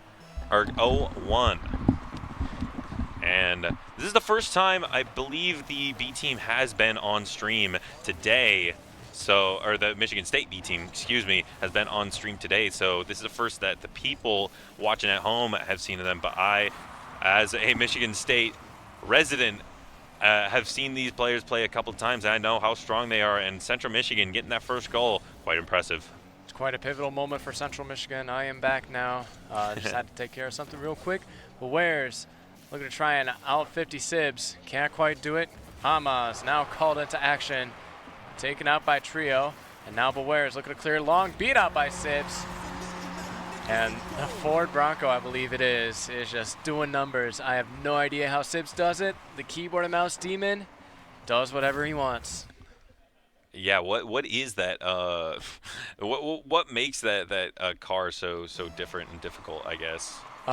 It is the Merc hitbox rather than the Octane hitbox, I believe. I could be dead wrong though, but I'm pretty sure the man himself said it was a Merc hitbox, which means it's going to have a lot more power behind its shots, and if he knows how to use it, it's got to have a lot better control. As he's now on the ball, takes a good 50. He's got Amaz in midfield, and he's just going to slot it, finds its way home. There it is. Oh my goodness, just finding his way past 3 players is Amaz. And yeah, Trio just barely not able to find it. And Michigan State, after going down 1 really quickly, finding their way back. Now Beware's off the kickoff. Sibs just lobs it downfield. Amaz now called into action. Uncle Stan clears it away. Gribble, a little bit awkward here, has to give it back to Uncle Stan, who goes for the bump on Sibs. And Sibs is now a little bit awkward. All of Michigan State a little bit awkward, but Sibs does get the clear. Trio on the ball, pass out to Sibs. Uncle Stan tries to get to a teammate, but Ware is on it. And now Gribble beats around 1. Uncle Stan from the corner gets taken out by Amaz. Gribble leaves for Sibs. And now Bewares has to clear it away. And a little bit of a double commit for Michigan State. Now leaves Gribble alone. Uncle Stan, quick shot. Sibs, a little bit awkward. Top right placement. And Central Michigan tie it up. Uncle Stan with a great shot in that top right. Sibs was expecting just that center ball, but flipped a little too early, wasn't able to react to where he wanted to go. And that's just going to be a solid goal for the Chips right there. And now we're at a 2-2 game, 2 minutes in. And another great kickoff from Central Michigan, looking to get another quick goal, but Sibs going to stop that right there. Beats one, beats Trio out, now has to fight Bewares. Bewares takes it and opting to rely on that second man. Gribble now sends it to the side, but Trio takes this ball up into the top and sends it to Uncle Stan. But Gribble is there to meet him out, and Bewares trying to challenge, is able to beat him out. Amaz is looking for this goal here, trying to get the double tap, does just barely not able to slot that into the net. Gribble now a little awkward, can't make it back fast enough, and that's going to be a third goal for Central Michigan University. Trio just does well and catches Sibs off guard, can't quite find contact, and beats all around Michigan State. And Central Michigan have the lead. Half the game to go, though. Could still be anyone's game. Let's see off the kickoff what we have. Gribble beats around 1, and Sibs is immediately taken out. Now Amaz called into action. Gets a 50 on Trio. Trio now with possession. Challenged by Sibs. Now leaves to Uncle Stan. Gribble decides to opt for the late challenge, and it works well, as now he's on the ball once again. 50 high. Trio opts to leave for Sibs. Maybe a sidewall redirect from him. Uncle Stan prevents that. Amaz gets bumped out by Uncle Stan. Now Gribble looking to clear along, but Wares cuts it immediately. Looking for another tap. He's got Trio. Trio can't quite find it. Where's Uncle Stan? There he is. Pass down to Trio. Couldn't quite find connection. Back to Uncle Stan. Looking for the outplay. Can't get it. Sibs' car is just too big. And now Michigan State still trying to defend with their lives, but their boost is low. Sibs, the only one with boost, does break free. Looking for the whole goal himself. He finds it. Michigan State tie it up 3-3. And on the bare end of it, Sibs breaks them out. Just that little tap at the end allowed for it to slip right past Trio and puts us at an even game. Michigan State University with a couple of awkward situations in their own goal here. Maybe has to find a little bit more to their footing, and Gribble has to beat one.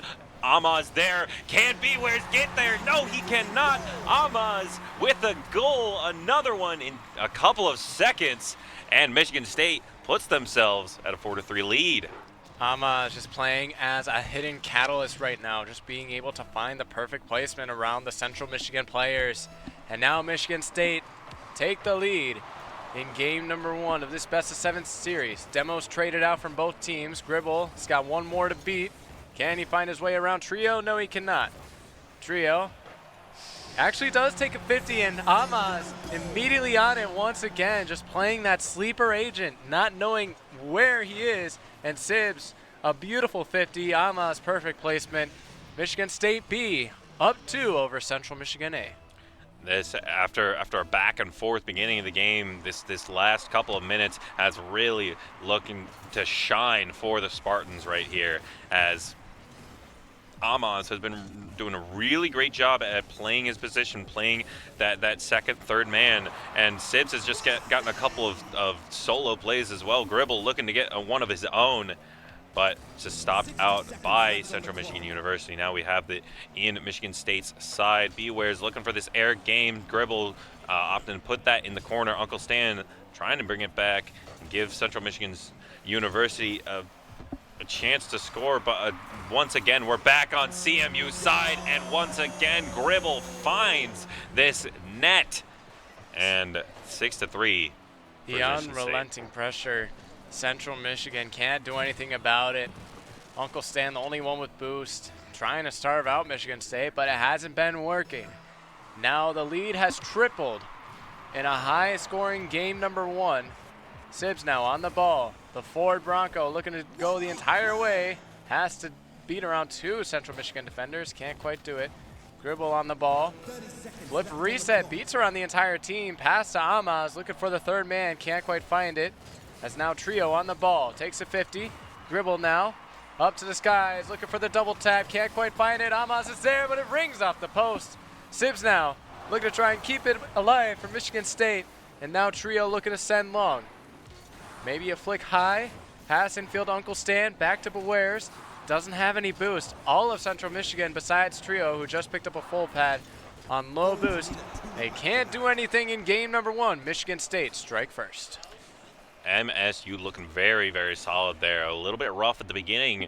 Central Michigan looking pretty solid, but MSU just really, really locked in those last 2 minutes, scoring 4 goals in those last 2 minutes, just in quick succession, and it was just very solid from the Spartans. Very solid all around. And one thing of Michigan State, when they heat up, they keep on going. They don't slow down. And that, I believe, is Gribble on the cameras right now. Yes, it is. And he's got Jimmer right behind him, the coach of Michigan State. He coached us well during our Central Michigan series. We played these guys just before this match is happening. We took game 2 after they took game 1, and then we lost the rest of it on the way out. So unfortunately, we are no longer in this tournament. I would have loved to face B Team because low-key, I think we have a solid chance against them. But unfortunately, the results are the way they are. And in this best-of-7 series, best-of-7 now could be a crucial factor for either one of these teams. And Central Michigan, they've got plenty of chances to come back in this one, but it all starts with game number 2. How do you go into this one, Zama? I'm going into this one thinking about shutting down MSU's team play, because we saw that there was a couple of solo plays by like Sibs and maybe Gribble a bit, but a lot of it was that rotation that we saw from the Spartans. They were playing well around each other. They had the resources, they had the passing back and forth, and it felt like Central Michigan University was just it felt like they were ball chasing, but MSU's pace was really controlling the match. Double commit there from Michigan State. Early on defense. Now Amaz takes the skies by himself. Has Sibs as the option. Can't quite find it. Trio beats him to the punch. Now he's got Bewares with a flip reset. Tries to get the fake. And now it's a 2-on-2 for the moment as both players spawn back in on either side. Amaz clears long. He's got Trio to beat. Gets the demo on him. And gets out. Sibs takes the 50 from Bewares. And Bewares still on this ball. Has to get around Gribble. Can't quite do it. He's around 2 people. A 2-on-1 for Michigan State. He's got Sibs in the midfield. Decides to opt for the slow play 50 instead. Now Amaz beats around 1. He's got Sibs for the shot. And Michigan State on the board first once again. Sibs just slotting it in right there. Quick tap on just a good car control right there. And yeah, MSU putting up 1 on the board, and hoping to get something off of this kickoff here. Amaz beats him out, but Sibs can't get the follow-up, just barely. Now Bewares has control. Amaz, though, is there for the save and is ready to get it. And Uncle Stan trying to get something going, but Amaz, once again, is just a thorn in Central Michigan's side right now. And Gribble passing it to Amaz, just barely doesn't find the goal, but Sibs looking to find it as well. Amaz now the 3rd shot on, can't find it. Pressure Gribble for Michigan State, just keeping on going, but now Central Michigan looking to go back the other way. And now Sibs beat on that one, and Gribble can't get back. Trio does find its way through on the board. Good pass from Uncle Stan to get him on. And back to 1-1 in this series, in this game. I keep mixing them up. Michigan State is really solid at the finding that first goal, but Central Michigan finding a way back, not letting it deter them. But Amaz with a good pass to Sibs. Sibs trying to find maybe Gribble or Amaz also in that center there. Gribble can't find it. Amaz, a bit of a 50, and this is a little awkward, but Sibs is able to save that on net and goes below. Bewares there. Trio is there to defend, though. Bewares boots it up long, is looking to set himself up. Good pass to Uncle Stan, but Gribble with an amazing save there. Now Amaz, not enough boost to extend the play. Gets kicked back to Gribble. Takes it from the back wall. He's got full boost. Trio trying to pre-jump him, but Gribble plays his time. Gets the beat around 1. Sibs forces Bewares to retreat. And now Amaz has to take first. Bewares is around him. Sibs looking to challenge next. He's on. Amaz takes out 1, bumps out Trio. Trio does fake around the first. Gribble reads right through it. Bewares to follow up. He does get enough of a touch to stray away Amaz. Sibs off the bump of Amaz, can't quite find its shot in. And now Trio on the ball, low boost. He's around Gribble. Leaves it for a teammate behind, but Uncle Stan is last man. He's overcommitted. Amaz for the double tap. He finds the angle. And Michigan State with an absolute laser of a shot. Amaz angles that a protractor doesn't even have. Finds its way in. My goodness, Pythagoras based his theory off of those angles. My God, absolutely incredible. Someone put that on a t-shirt. That was amazing shot from Amaz, almost in the name. Gribble, though, now has to play defense as Uncle Stan gets the demo on Sibs. Trio there with the boost. Can Amaz beat? Gets bumped by Trio. Sibs, though, there for the second. Uncle Stan looking to hit it, but Bewares now puts it center. You have Uncle Stan waiting in the mid. Amaz gets beaten out, but Sibs is able to boot that out.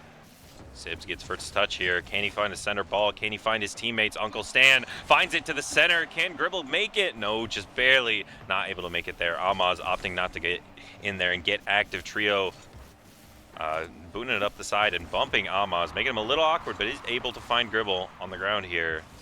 Now it's Uncle Stan versus Sibs. Beware's looking for a bump, but Amaz passing it up, and Trio beats Sibs, bumps Gribble, and then Bewares gets saved out by Amaz, and Sibs boots it long. Amaz just all over the field in this game number 2. The dark horse rises once again. Now Bewares has to take a 50 with Amaz. Gribble the pre-flip touch, gets around 1. Sibs the shot, saved away. Trio gets taken out, so slow down Central Michigan's attack. Bewares looking to center to Uncle Stan, almost a key connection. Would have been nice off of the pinch as well, but it's still a 1-goal game. Amaz to clear over 2. Uncle Stan the lonesome for Central Michigan. And now Gribble will pounce on it. 50 center. Trio has to get a touch around 1. Amaz looks to follow up. Maybe a bump, can't get it. Trio to clear long. Central Michigan need one here. Trio, good 50. Uncle Stan, the shot slots it bottom left. Central Michigan tie it up. And this could be overtime, folks, but there is a kickoff to be played. This is looking like we're going to an overtime here in this game 2, 2-2. Michigan State, after an amazing couple of goals, Central Michigan kind of back after just solid play here and there. Bewares gets a little flip reset there. Now we're just playing awkward in the corner here. Sibs looking to keep it up, but I think Trio wants to go to overtime here as we just knock it down and we're getting into overtime. Sudden death. Whoever scores his next goal takes it, and Gribble with a great touch on the kickoff finds another one. Bewares, Sibs finding the touch, but it doesn't get enough velocity. Amaz bringing it back to the center, bumps Bewares, and Gribble just barely not connecting on that goal. Sibs finding the center once again, but these three Central Michigan players are kind of awkward. Ball chasing a little bit. Gribble looking for it, but Bewares with a great touch. Gonna stop it, but Sibs comes in from the top ropes and takes it and takes us to a game 3. Yeah, good force from unbelievable. We have the Valorant roster. We have the Valorant on roster the overlay. That's funny. That made my day. Got a nice little Val promo. There's the cams that we were looking for. There's the players that we want. We got I think Sibs on the far left, Gribble in the middle, and then Amaz, the main man you're seeing on the screen right now. Jimmer behind them, giving them advice. But Michigan State, pivotal game 2. Not a lot of game 3s are won by the team who wins game 2. Yeah. So we'll see how Central Michigan responds after this. They definitely need it, because otherwise, if Michigan State wins game 3, we're going to have It's to see looking real a rough. best of 7 reverse sweep. That is which is next to already hard unheard of. enough to say. In a best of 5, that's already insane. But to do a reverse sweep in a best of 7, next to impossible, just to keep that mental up. However, that also is terrifying to think about as like the person being reverse swept. It's like by game 2 you're like, no way we get reverse swept, and then game 3 we're getting reverse swept. This is crazy, and that's a stressful situation you have to be in. But just to keep that mental up is what Michigan State needs to do, and Central Michigan needs to figure out something. Yeah, they got to figure out anything. I mean, we haven't seen too many kickoff strats. Central Michigan tried a kickoff strat before the end of overtime. So just them watching out for anything that Michigan State has to offer, because I know we have a few tricks up our sleeves, and they probably will have a few tricks up theirs as well. Of course, yeah. So as we load into game number 3, Michigan State up 2-0 in the series. Central Michigan still trying to find something. We will be resuming shortly. Yes, we are perfect. Going oh, back we're getting right into it. Wow, really right into it. Missed the first 10 seconds. Sorry about that, folks. Sibs now on the ball. Bewares off the demo, looking for the double tap. Sails out towards Gribble off the respawn, and we're already starting out hot into it. Sibs looking for something here. That top right corner just barely evades him. Amaz, though, off the top, looking for something. Trio gets beaten out, tries to get a bump on Bewares, and it works. Sibs is there for the cleanup, and that's going to be the first goal in the first 30 seconds coming to Michigan State. Clinical aggression, and with the late bump on the last man, Michigan State on the board first once again. Second game in a row now. And now Central Michigan facing a deficit once more. Off the kickoff we go. Not exactly any kickoff strats here. Sibs is on the ball. Challenged by Bewares, and Bewares does win out of that challenge. Amaz now looking to try and find a quick shot, top right. Doesn't even need any help, and he will slot it away himself. Amaz with an amazing shot himself. There it is, just right in the corner. Absolute magnet towards this net. Cannot seem to miss as 2-0 in the first minute. Michigan State looking real confident after those first 2 games, but a bit of a kickoff strat there from CMU, but Sibs is there as the last and is able to save it out. Hops it high over 1. Gribble now respawning from the corner. Sibs, he's over 1. He's got Gribble. Gribble looking for the shot, and it is saved away by Uncle Stan. Good save from him. Trio now challenged by Amaz. Amaz looking to try and set up a teammate mid. Uncle Stan gets the clear, but has low boost. Has to take his time. Gets a good 50, but Gribble beats around the second man. Looking for the bump on Trio, and no one for Michigan State able to follow up. Uncle Stan has to challenge, but Sibs is immediately on it, and it is cleared away by Bewares. But Michigan State still keeping the pressure up, still keeping the aggression up as well. Sibs has got a good shot here, and the demos from Michigan State, too overwhelming for Central Michigan. They were completely deprived of resources there. Central Michigan had no boost, had no way to get to that ball as the pressure, just the bumps, and as you said, the demos from MSU have been absolutely disgusting. Double cross from Michigan State off the kickoff. Sibs, the last man to receive the ball, couldn't quite find it, as his first pass couldn't quite go the way that Michigan State wanted. And this one might be a shot on, not quite. Gribble almost finds its way in. Shot on, saved away by Sibs, but Bewares gets denied. Now Trio. Looking for the read, gets around 1. Sibs is there to clear it out. Bewares has to keep it in for Central Michigan. 2 minutes gone, no goal scored for them, as Uncle Stan tries to change that. Amaz will clear long. He passes it down to Sibs, who passes to Gribble for the double tap. He leaves it for Sibs, unable to follow up. Trio is there after the trio of passes was denied. Sibs looking to get something started once again. Can he find anything? Bewares boots it out. Gribble beaten out Bewares, but Uncle Stan is there to follow up. Bewares passes it down to Trio, and Trio finding it, but Sibs is there in the perfect spot. And then Sibs beats out 2 once again on the side. Bewares looking to take this, but Gribble's going to meet him in the air. Bewares looking to beat him out, but Gribble finding that, and Trio boots it center. Amaz just barely misses right there, and a big bump on Sibs, and Uncle Stan is able to follow up. Central Michigan on the board. After the unrelenting pressure from Michigan State, starting to use that aggression against them now, as a bump on Sibbs prevents him from getting in the way of Uncle Stan's shot. Central Michigan on the board, 2 minutes and 11 seconds left to go. Still enough time. Uncle Stan with the late challenge, picks up a demo on Amaz, slows down the Michigan State attack for a little bit. Now Bewares tries to slow it down more. Leaves it off to Trio. Sibbs is now on the ball, and he's got the full boost spawn for him. Uncle Stan beats him to it, though. Bewares almost beats Amaz for a nasty little redirect, but it's cleared out by Michigan State. Gribble the shot on, saved away from Trio. Follow-up shot, shot on from Sibbs. Bewares will get the save, and now Gribble looking for a sidewall read, does get it. Uncle Stan, though, to nullify any effect that it could have. Sibbs now under one. Low boost, so has to try and find a teammate. Might try and take it himself. Now Gribble's on the ball. Unrelenting pressure from Michigan State could lead to a goal, but Trio does well to clear it away and maybe buy time for some teammates to get some boost. But regardless, it's still a 2-goal game, and now half the time is gone. Sibbs with a breezy flick on target. Not fast enough. Central Michigan is back in time. Sibbs now finding Gribble on the top there, looking for the redirect, can't find it. Sibbs looking up top, got the demo on Uncle Stan, and now Gribble trying to follow up Amaz. A little bit of a double commit there. Can Sibbs and Amaz make it back? No, they cannot, and Bewares slots it into that top left. We got a minute left in 1-goal deficit. Good control from Bewares to just be able to keep connection and a little bit of an own goal. Speeds up the ball, slots it top left. Good goal regardless, but unfortunately for Michigan State, it's in the wrong net.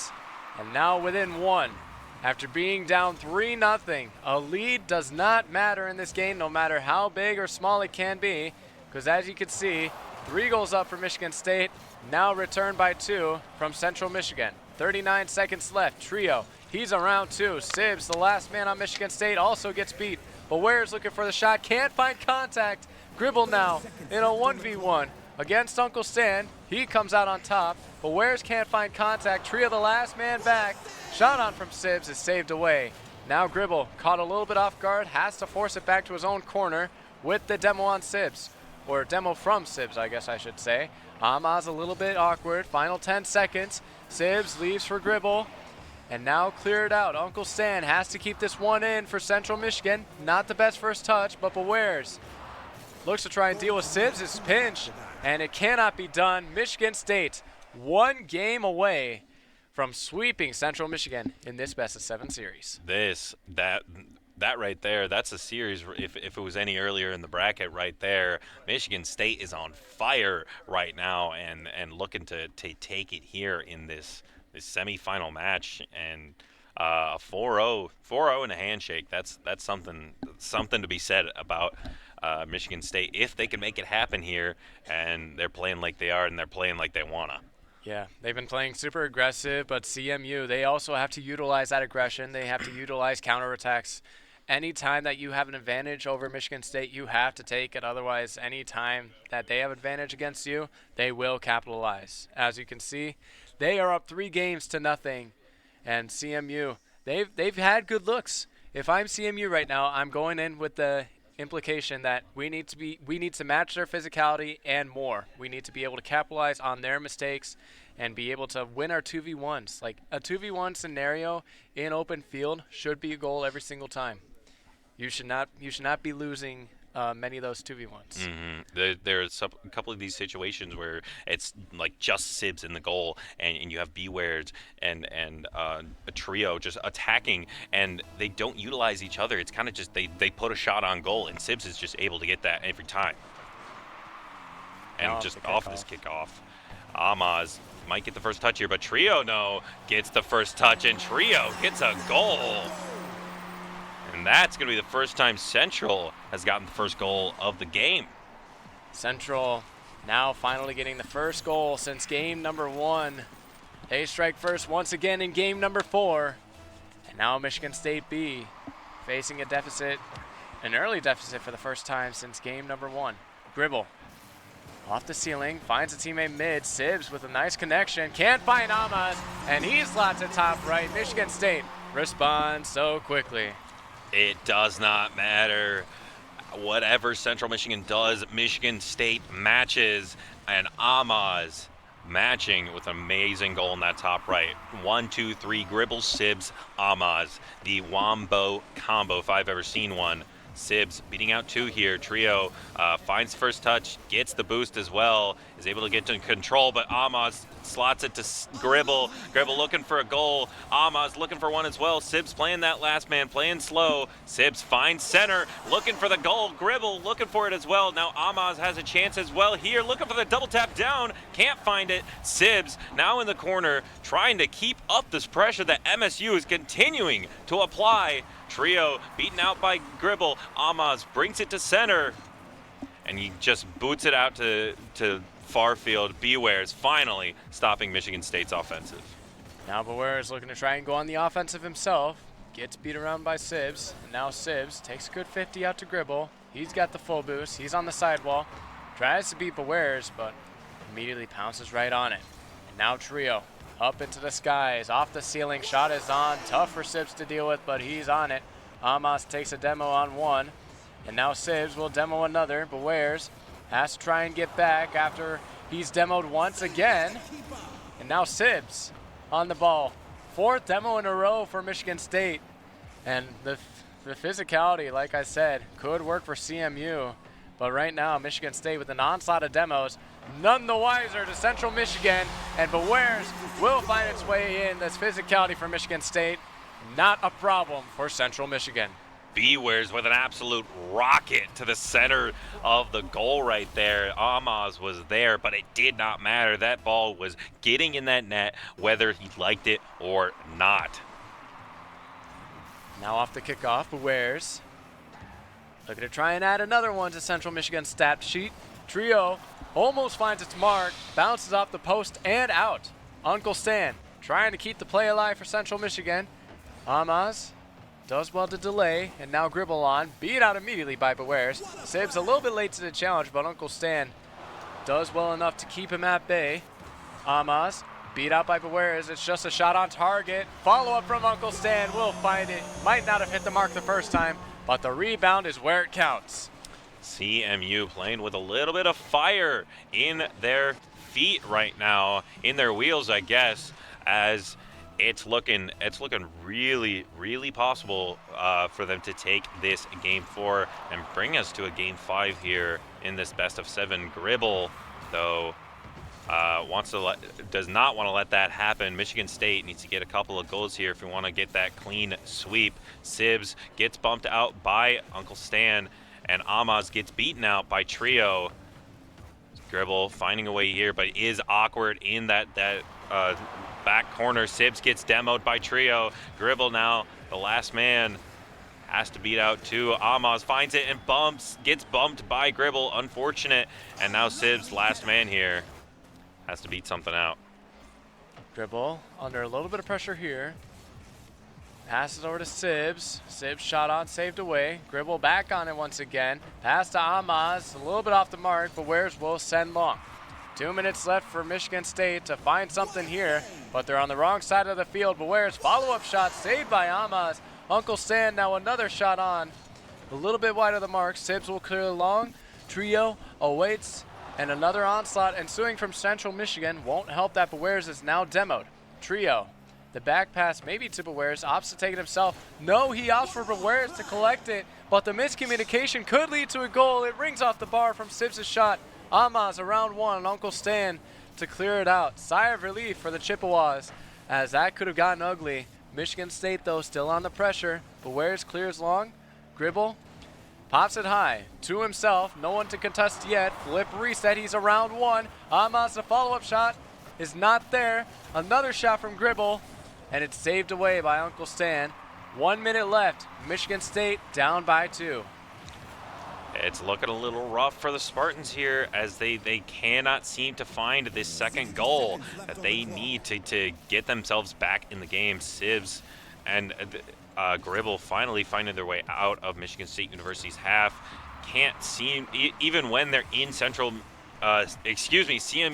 half, the goals just don't seem to be going in. The defense from the Chips is really, really solid at the moment. Now Gribble beats around 2 players, tries to get a good recovery, makes Sibs a little bit awkward, and that might just be a goal for Central Michigan, and it will. Central Michigan now up by 3. Off the mistake from Gribble, a little bit of a pre-flip pass. Couldn't quite go the way he wanted it to go, and Central Michigan capitalized, looking to take a game off of Michigan State. Yeah, this is CMU poised to take this game for. It is technically possible to get 3 goals here, but it's with how the defense has been going on CMU's side, it not looking as possible. 15 seconds remaining and a good dribble from Bewares just stalling out the time right now. Uncle Stan looking for a double tap. Amaz misses that ball there, and now we have 7 seconds left and 3-goal deficit. Michigan State University is going to be looking towards a game 5. Game number 5, we do have ourselves life. Central Michigan was able to bring it back from the brink. And it seems to be whoever scores the first goal gets the win. Although that did not prove to be the case in game number 1, where Central did in fact score the first goal. But Michigan State was able to respond. And now Central Michigan on the board. The aggression from Michigan State, a little bit too much for them. And now Central Michigan just capitalizing on any mistakes that they can. They seem to have possibly listened to me in a way.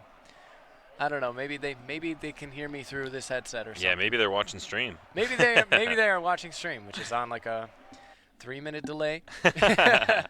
Something like that. But yeah, getting into this game 5, MSUB really has to think about their defense, because a lot of the time in games 1 through 3, Michigan State just really had control of the ball most of the time, and the few times that they needed to play defensive, it was just like they kind of just had Sibs or Amaz just in that back, booting it up the side. But as soon as CMU was able to apply more pressure, just keep it on MSU's half, it felt like the defenses started to crumble a little bit. Yeah, definitely. Now looking to go into game number 5 with that same strategy.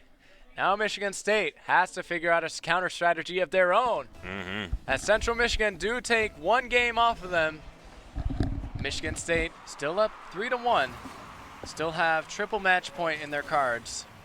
But winning this game 5, Central Michigan, would be key for them. And it could be a momentum shifter in this series. 13 seconds in. Sibs finds himself a pass to Gribble, bumps out the first man. Amaz shot on net, denied by Trio. What a save off the top right corner. But where's now? A little bit awkward. Good first touch. Couldn't quite beat around Amaz. And now Uncle Stan leads for Trio. Trio gets beat out. Uncle Stan is there to help him out. Now Amaz. Good control, trying to find his way in, but Trio will clear long.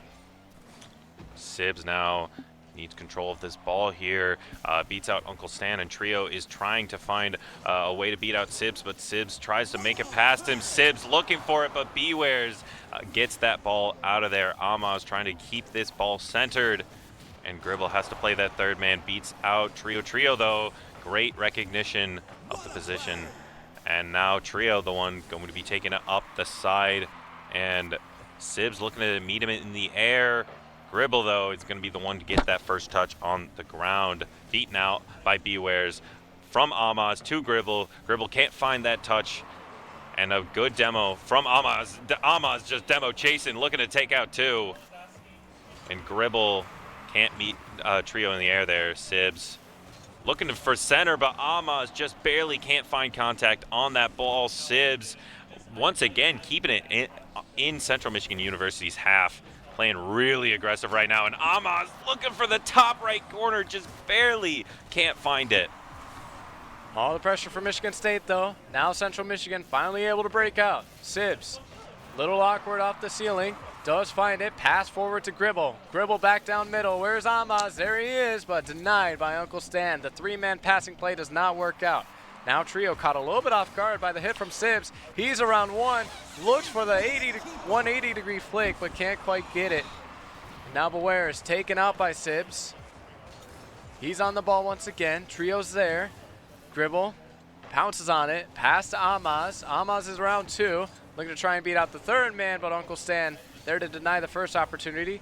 Trio beat out by Amaz. And now Amas just has to leave for a teammate. He leaves it for Sibs. Trio out to the corner. Half the game gone, no early goals, and we're halfway through, nothing on the board. Gribble now from the back wall.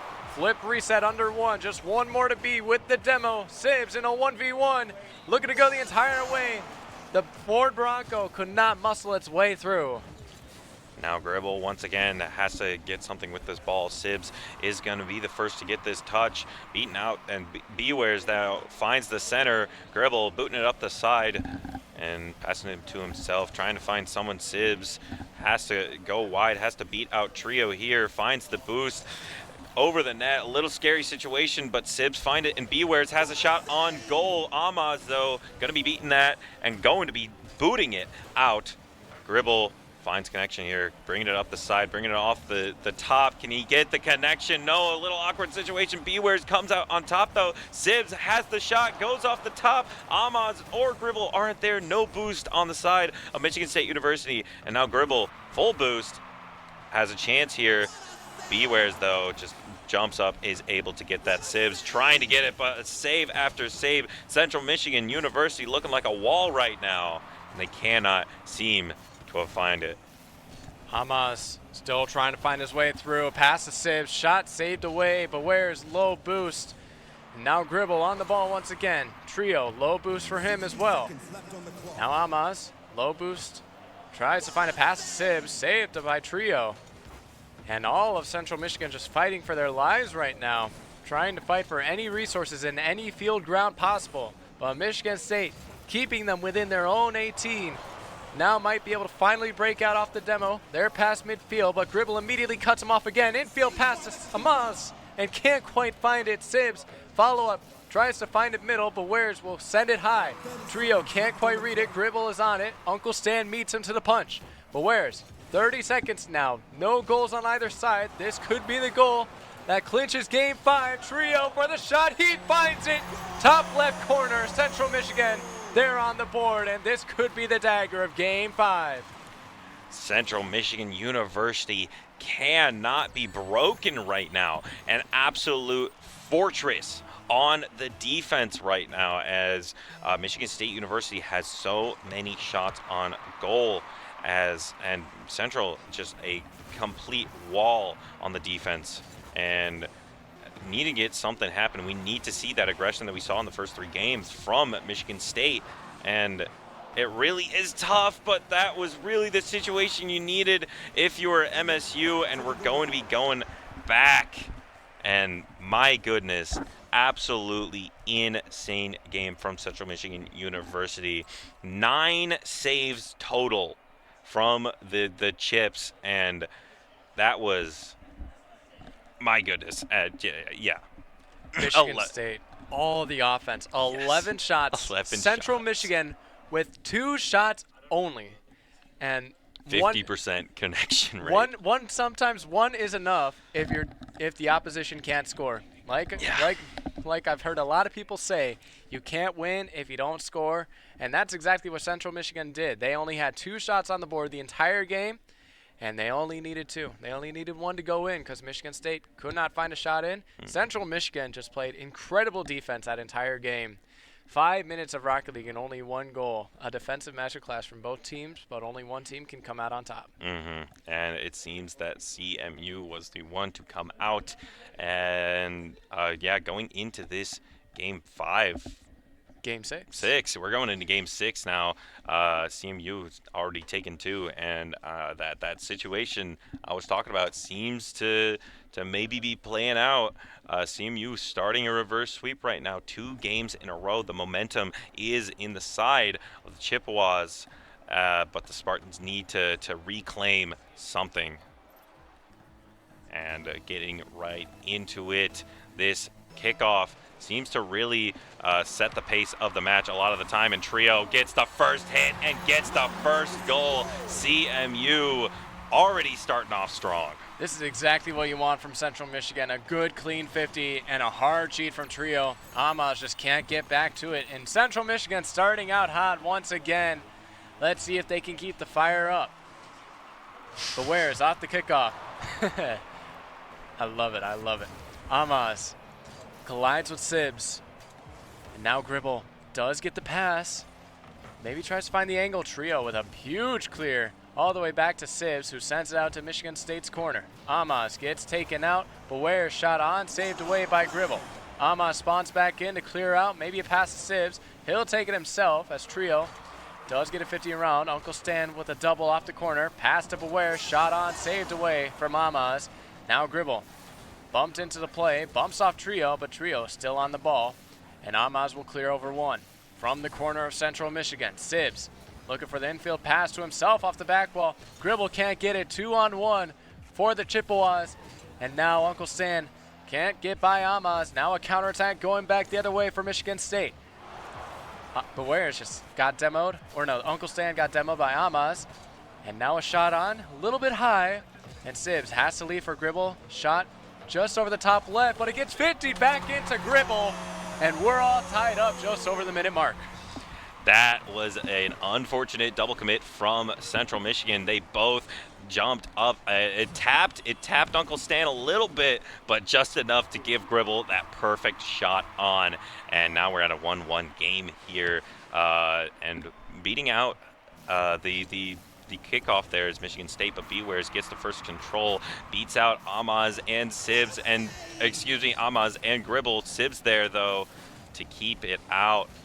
And Amaz and Sibs are just playing for their life in this corner right now as Trio finds connection, has full boost. Can he get something going here? Sibs bumps it out to the corner. Great defensive play. Uncle Stan now, though, the one with full boost. Can Sibs beat him out? It does once again. And Amaz brings it up the side. A good little boop from Bewares to get it out of that situation. Now Bewares taking it on his own, but Gribble able to clear that ball. And CMU applying a lot more pressure than we saw in the first 3 games. Now Amaz testing Trio off the back wall. Gribble pops it high for Sibs. He's there and he's got the goal. The passing plays coming out for Michigan State. And this is exactly what we've seen out of them for them to succeed. And here we are again. Top left placement from Sibs off the pass from Gribble. And Michigan State find themselves up by 1 once again. Michigan State, we're seeing some of the fire that we love to see from the Spartans. We're seeing their gameplay. We're seeing the pass play, the back and forth. Their teamwork is their strength, and we're seeing it there, back and forth, left and right, tiki-taka. It's just that's soccer fundamentals, and we're getting to soccer fundamentals right here. Gribble gets a touch. Trio looking to meet it, but goes a little low. Beaten out. Amaz beaten out. What a that touch. was a great hit from Bewares, putting us to a 2-2 game. Nice little recovery, just lands on it and gets the second touch. A nice little sidewall doink, you'll call it. And Beware is just catching all of Michigan State off guard. Central Michigan ties it up. Half the game to go, still anyone's game. Let's see who will come out on top. Sibs off the kickoff, sends it long into Central Michigan's end. Gribble meets it, looking for a recovery off the sidewall. Sibs takes out one, and Uncle Stan takes out the other. Amaz from the respawn, getting bumped out by Trio.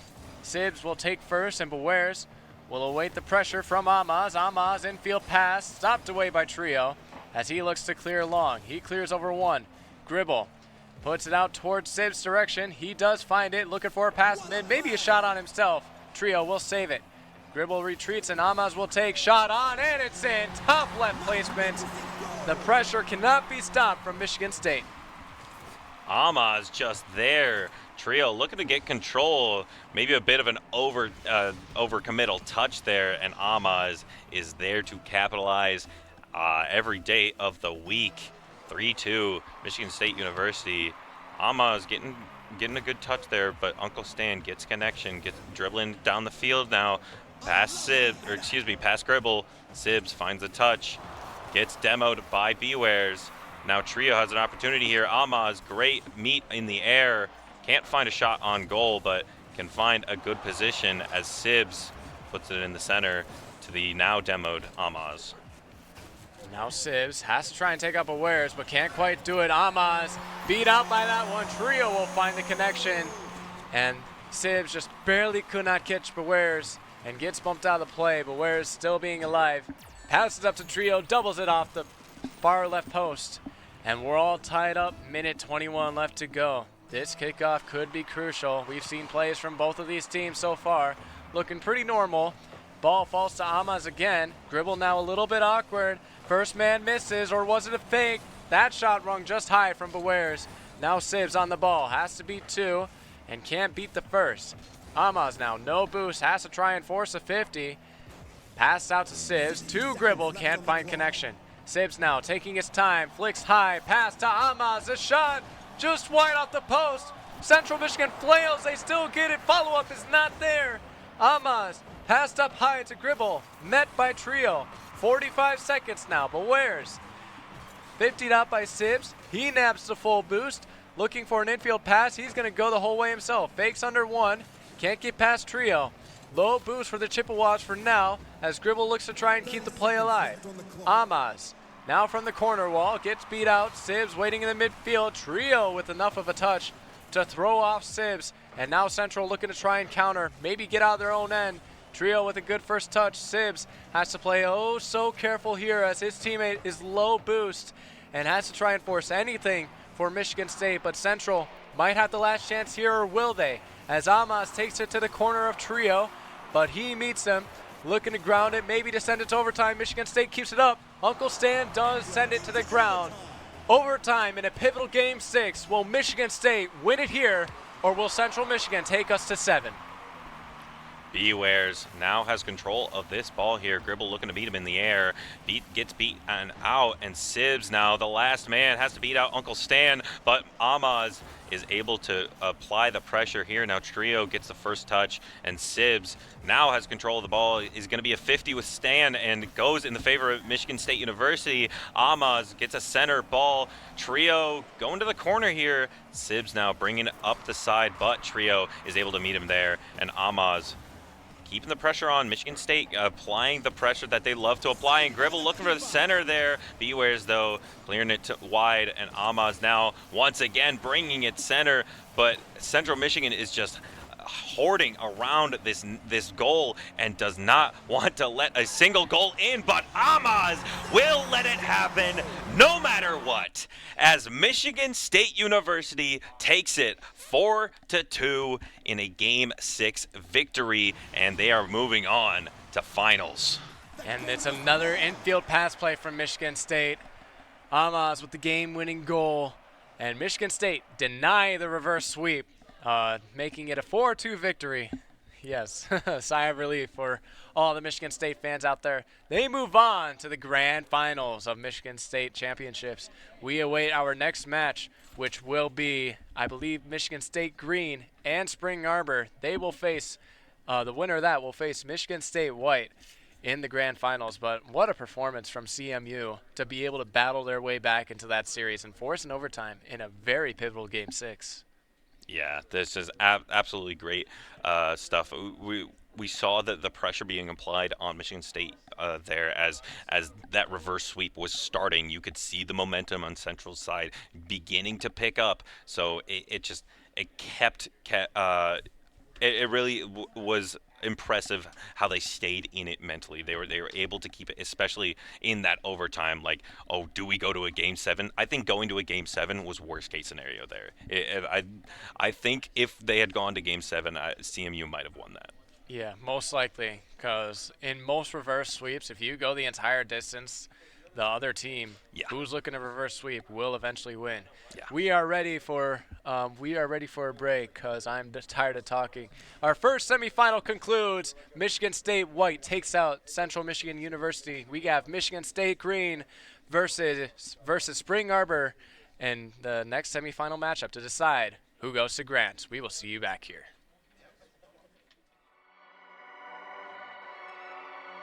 You know, there's the easy way to do things and there's the right way to do things. At Michigan State University, our goal was not only to impact campus, but to impact the entire collegiate ecosystem. This is a critical time in esports, and the decisions that we make today can last for decades. And so we at Michigan State, we're committed to doing things the right way.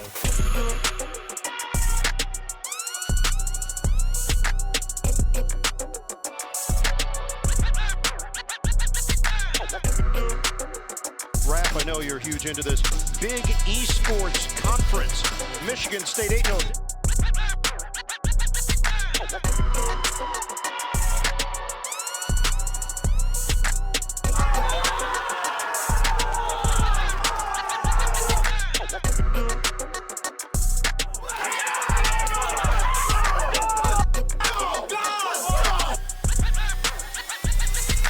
We want to make sure that we are setting the standard for how programs should be built and how programs should behave.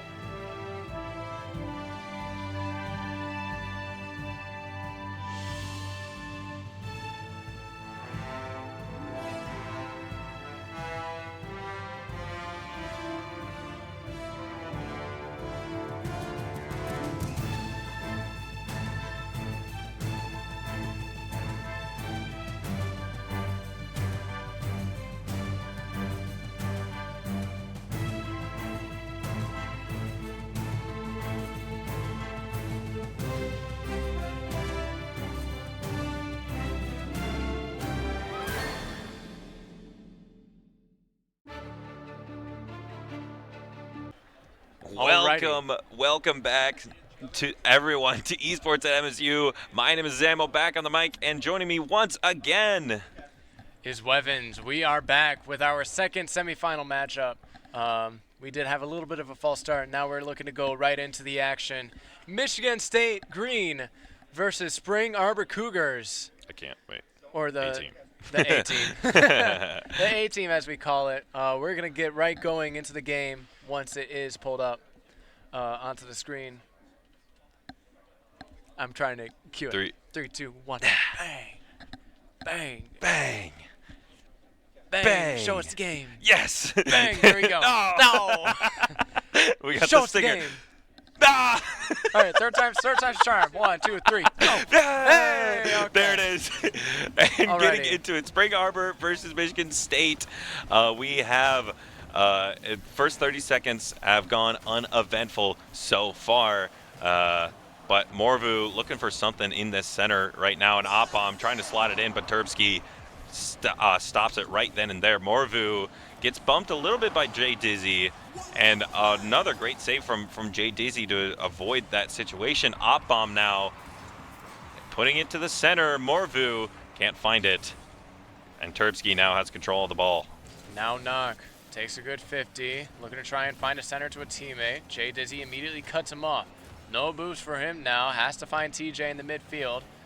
Now Jay Dizzy gets a bump on one and gets bumped into the ball actually, and TJ is there looking for the shot. The clinical shooting is not there yet from TJ when we saw it in previous games before. Now Michigan State looking on the offensive. Oppom is there, pass to Morvu, shot on, bump on Turbsky from Oppom. Proves none the wiser. Now Jay Dizzy looking to go back the other way. Infield pass. Falls straight to Morvu with control. Looking for a goal. He's around one. Looking for TJ. Maybe a pass middle from Oppom to Knock. Follow-up shot is there. Top left. Rings off the post. And no follow-up from Oppom.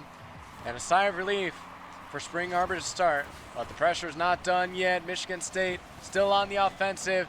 That one rings off the bar and out. Oppom can't get back to it. And Michigan State scoreless so far, as well as Spring Arbor in the opening 2 minutes.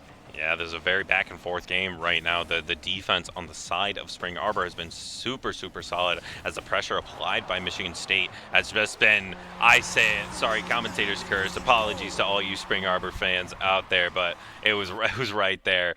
Just Spring Arbor couldn't keep up with the Michigan State offense as they continued to push forward, and Michigan State now we got the Bacchus running in there. Good old Barrel overlay. We got Barrel now, yeah.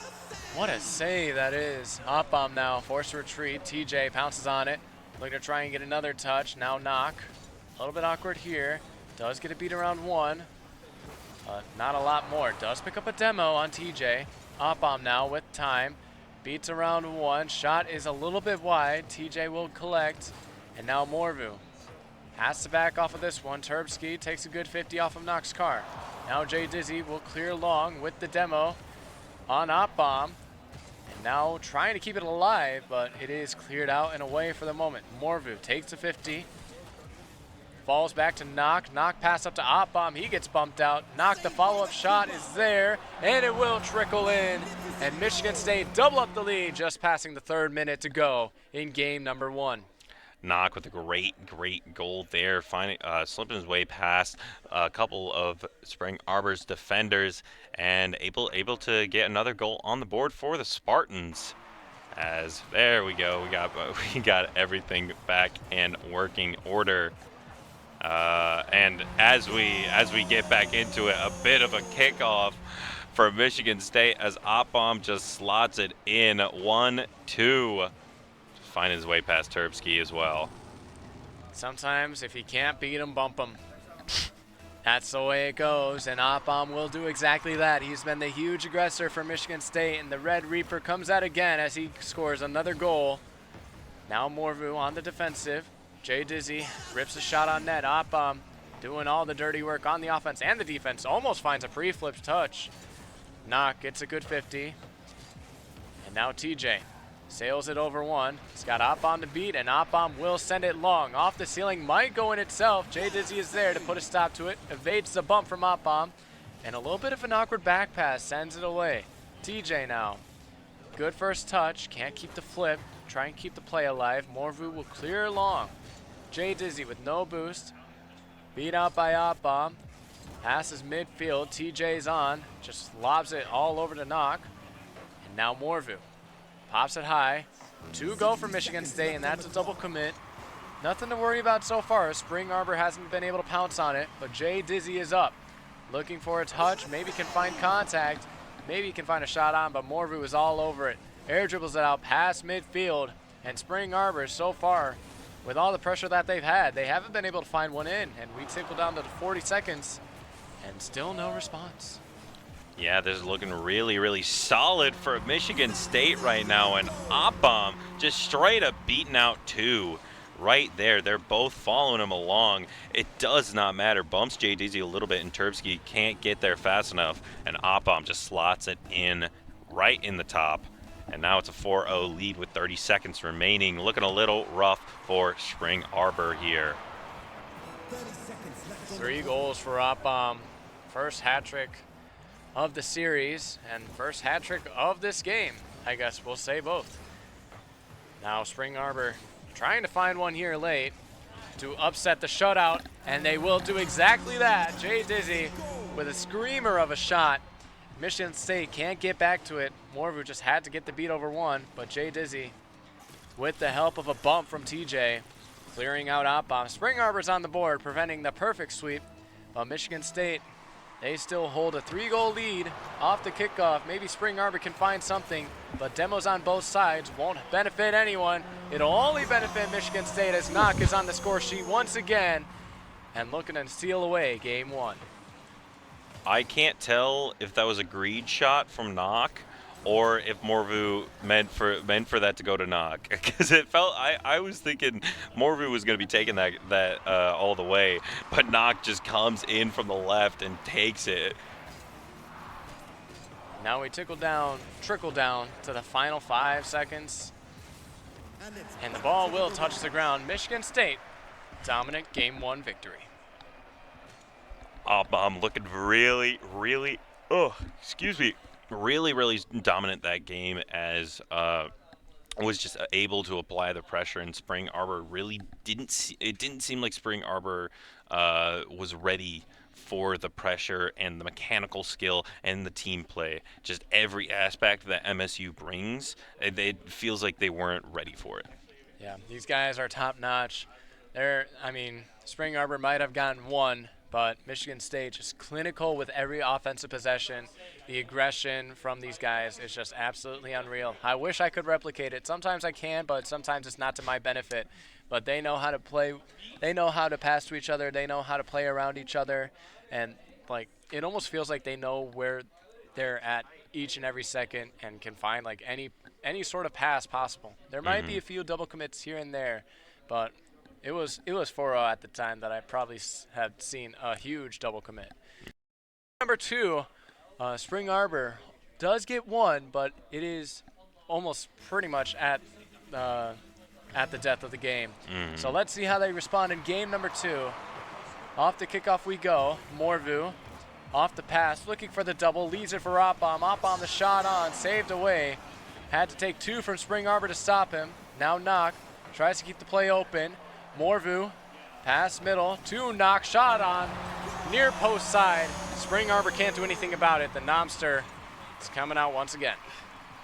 There it is. Just what I've noticed from MSU is that was just 5 appliances of pressure in a row. In the previous series we've been watching all day, it really feels like there is one shot on, one attempt at a center ball here and there, but right then and there, Michigan State was in the perfect position. Bang, bang, bang, bang, bang. It was just back and forth appliances, and that's just really draining on Spring Arbor's defense. Now another thing that might be draining is Morvu as he goes under for the flip reset, and Michigan State double up the lead. They're starting to get hot, Zamo. They are starting to get hot. I can feel it from over here. They're warming up, and I'm scared for what's to come. Not even past the first 45 seconds, we got 2 of Michigan State's players going on the kickoff. Almost found its way in. Jay Dizzy will clear long. Morvu left alone on defense with no boost. Can he get there? Yes, he can. He does pick up the corner. Takes a 50 with Jay Dizzy. He looks to center. Maybe to Terpsky. He's a little bit late. And now Oppom. Infield pass gets cut off by TJ. Morvu will be on the touch. Knock with a pre-flip shot. This one might be on target. Saved away by Terpsky, but the follow-up is there. Knock in these pre-flips. insanely Man. out of this world. Insane. His shot recognition, his positional understanding is next level. And then just adding on to the fact that Michigan State's second and third man are always there. They are always ready for that pop-up, for that 50, and it does not matter the position. Morvu now to collect just past midfield. Passes to Knock the shot, and it's going to be another goal. 4 goals. And only one side is doing the scoring. It's not even been a minute 30. And might have been a pre-jump from Knock once again. Morvu to Knock has just seemed to have been the connection for pre-jumps. And here we are, 4-0 in game number 2. Spring Arbor have to find something. There's a lot of time to do so. They do have 3.5 minutes. That is more than that. That's a good 70% of the game left. And they really need to get something going here, as Knock just playing in front of TJ right now. TJ applying the pressure really well, but Opbom ready for that second man, ready to play defense. Terpsky maybe demo chasing a little bit, looking for Morvu there, but cannot find it, as Terpsky, Morvu looking for that demo on Terpsky as well. TJ finding Knock though. We're getting demos left and right. Knock gonna have to 50 with Jay Dizzy here, but Jay Dizzy does beat out Morvu to find their first goal. Spring Arbor have life. Nice little bounce for Jay Dizzy. Knock couldn't quite get the bump on him, and Morvu just couldn't quite get the connection on the save, and Spring Arbor are on the board. Nice little rhyme. I could not do that again. They send Knock on the kickoff for a delayed approach. Almost goes the whole way. Morvu keeps it in for Michigan State, and now Opbom to press. Finds a good 50, looks to follow up, can't do so. Now Knock called into the play. Tries to go high, beat out immediately by Jay Dizzy. And now TJ will intercept. Looking for a pass middle. Shot on, will muscle its way in. Jay Dizzy with the help of TJ's bumped. And Spring Arbor have 2 unanswered so far. Half the game to go. Spring Arbor showing signs of life here. 2 goals, as you said, unanswered. Absolutely applying the pressure really, really well right now. It seems like Morvu and Opbom are kind of playing a little aggressive right now, leaving Knock to dry in that back line as they try to find more of these goals. And Jay Dizzy, though, applying pressure really well, applying his tech skill and really getting in there and getting busy, you know. Morvu getting beaten out by Jay Dizzy, and Terpsky is there. Opbom, however, great save. He's going to block that goal. Jay Dizzy looking for a top down. TJ, though, trying to find the net, and Morvu now is going to be the one to meet Terpsky. A bit of a double commit that could spell doom for the Spartans, but no, Knock still able to recover, able to find it. Knock with a great bump on Terpsky. And now Opbom trying to beat out a couple of Spring Arbor's players, but a great shot from Jay Dizzy and an even better save from Morvu. Finding that, and a great dribble from Knock because he find his way through 2. And Knock making it happen. And look at the stat sheet once again. Morvu the pass to Knock. A beautiful save to set up Knock's attempted air dribble bump. Gets the first guy out of the way, and the second man can't get back to it. Michigan State reclaim a 3-goal lead.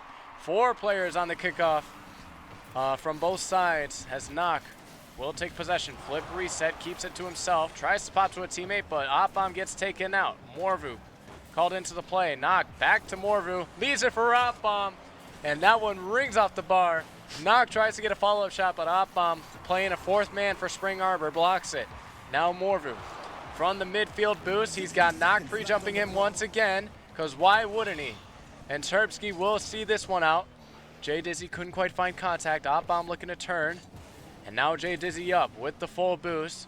Gets bumped out of the way, and Knock will send long. Spring Arbor need to find something, but they're on the wrong side of the field. Almost a nice shot from Morvu, but the connection with him and Opbom was not there. And now Spring Arbor looking to regroup off the clear from Terpsky. Jay Dizzy has a chance here. Has to beat out 2 MSU players. Already did, but doesn't find connection on the goal. Up bomb, that third man is able to find it. Now TJ almost puts it in his own goal. Morvu looking for something.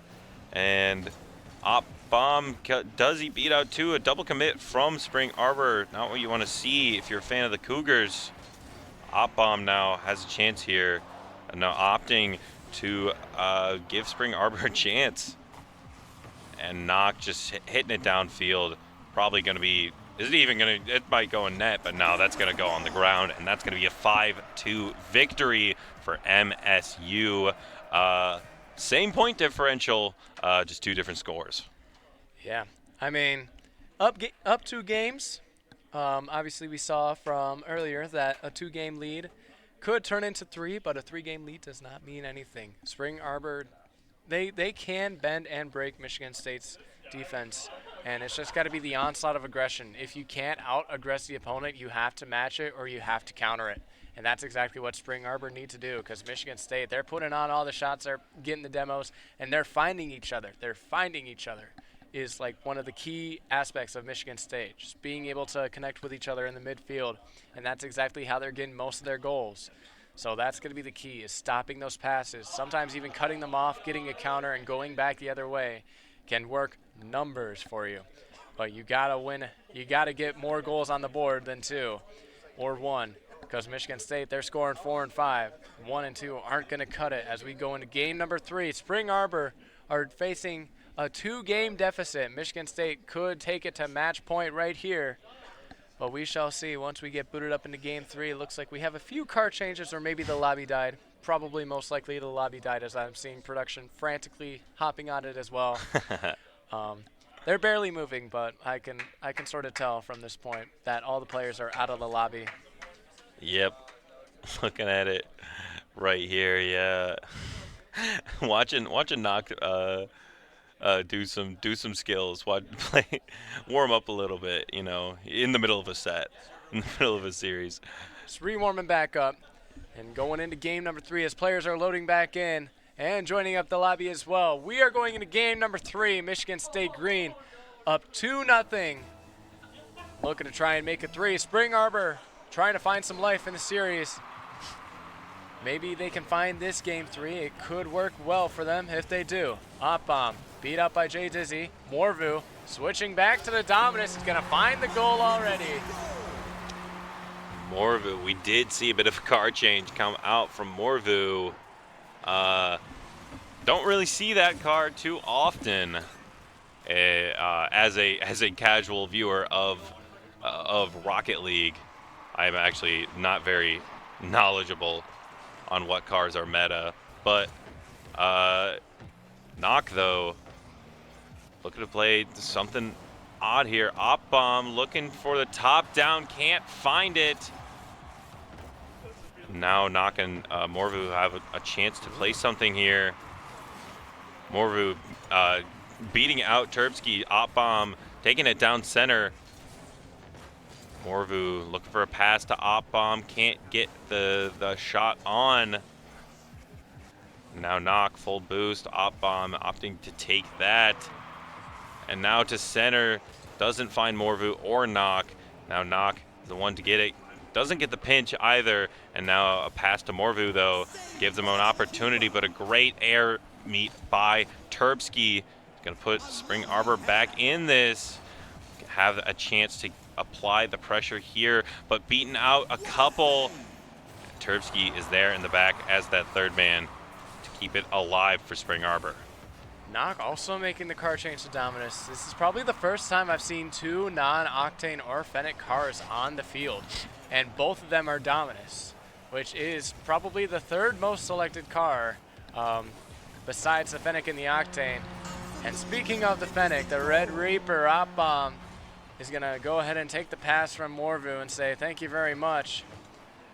And Michigan State double the lead just beyond the minute 30 mark. Spring Arbor, they've been known in this series to give up early goals and then eventually get one back. But they're going to have to get one practically very much earlier, because both times they've been outscored by 4 before getting a goal on the board. So they're going to have to Get one earlier than that, Zamo.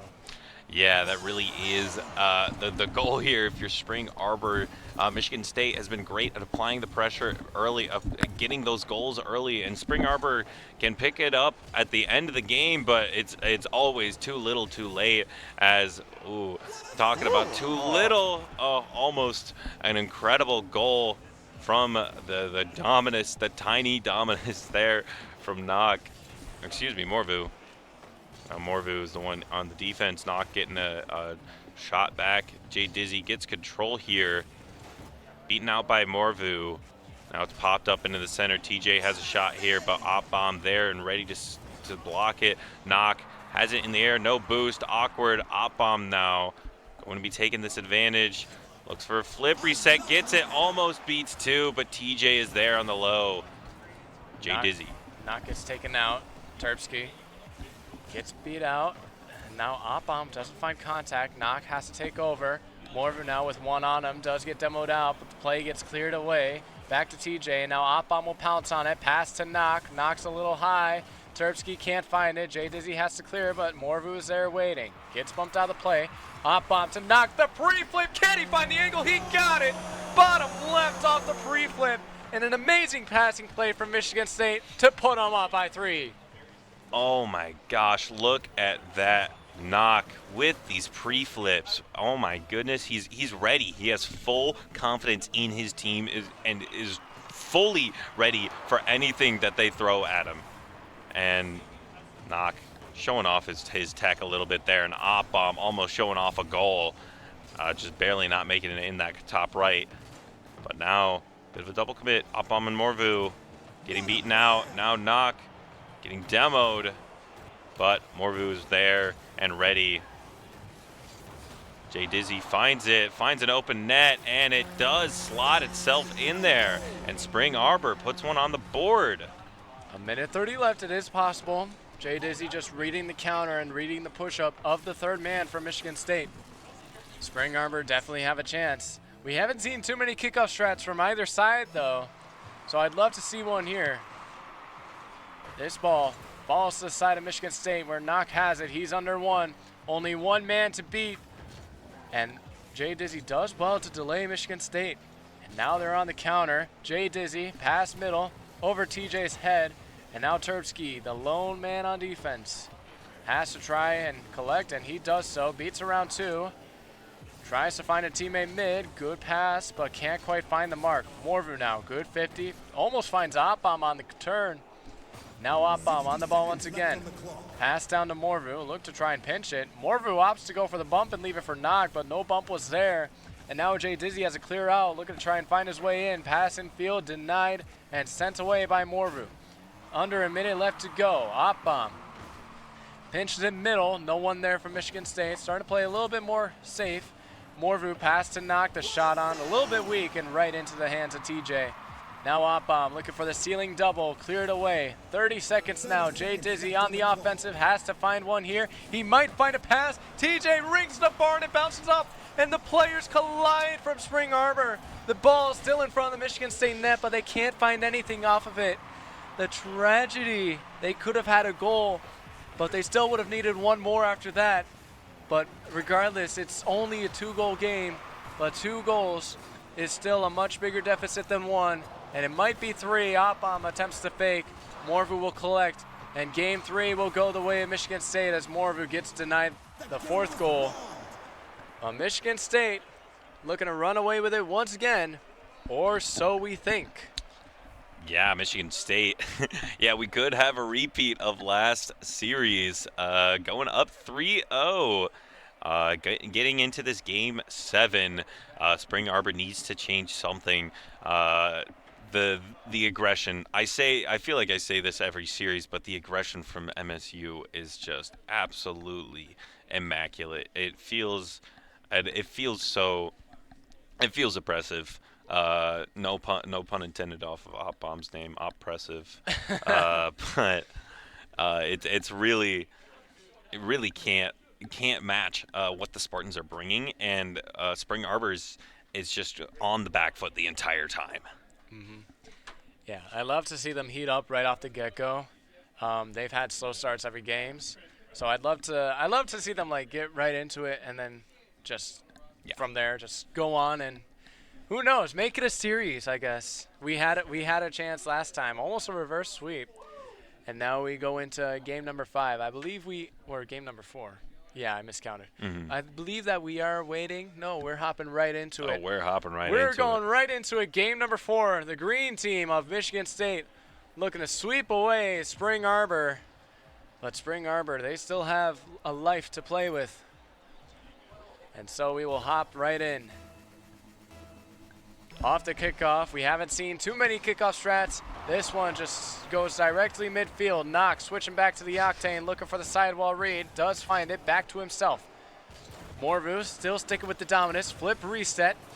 Tries to find the 50, does so. Opbomb decides to not go. Jay Dizzy on the counter, finds a shot on, saved away by Knock. And now Morvu will take over from the back wall. He's over one. Actually, that's a lie. Jay Dizzy beats him to the punch. And now Opbomb beats around one. Knock, a little bit awkward here. Has to get Morvu to play for him. Now he's on the ball. Looking for the Musty. Does find it. Has a pre-jumping Knock. Gets the dunk and not a follow-up from Morvu. As Knock looks to try and get out of the way. As Terpsky will look to clear long. Gets only to midfield. Morvu pass to Opbomb. Can he find the angle? It's off the post and can't quite find the follow-up. Knock tries to keep it alive, but Michigan State remains scoreless for now. Unfortunate situation for the Spartans there. Opbomb just barely not able to slot it in. But as I say that, another opportunity shows up for Opbomb. But right now, Spring Arbor playing a great defense. And a minute has gone by. Michigan State has, they score the goal right as I say it. And Knock just gets a good pass to himself, finding it right on the corner and slots it in on the double tap. And Michigan State going up 1-0 once again. If there's anything that Knock is good at, there's two things. Pre-flips and double taps. There's your two. And he's got a double tap in this game. Slots it top right. I mean, the man can do no wrong. As he's up in the air once again, looking for another double tap. He finds it in the same exact spot. Call it a routine at this point. Unbelievable. If nothing, he is consistent. I say. Knock, the man, the myth, the legend, it can do no wrong in my eyes. He finds that top right corner through rain and shine. Knock shooting it up the side, booting up the side. Opbomb now in an awkward situation. Morvu doesn't beat out Jay. Knock putting it up to Opbomb. Can Opbomb find Morvu? No, Terpsky beats out Opbomb. A bit of a double commit from Spring Arbor there. And Morvu meets him in the corner. Knock has to get it out of the center. Opbomb able to do it. Now Terpsky leaves it for TJ. Knock has to take control. 3 minutes gone. Spring Arbor still haven't found, or 2 minutes gone, I should say. Spring Arbor still haven't found anything yet. TJ gets bumped out of the way. Knock up really early. Does find contact. Morvu, flip reset. Looking for the flip reset. Musty, maybe a double reset. He's got it. He's got the clear over one. And now Opbomb will take control. Looking to try and find a pass mid. TJ says no. Clear it out. And Knock immediately back on it. Takes this guy's once again. He's got a flip reset. Pops it over to the last man. Top right. And it will go in. Off the defender. Knock with an absolute flurry of shots. Brings himself to a hat trick with some absolute bangers at that as well. Very, very just a complete showcase right now from Knock on how well you can play around a ball, how well you can play around defenders.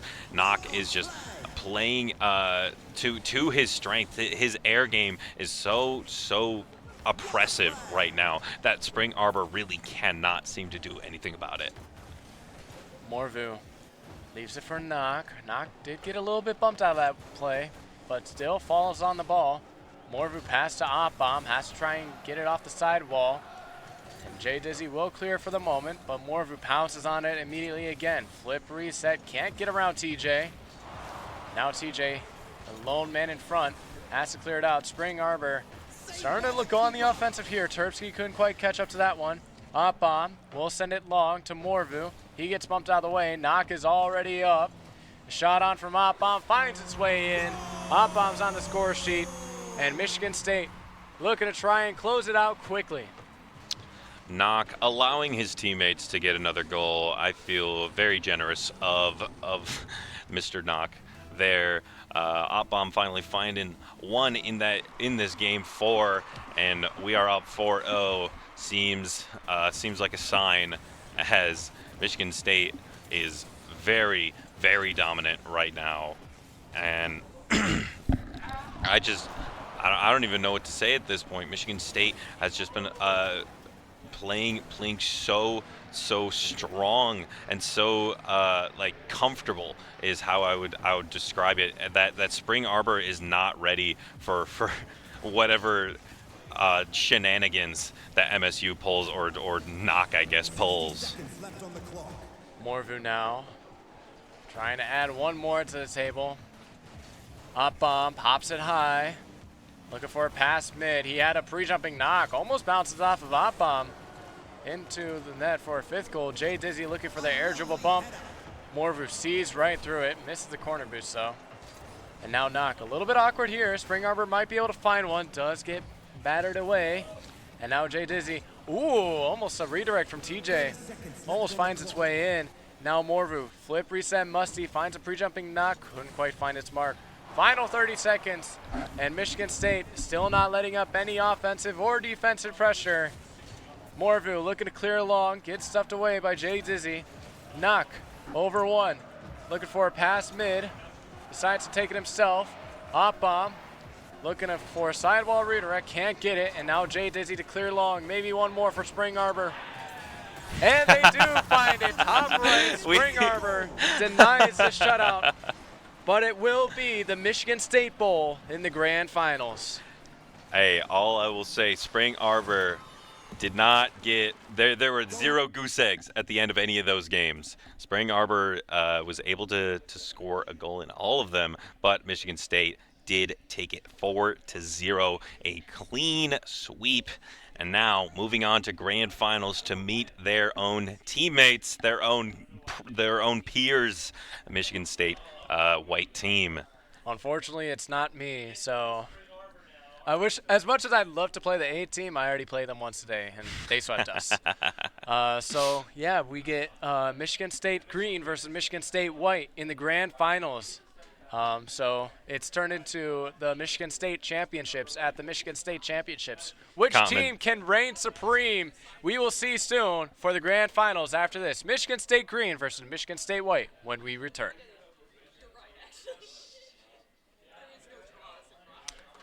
We're going to go to a break in a little bit. There we go.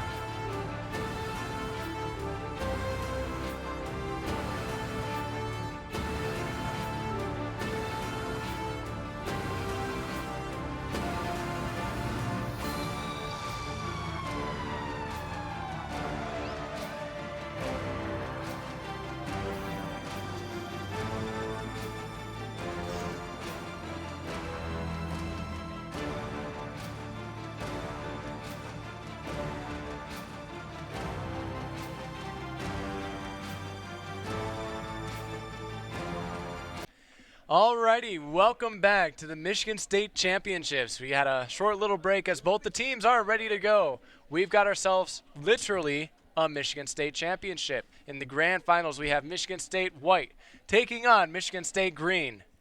At Michigan State, commentated by 2 Michigan State players. We have the green and white all around Spartans, left and right, front and center. Can't wait to watch and talk about this. Michigan State, the green team looking to end this quick.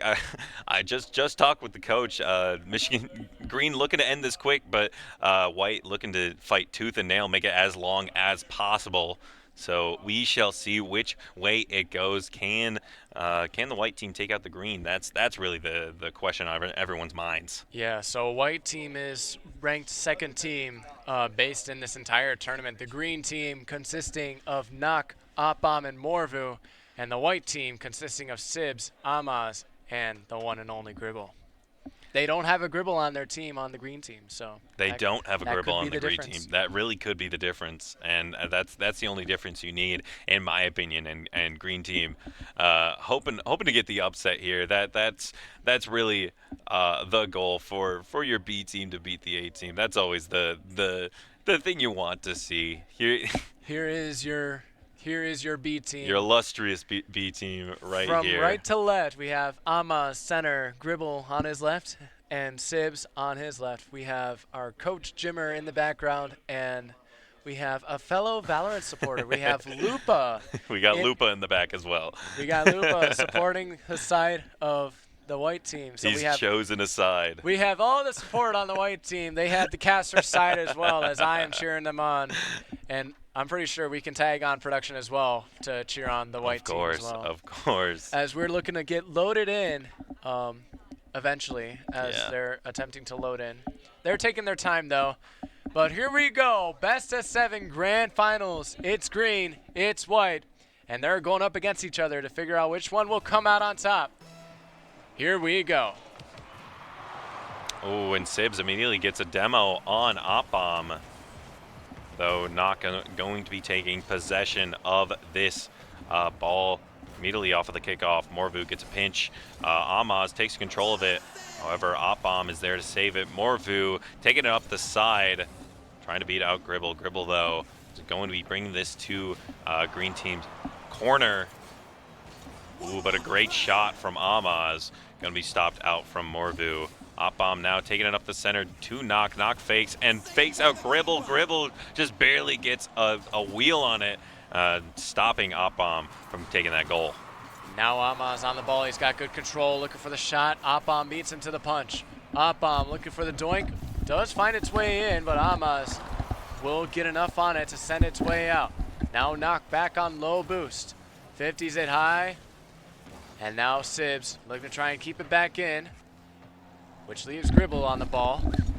Sends it mid. Opbom is there and waiting to commit from the side of MSU Green.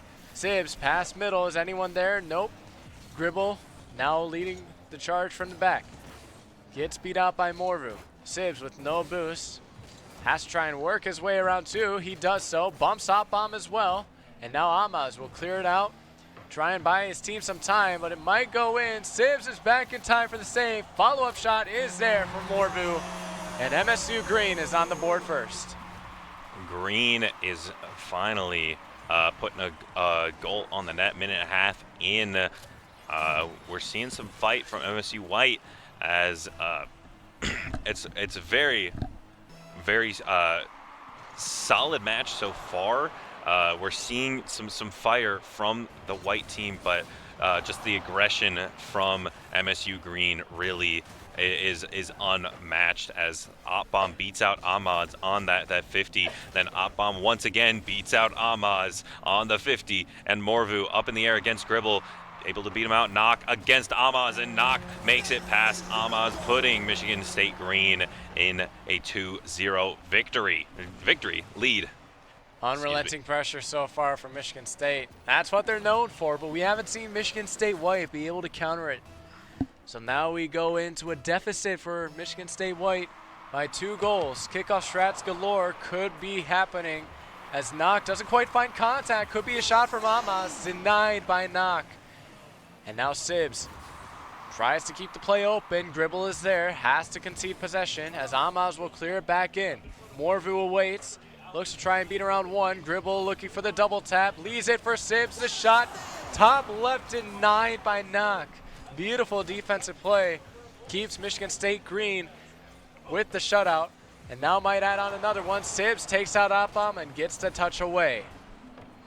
That demo was necessary. That Oppam was poised to take that goal there, but Sibs able to stop it right there. Now we're getting a counterattack coming in from MSU White. Amaz brings it center. Sibs isn't there, has to get boost, and Gribble looking to beat out Morvu here.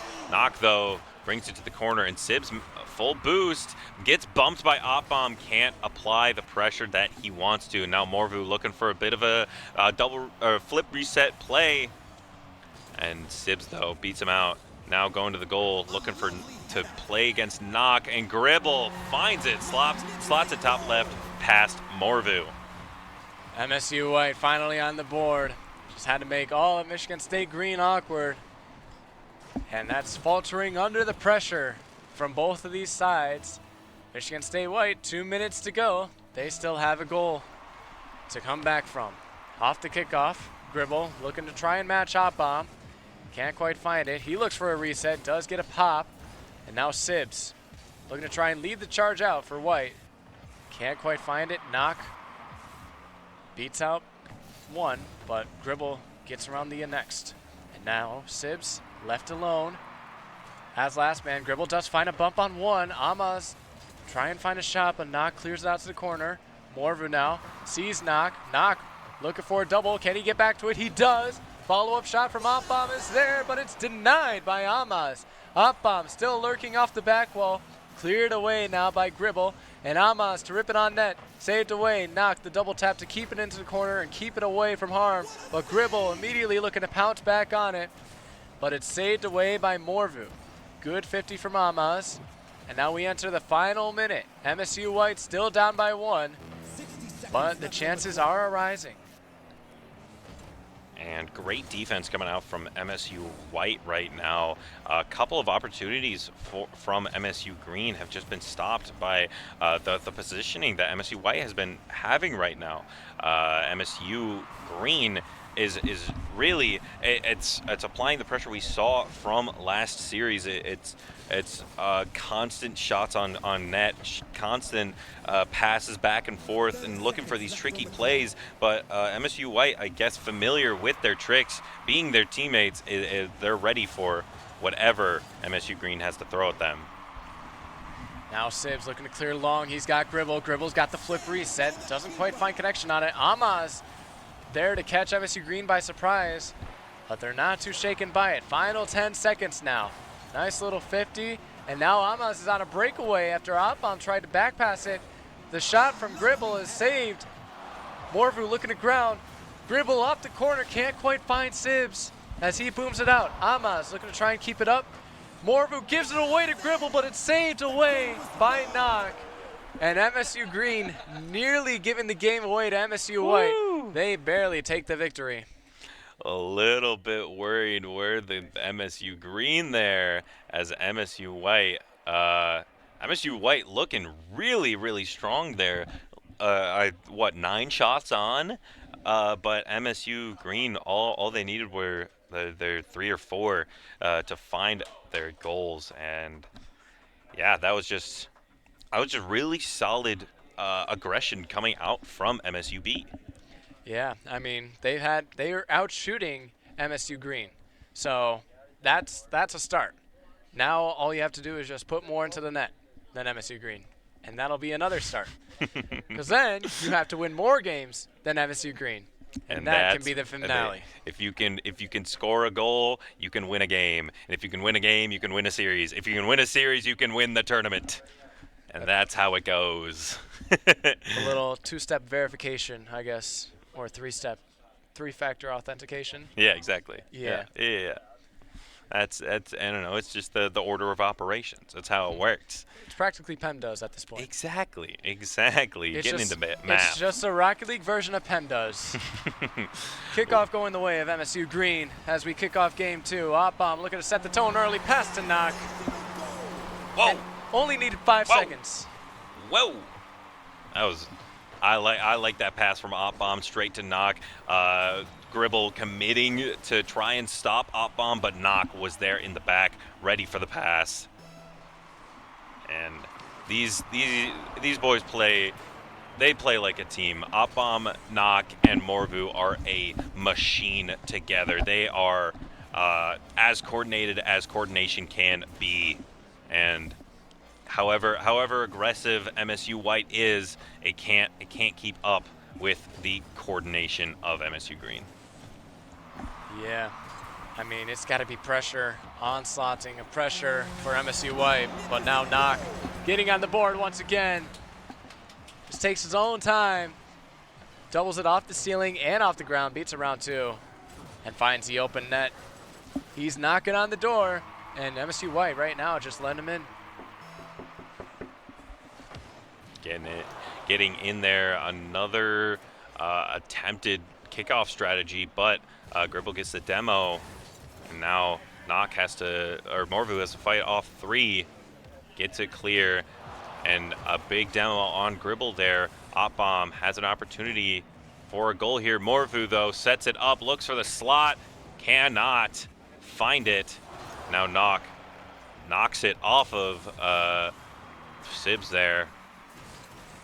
Now Op-Bomb trying to meet Gribble. Amaz beats him there, though. A little awkward is Morvu. Sibs trying to come in from the back. Op-Bomb passing it to Knock. Does he find the open goal? No, Gribble is there for the save. Great defense from MSU White. Now Sibs looking to try and counter back the other way.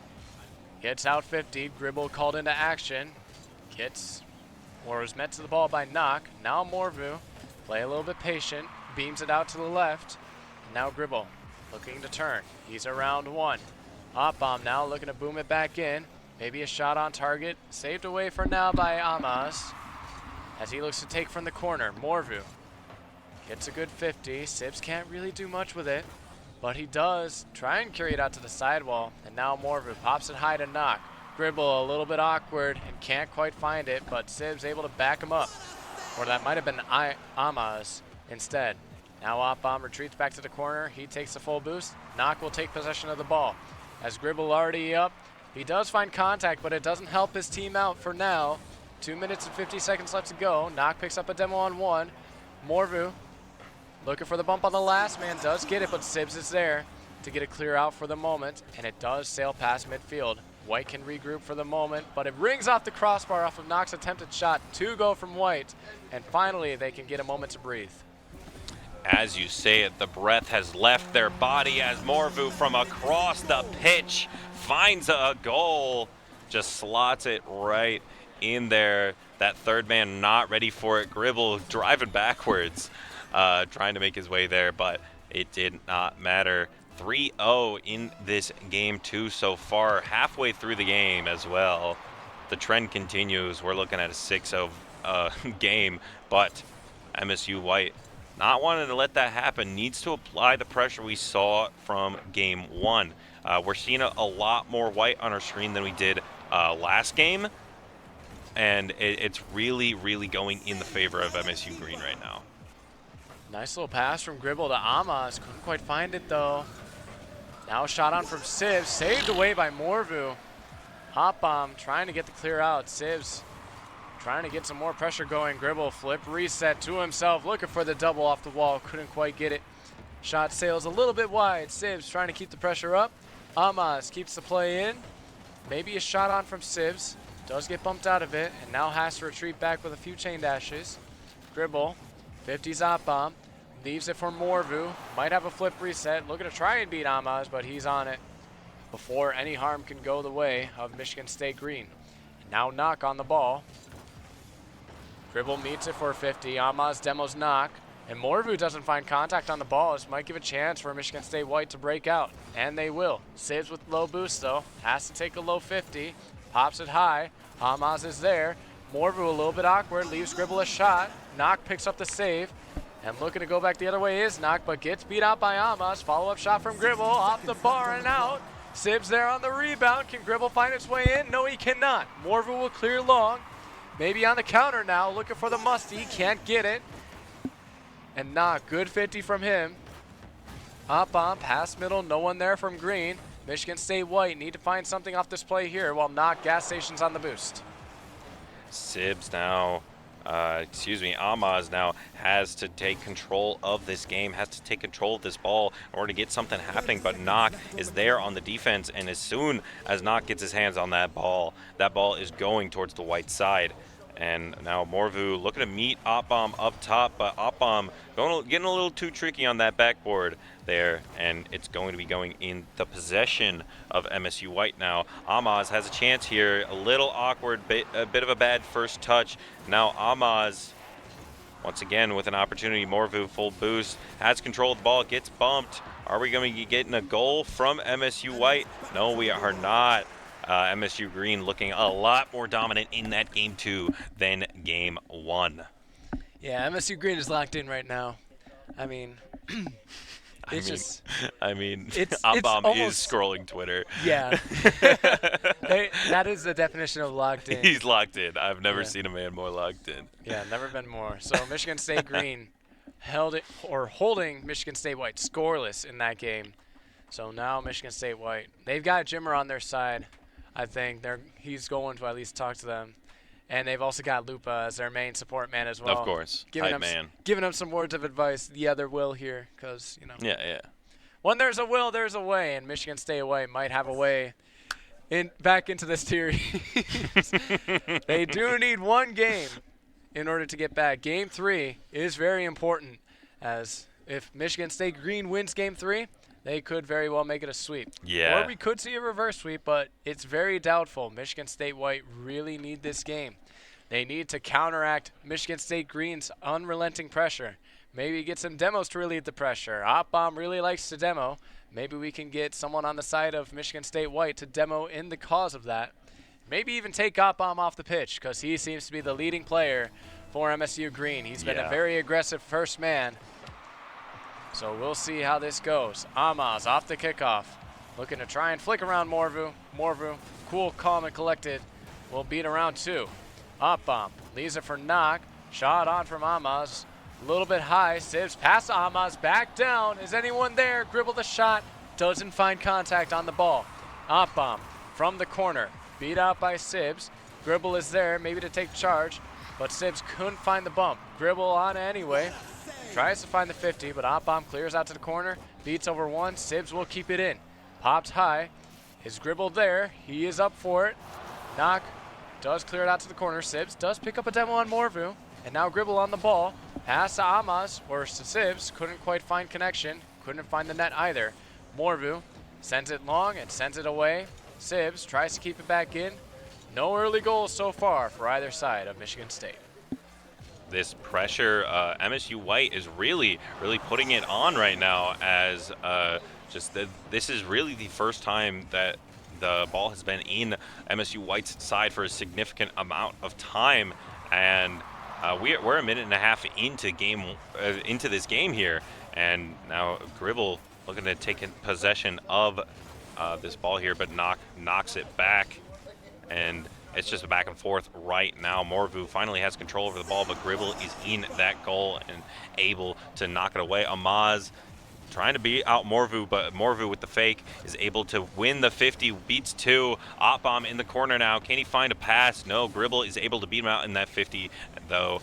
And now Morvu versus Gribble. Gribble finds his way over. Can he find Sibs? Cannot. Opbom in the corner now to get this ball out of there. Now Morvu can't find anyone, but Opbom finds the demo, and that's just an open net. Knock is just playing with his food after an amazing demo from Opbom. And that's a classic 1v1 play. Knock just playing so patient, waiting for the last man on MSU White, Amaz, to jump into the play to try and get the intercept, and then just flicks it bottom right. Classic once play from Knock. But we go off the kickoff. Little fancy shenanigans from MSU White. I think they call that the Markwart kickoff, possibly. I couldn't tell, though, because we do have a lot of kickoff strats up our sleeves. Morvu now lofts it high. Possibly a sidewall redirect. Can't quite find it. Knock. Denied by the back wall. Sibs with a beautiful flick. Op-bomb tested for that one. And now Sibs lofts it high. Wait, no. Sibs is the one who's scoring. My bad. Amas with a beautiful pass to Sibs. The Wonder Twins back at it. And MSU White do have a response. Morvu couldn't get back to it. And getting into this kickoff, we have a 1-1 game here, closest it has been all series. And MSU Green might be feeling a little bit of the pressure as MSU White is applying it. And looking for that long shot is Morvu, trying to get another one. But now Sibs has control of the ball. Knocking it away from Gribble. But Amaz puts it in the hands of Gribble. Looking for Sibs, can't find it just yet. Now Knock in the corner, trying to get that center ball, but Morvu is that second man able to pick it up. Op-bomb gets demoed by Sibs. That aggression is going to be halted immediately. Knock trying to keep the pressure up. Doesn't have a lot of boost. Has to concede to Sibs. Sibs pass out to Gribble. Gribble looking to line up the double. Leaves it back for Sibs, who leaves it for Amos, but gets taken out of the play. And that's all of Michigan State White gone. MSU Green will capitalize on the overextend. And the 2-1 lead comes out for MSU Green. And once again, they're in the lead. This is game 3. MSU White needs to find something. I guess it really feels it feels like the teams were created correctly right now. That may be a little mean to say, but MSU Green looking so strong and so confident in their plays right now, and even any misplay like we saw there from MSU White is just going in the favor of MSU Green. Yeah, just an unfortunate 50, and Gribble has to do anything to try and get a touch to delay the attack of MSU Green. Unfortunately, it was a 2-on-1, and Oppom was there and ready for it. MSU White, they have kickoff strats, and this one does go their way. Sibs maybe can find a middleman. He has Gribble in the middle. That's a crazy rhyme. Gribble now has Knock in his way. Does get bumped out. Amas upfield trying to look for bumps as Sibs carries this one over the entirety of Michigan State Green. Couldn't find its way through as now Knock lofts it high. Pass to himself, looking for the double. He's really good with them, but a little sluggish on that one. Couldn't quite find it. And now Oppom. Pass up high to himself, looking for the double. Couldn't find that one either. Knock, flip, reset, fake, leaves it for Morvu, and Michigan State Green looking to seal game 3 away from Michigan State White. Yeah, game 3 with a 3-point deficit for MSU White.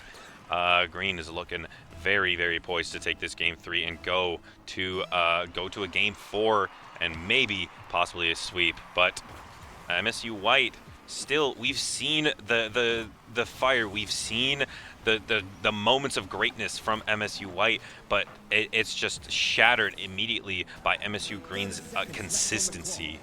And Morvu now just keeping control of this ball. What is happening at this ball right now? What are we doing, boys? As we're going back and forth.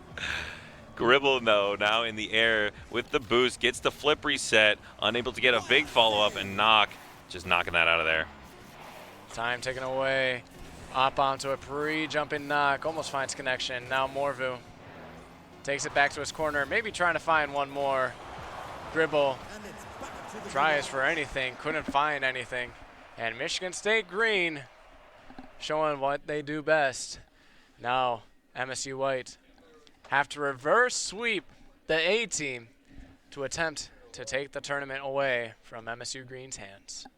This is the maybe turning point for MSU White. If they could get this reverse sweep, then this is the game to start that momentum. I mean, obviously you need to win every game leading going forward, but just if you can show absolute dominance in this game 4, that's the boost that you need. Pun intended for Rocket League. Yeah, they're definitely going to need anything that they can get. I mean, there is such a thing called fatigue in this game, and Michigan State A just did recently come off of a 4-series win, so maybe fatigue might hit them now, as they played 7 games straight pretty much without a break. Yeah. So anything can happen. MSU White looking to do the unthinkable. They were almost on the other side of a reverse sweep going into this. Now they've got a reverse sweep the A team itself. Knock couldn't find connection on that ball. And now Opbomb getting bumped out, leaves it for Morvu. Gribble now pops it up high. And Amaz looking to try and fight a shot on. Nothing to start so far, but it's looking really aggressive on the side of Michigan State White. Infield passing play. Gribble to Amaz. Give and go back to Gribble. Shut down by Morvu. Flip reset. Couldn't get over Sibbs, who has possession of the ball. Looking to try and find a teammate mid. Just gets out. Amaz now to challenge. Beats around Opbomb, but Knock is there to intercept. Gribble looking to try and find a double, but Morvu is there to delay anything that Michigan State White has to offer, and that's an overcommit from Amaz. And it might be a goal if Gribble can't get back. He does so and denies the dunk as well off of Opbomb's shot. And it remains a 0-0 game for both these teams. That was as close a goal as can get, as just bumping up and down off the ground and the crossbar. Unfortunate for MSU Green, but MSU White still has life in their feet as they get the first goal. Back and forth. Gribble Sibbs. Amaz just 1, 2, 3 right there. That's the team play you need. That's exactly what you need if you're MSU White. Just break down the defense with the passing plays. Go for something that they can't expect. And that's exactly what will happen. Amaz off the kickoff. Almost found that one. And now Sibbs tries to find any sort of shot that makes Morvu uncomfortable, but does quite the opposite. Gives him complete possession of the ball. Pop over one. And now Amaz looking to try and clear back the other way. Sibbs kind of gets in the way of Amaz, or maybe it was vice versa. But now Opbomb with control. 50 Gribble. Morvu off the corner, looking for a corner read. Can't find it. Knock the shot. Denied by Sibbs. Opbomb to get another 50 to keep the play in. Calls in Morvu, but he's beat out by Amaz. Knock now. Beat out by Sibbs. Morvu has to try and contest this as Sibbs gets bumped off the ball. He sends it long. Amaz will keep it back in. We're just over 2 minutes. Now Gribble looking to get another goal going on the side of MSU Green, but Morvu getting a flip reset and trying to get something tricky going on the side of MSU White. Opbomb finds the pass to center. No one is there to get it, but Opbomb gets that demo. The assassin out here. Opbomb trying to find one, but Gribble with a great save in that bottom left corner. Gribble now has control of it. Ooh. And Sibbs with a pinch. Looking for a goal there, and now Amaz beats Knock. Opbomb 1 against 2 is not able to make it past Gribble. 2 minutes remaining, and MSU Green needs to get a goal here. They want this sweep, but MSU White is just playing defensive right now. Does not want MSU Green to get anything silly, anything stupid started. Almost a passing play from Michigan State Green, but it was shut down by MSU White. That's exactly what you need. Opbomb under a little bit of pressure here on the defensive front. Gribble looking for the shot, denied. And now Knock has to take control. Bounces off of Morvu's car. Now Opbomb looking to try and find the corner read. Couldn't quite get it, as I'm pretty sure he got bumped. Morvu top left shot, denied by the crossbar. Follow-up from Knock, saved away by Gribble. Picks up a Savior medal himself as well. And almost an own goal from Morvu. Or maybe it was a straight shot. Maybe Morvu just missed. Now he's going back the other way. That one denied by the bar once again. Opbomb overcommitted as last man on defense. Has to recover back. Minute 13 left to go. MSU Green now being held to 0. And now Gribble keeping up the pressure for MSU White. Not letting them out. Looking for the double. Can't find it. Sibbs the shot denied by 2 MSU Green players. Opbomb bumps out Amaz, and it might go into their net off that 50, but Gribble gets back in time. Morvu, infield pass to Opbomb, shot saved by Amaz. Follow-up from Morvu, not there, as it's too weak and too high. Now trying to get rid of the pressure. Up bomb finds it in. Amaz can't do anything about it. We are at a 1-1 game, 45 seconds remaining in this game for MSU White is holding on to their tournament game with their dear life right now. And MSU Green wants this tournament over. They want to go home. They want to have dinner. But MSU White says, you can wait. We're hungry too, but we're hungry for the win. And Sibs passing to Gribble, passing to Amaz, cannot find it there. But Opbomb now in the top, looking to get past Sibs. Gribble with a good pinch on the ground, make it out of there. Now Gribble has a chance here, but bumped and beaten by Morvu, and Amaz trying to get it. Morvu now with a 1 versus 1, no boost though. Knock in the center, can he beat out Gribble? Opbomb can't quite beat out Sibs. Now we have 10 seconds remaining. Are we going to No, we are not going to overtime. We might be going to a game 5. Morvu, a crucial mistake, just couldn't find contact, and now Sibs will capitalize on the mistake. Morvu just couldn't find contact with the ball, and that's a crucial error for MSU Green. MSU White might just run away with a kickoff strat for MSU Green. Amaz is there and ready for it, looking to send it to the ground. Sibs is there, but MSU Green keep it up. Racing back is Opbomb. Can he get there? No, he cannot. And MSU White, they might just very well be starting the impossible. This is the start of the story that you want to see. This is the Cinderella story of all Cinderella stories. Can a reverse sweep happen for the MSU B team against the MSU A team? That really is... I mean, I said at the beginning of the series, that's the story. Can MSUB win the set? Possibly. I mean, it starts with one, as they say, and they have their one. They've got the momentum swing in their favor. If they take game 2 and game 3, this might be an interesting series. This might be an interesting series already, as taking a game against MSU Green is impressive enough as is. So can they repeat this moment of greatness, or was it a flash in the pan, as they say? Yeah. We'll see. We will see. We're loading up for game number 5 on the cards. 3-1 in favor of Michigan State Green. Michigan State Whites. The Cinderella story keeps on keeping on. Even though they are the 2nd seed, they would love to have an upset over MSU Green. Here we go into game number 5. Off the kickoff. Falls back to the hands of Opbomb. You don't ever want that to happen. Now a demo from Knock. Opbomb could have had the shot on. It was saved away by Sibs. Morvu now. Pass middle to Opbomb. Shot on, saved away. And now Knock will take over once again. Up to the skies, he's around 1, looking to go the entire way, places top left, beats around 2, and he'll secure the goal for MSU Green. Knock playing really, really well in the air there, and just making his way past 2. Very, very solid double touch, and just solid ball control. Now Morvu beating out both players on that kickoff. Now it's Morvu versus Gribble. Morvu, no boost. Unable to find contact. Amaz bumps him out of the way, but Opbomb is there for the second. Has full boost. Is he going to find this pass? But no, Gribble is there as the last.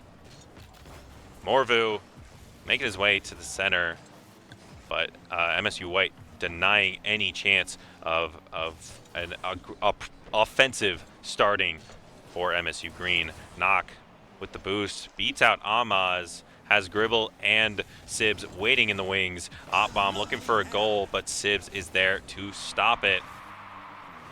Now Morvu has to play from his own back end. Does beat around 1. It might be the entire team. Gets the ground pinch past the last man. MSU Green.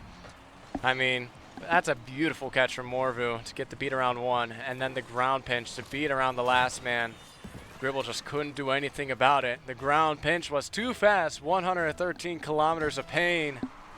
And MSU Green double the lead. Could be tripled here off this kickoff. Knock looking for the demo on Sibs. Opbomb looking to keep it in. Does get the beat around Amaz. But Sibs will send it long. Knock awaits, good first touch. Will try and beat it, but Gribble does pounce on it, clears it long. Hop bomb, takes out one. Gribble back on low boost. Looks to try and keep it away from MSU Green, but Morvu's right back on it, and he's got a third goal for Michigan State Green.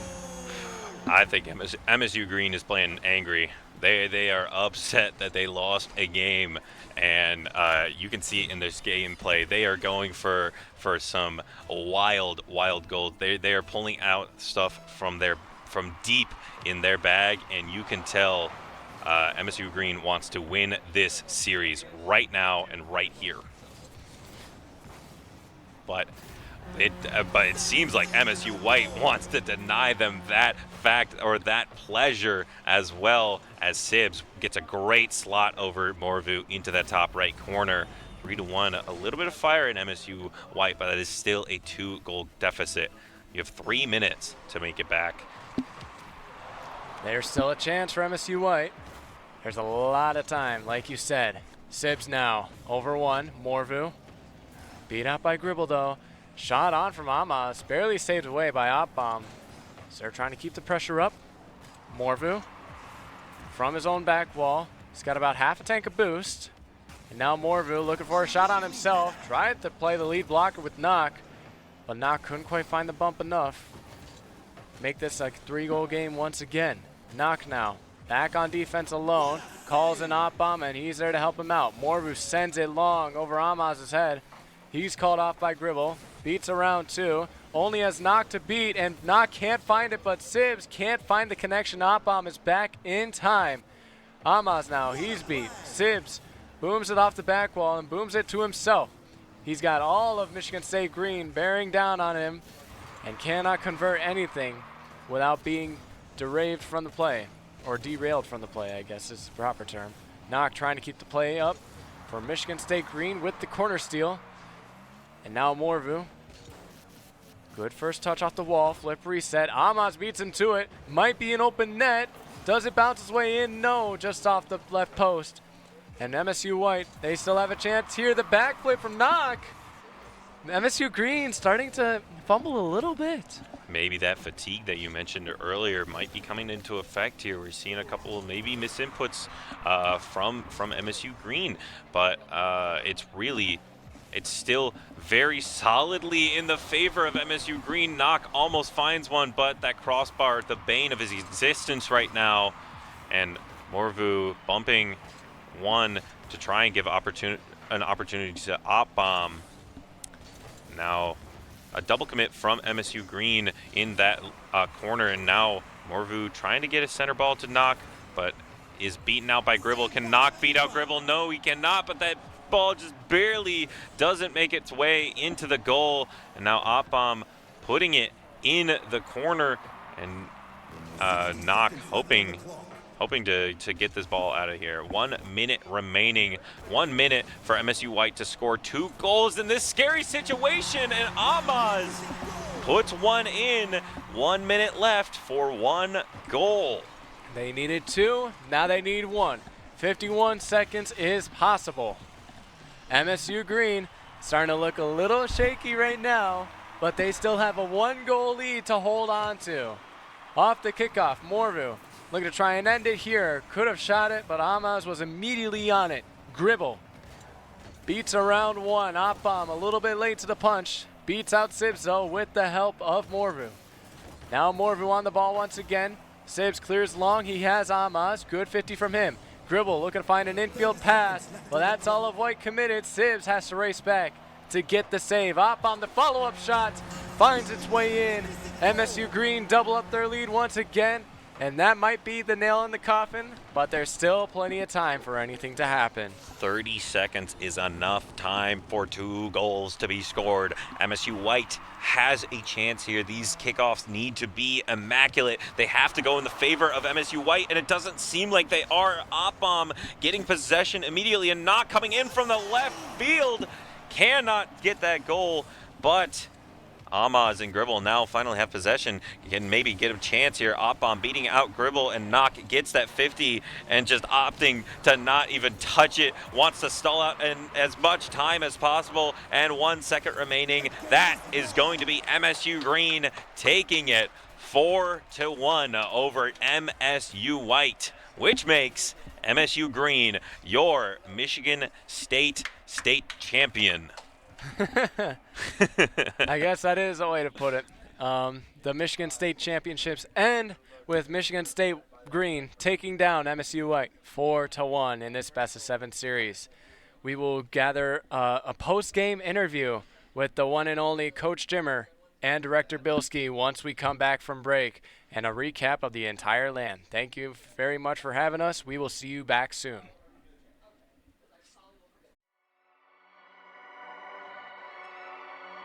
You know, there's the easy way to do things and there's the right way to do things. At Michigan State University, our goal was not only to impact campus, but to impact the entire collegiate ecosystem. This is a critical time in esports, and the decisions that we make today can last for decades. And so we at Michigan State, we're committed to doing things the right way.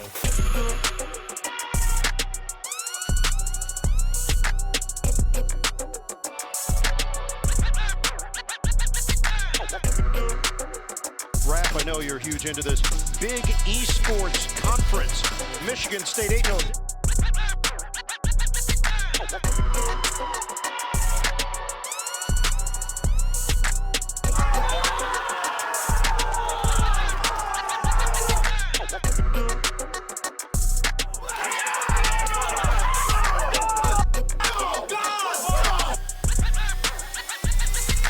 We want to make sure that we are setting the standard for how programs should be built and how programs should behave.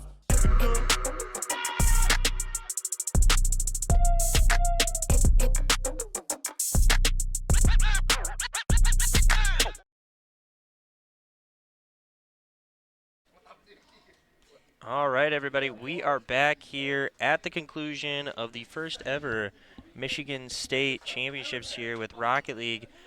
I'm Coach Bilski. I'm joined by Coach Jordan. And before we get into a quick interview here with Coach Jordan, I just want to say thank you once again to everybody who came out today, participated in this event.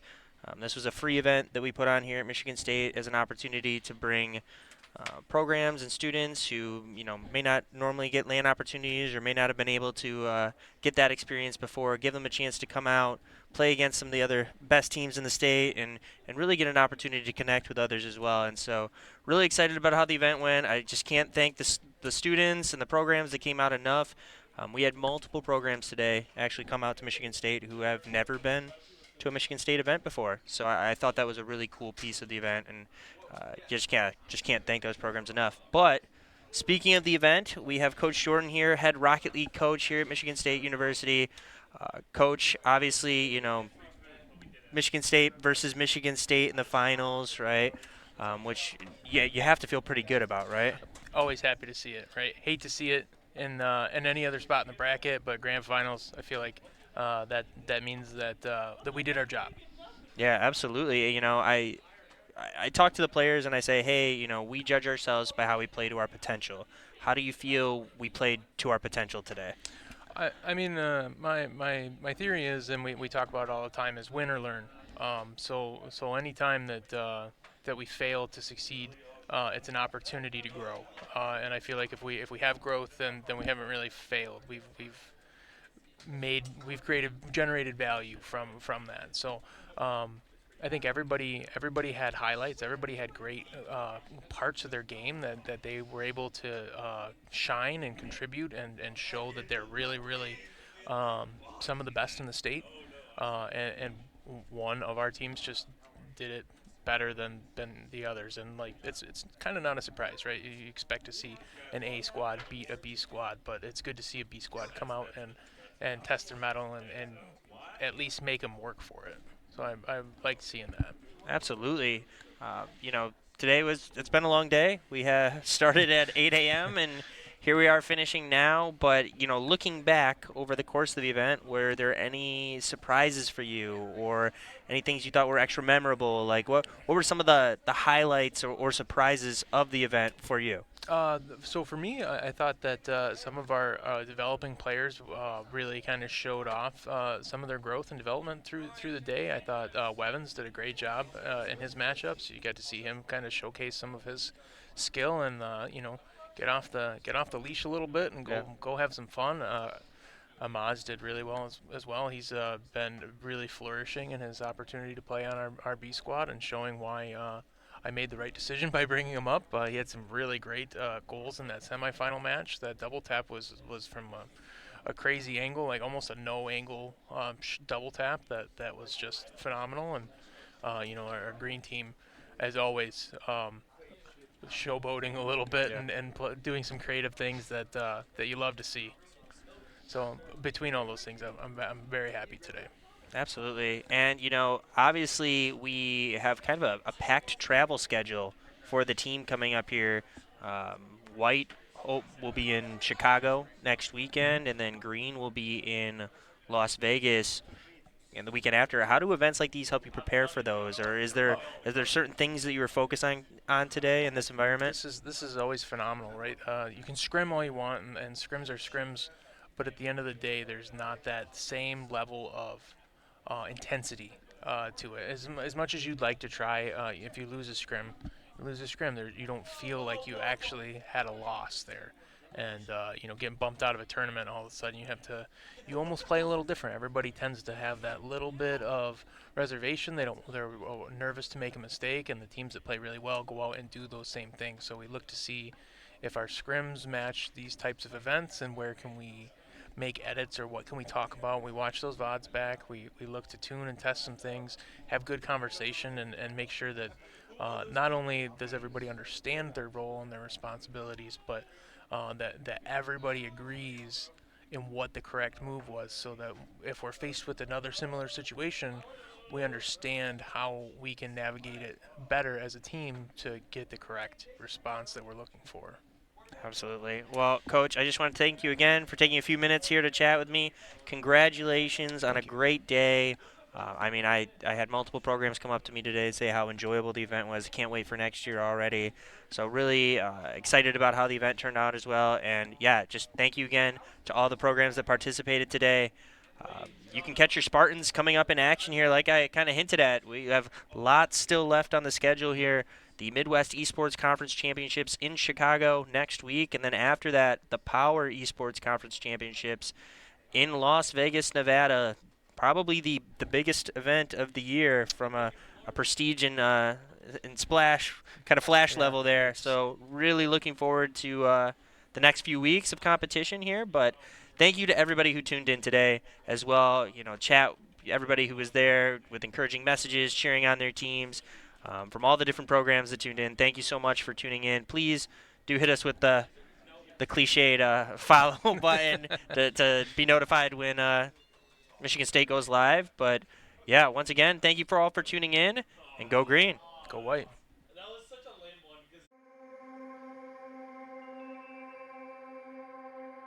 When do we give up? When do we just close our eyes and say, that's it? This water's too polluted. This disease too far along. To a Spartan, the answer is simple. Never. Because Michigan State was founded on the belief that our purpose is to make the world a better place. And when you're open to unconventional thinking, you value people's differences and are willing to work harder, push farther, and forge true partnerships. Then and only then can you solve the world's toughest problems. Better, faster. Like renewable energy, clean water, Parkinson's disease, and fighting malaria. Things Spartans work on every single day, all without fanfare. Because we know our true triumph lies in the impact we make on the world around us. And after all, if we don't do it, who will? Spartans will.